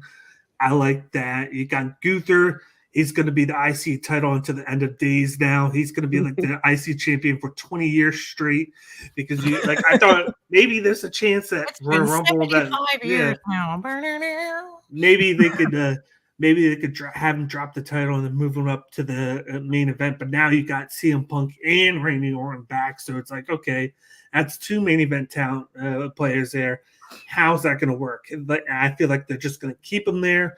It sucks, but at least it gives him relevancy, because he gives credibility back to that IC title. And if you let him hold on to it for this time, maybe you take one of those main event talent, knock them down to his level, and have them fight him for the IC title at Mania. That might be a way of working things out with him and somebody else, where he could beat somebody and elevates him, even though he's not necessarily on the main event scene.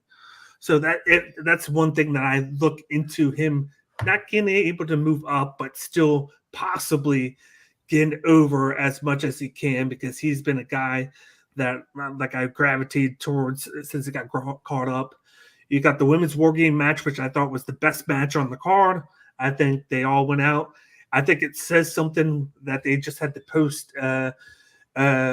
live event presser, and both Becky and Charlotte were at the podium at the same time talking together and laughing. Wow. So I think that's a good thing in the future. Maybe maybe it's something that's been squashed already. Maybe, just maybe, they become a tag team and go for those tag titles. Who knows? Because you got all those women on both sides of things, especially with Jade going up. There's a lot of possibilities now. And maybe they can actually do something with that women's tag division that they haven't done since, Trinity and Mercedes left, because Vince didn't like care about it. Something on Monday, but it was a little whack. So that would make a lot of sense. And then you got the men's side. That's why I felt something was off with the men's side, because they tried to fit everything in, whether it was time restraint, whether it was they wanted to give enough time to do the Punk reveal. Something just didn't seem right. They had plenty of time for everybody to get in the match and put their things in. But once they were like, okay, it's starting now, War Games has started, I felt like there was only 5 minutes. Whereas with the women, there at least was like 15 minutes, I felt like, because it started the pay-per-view live event. I felt like they just rushed it. They got the finish. It was like, boom. If they didn't have any time to breathe, all the moves were in unison, like with everybody's doing the DT.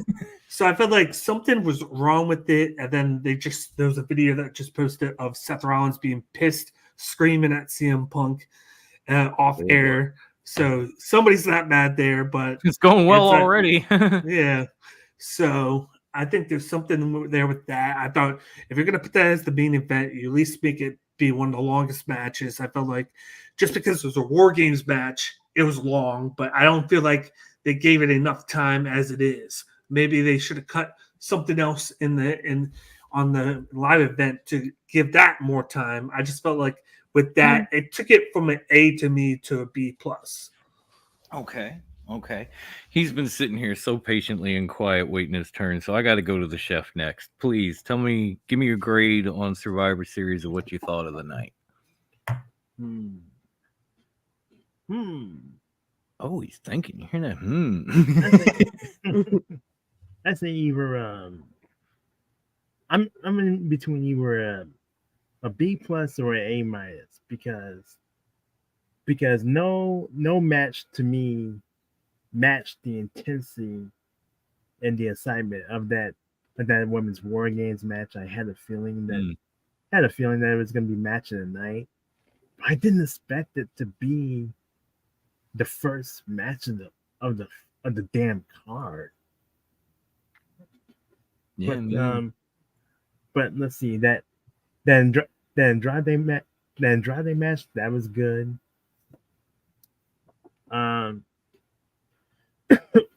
Excuse me. The men's War Game match. It still is a little bit bitter that Randy should have got that pin after he hit the RKO. That I don't know about you guys, but Randy really should have got that pin instead of Cody. In my personal opinion, I'm thinking about what they're going to do tomorrow night. Especially I have a strong feeling that we're going to see CM Punk. Tomorrow night to kick off the Raw after Survivor Series. And does anybody think that does anybody think that there's really anybody that can challenge Mommy at this point for the women's title? Oh shit, Bianca maybe. Becky? She's never got a shot at her. I was thinking Bianca. Jade, if they bring her in, maybe. But that'd be like one of her first matches, so that's kind of hard to imagine. So I'm leaning towards Bianca.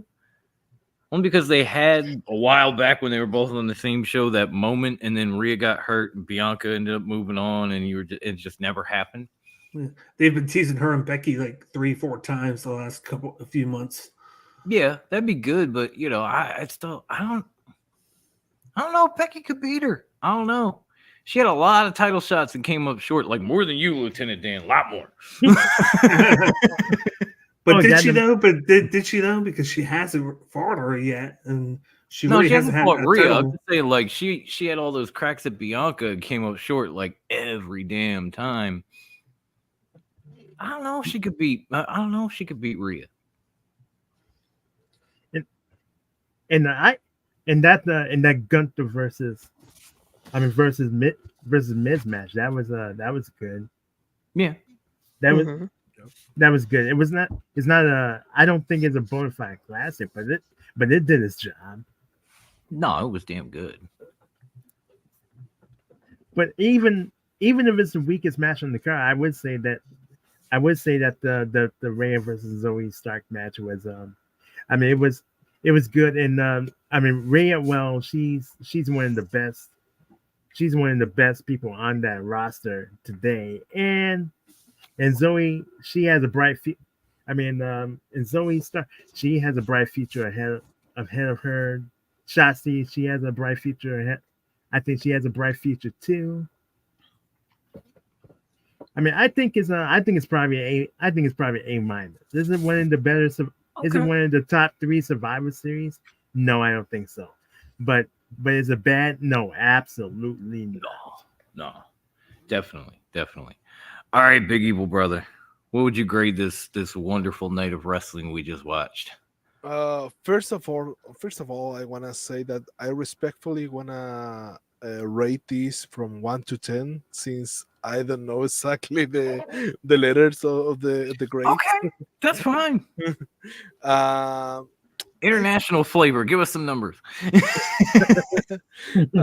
think that the War Games, the women's War War Games match was solid to start the pay-per-view. It was a very good way. Um, and of course I think the real winner of that match was Chatsi, that she got her moment. She bright because let's be honest, we all know what Charlotte, Bianca, and Becky are capable to do.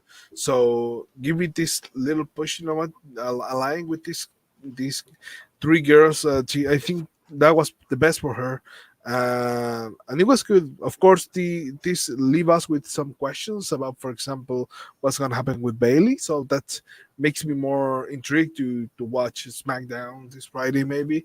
So it was a very good way to start the pay-per-view. I think that a lot of people don't give a lot of props, but the first match of a pay-per-view only always matters because it was gonna be the way that it drives you to the rest of the pay-per-view.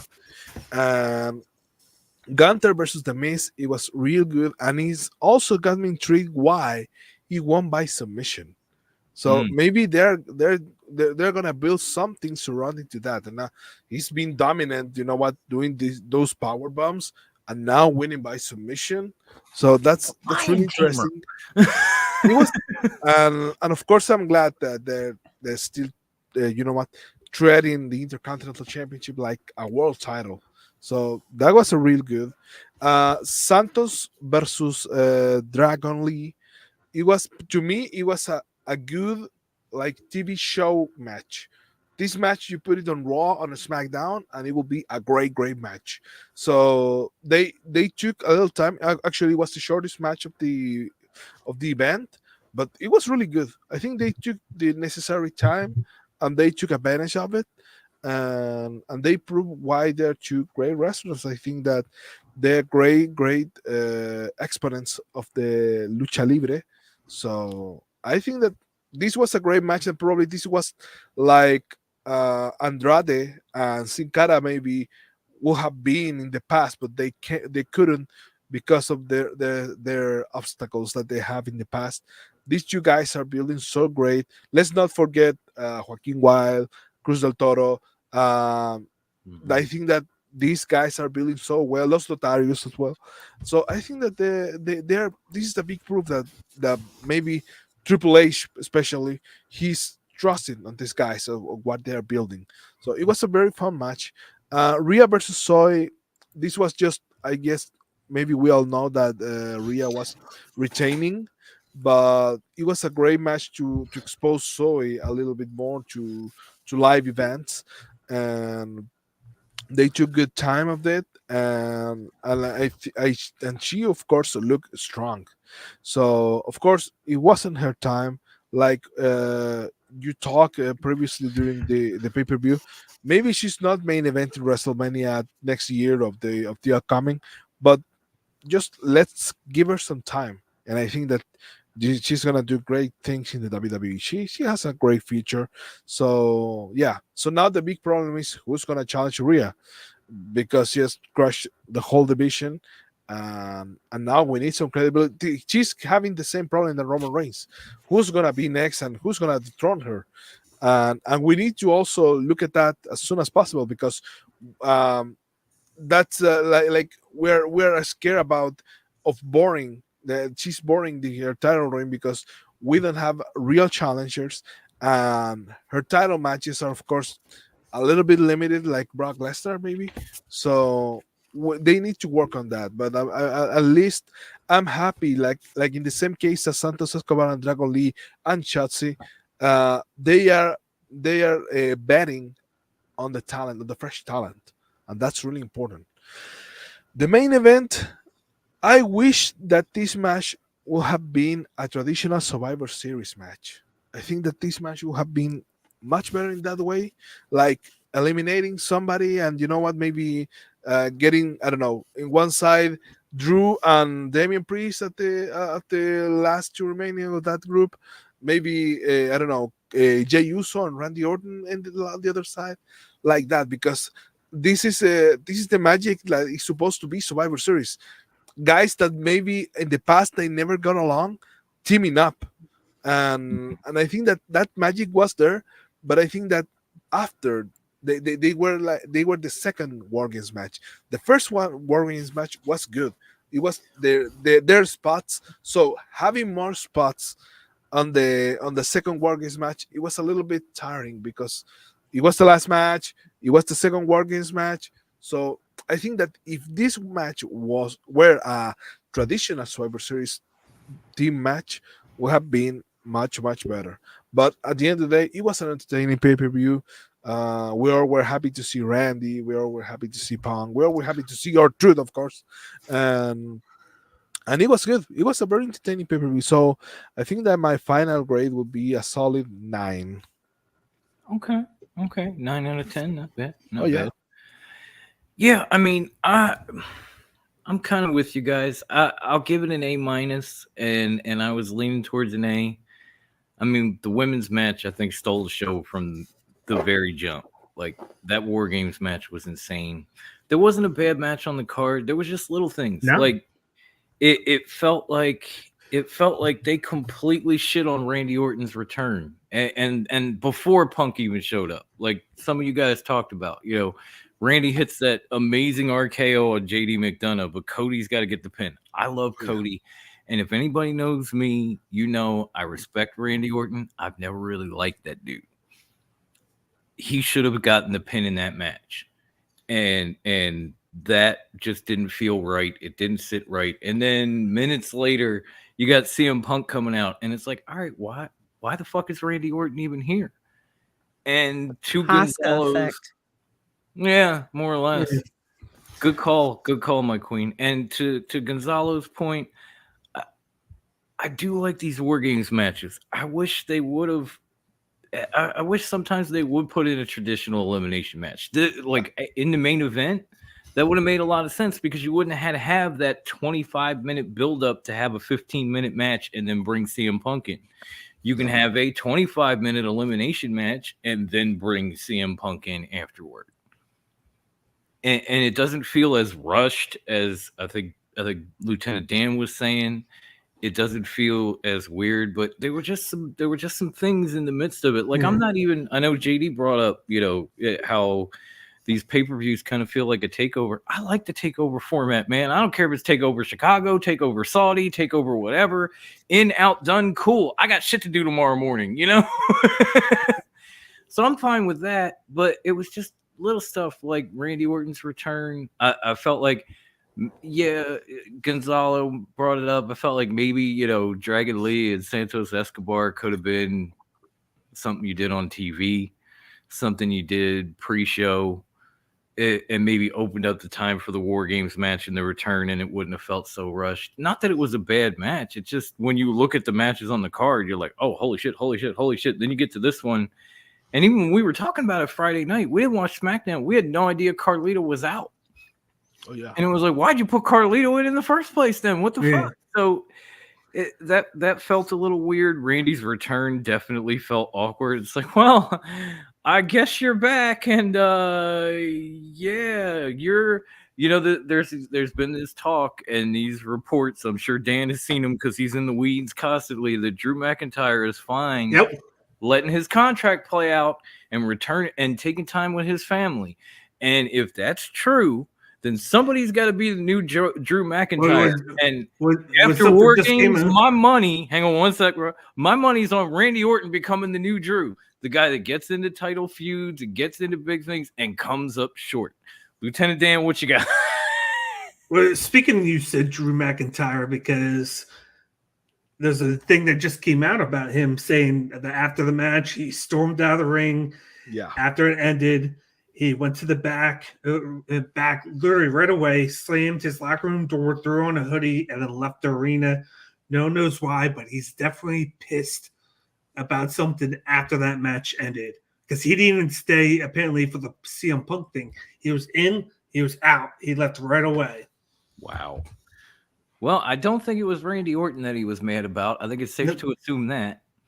So probably. So you have that. You have Michael Cole having to hold back Seth Rollins as CM Punk is going out. Like he literally, there's a video of Michael Cole holding back him while Sami Zayn and Cody are right next to Seth Rollins, and Seth Rollins was livid. You still had, it was kind of funny that they had Randy Orton and Jey Uso in the ring shaking hands. And this is all off camera, of course, with Judgment Day on the opposite side. So there's a lot going on that some of the actual wrestlers just found out about, and you're getting the first reactions of them seeing that he's there. So there's a lot of chaos that was kept off the air.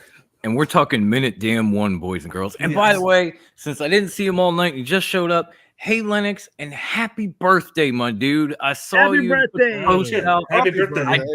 I had internet issues all day. I couldn't respond. So now that you're here, happy birthday, my friend. I hope you had a wonderful day. You enjoyed this show, and you enjoyed wrestling overall. So thank you for showing up, my dude. I appreciate you. Hope you had a great day. Hope everyone enjoyed the shit out of this. Do you guys even want to take the time to let the people know where they can find you? Because if not, it's okay. It really is. It's totally up to you guys. Are you cool with sticking around for a few more minutes? Absolutely. Wow, great. I'm going to get ready to go, though, since I got work. All right. Well, in that case, you know what? Fuck it. Ladies and gentlemen, thank you so much for tuning in. Thank you to everyone, including the panel that's still with me right to this very moment, for showing up and just having fun with me, enjoying wrestling, watching this show, dealing with some of the fallout from some of the end and beyond. We appreciate you all, and remember, you can find Top Rope, the Meatheads, the Wrestling Delorean, Title Fight Podcast, everything right here at the newly minted Debate Network. We will be back to you for definitely Dogging with De Niro. We may do a recap of Survivor Series. But until then, everybody enjoy your evening, enjoy your hopefully long weekend, and just enjoy wrestling. If it's not enough, you let somebody else drink it. All the folks on screen and all the folks that have been here tonight, once again, thank you, and we will catch you somewhere at some point where it ain't past fucking midnight, y'all. Enjoy your weekend, and JD, cover your ears. Fly, Eagles, fly. She's better than a white child with divorced parents. Boiled swordfish, rice pilaf, stewed carrots, fed with a Pinot. Cuban sparkle skino. Hitting her. Welcome, everybody. I know it's been a while, but we are back with the Meatheads podcast.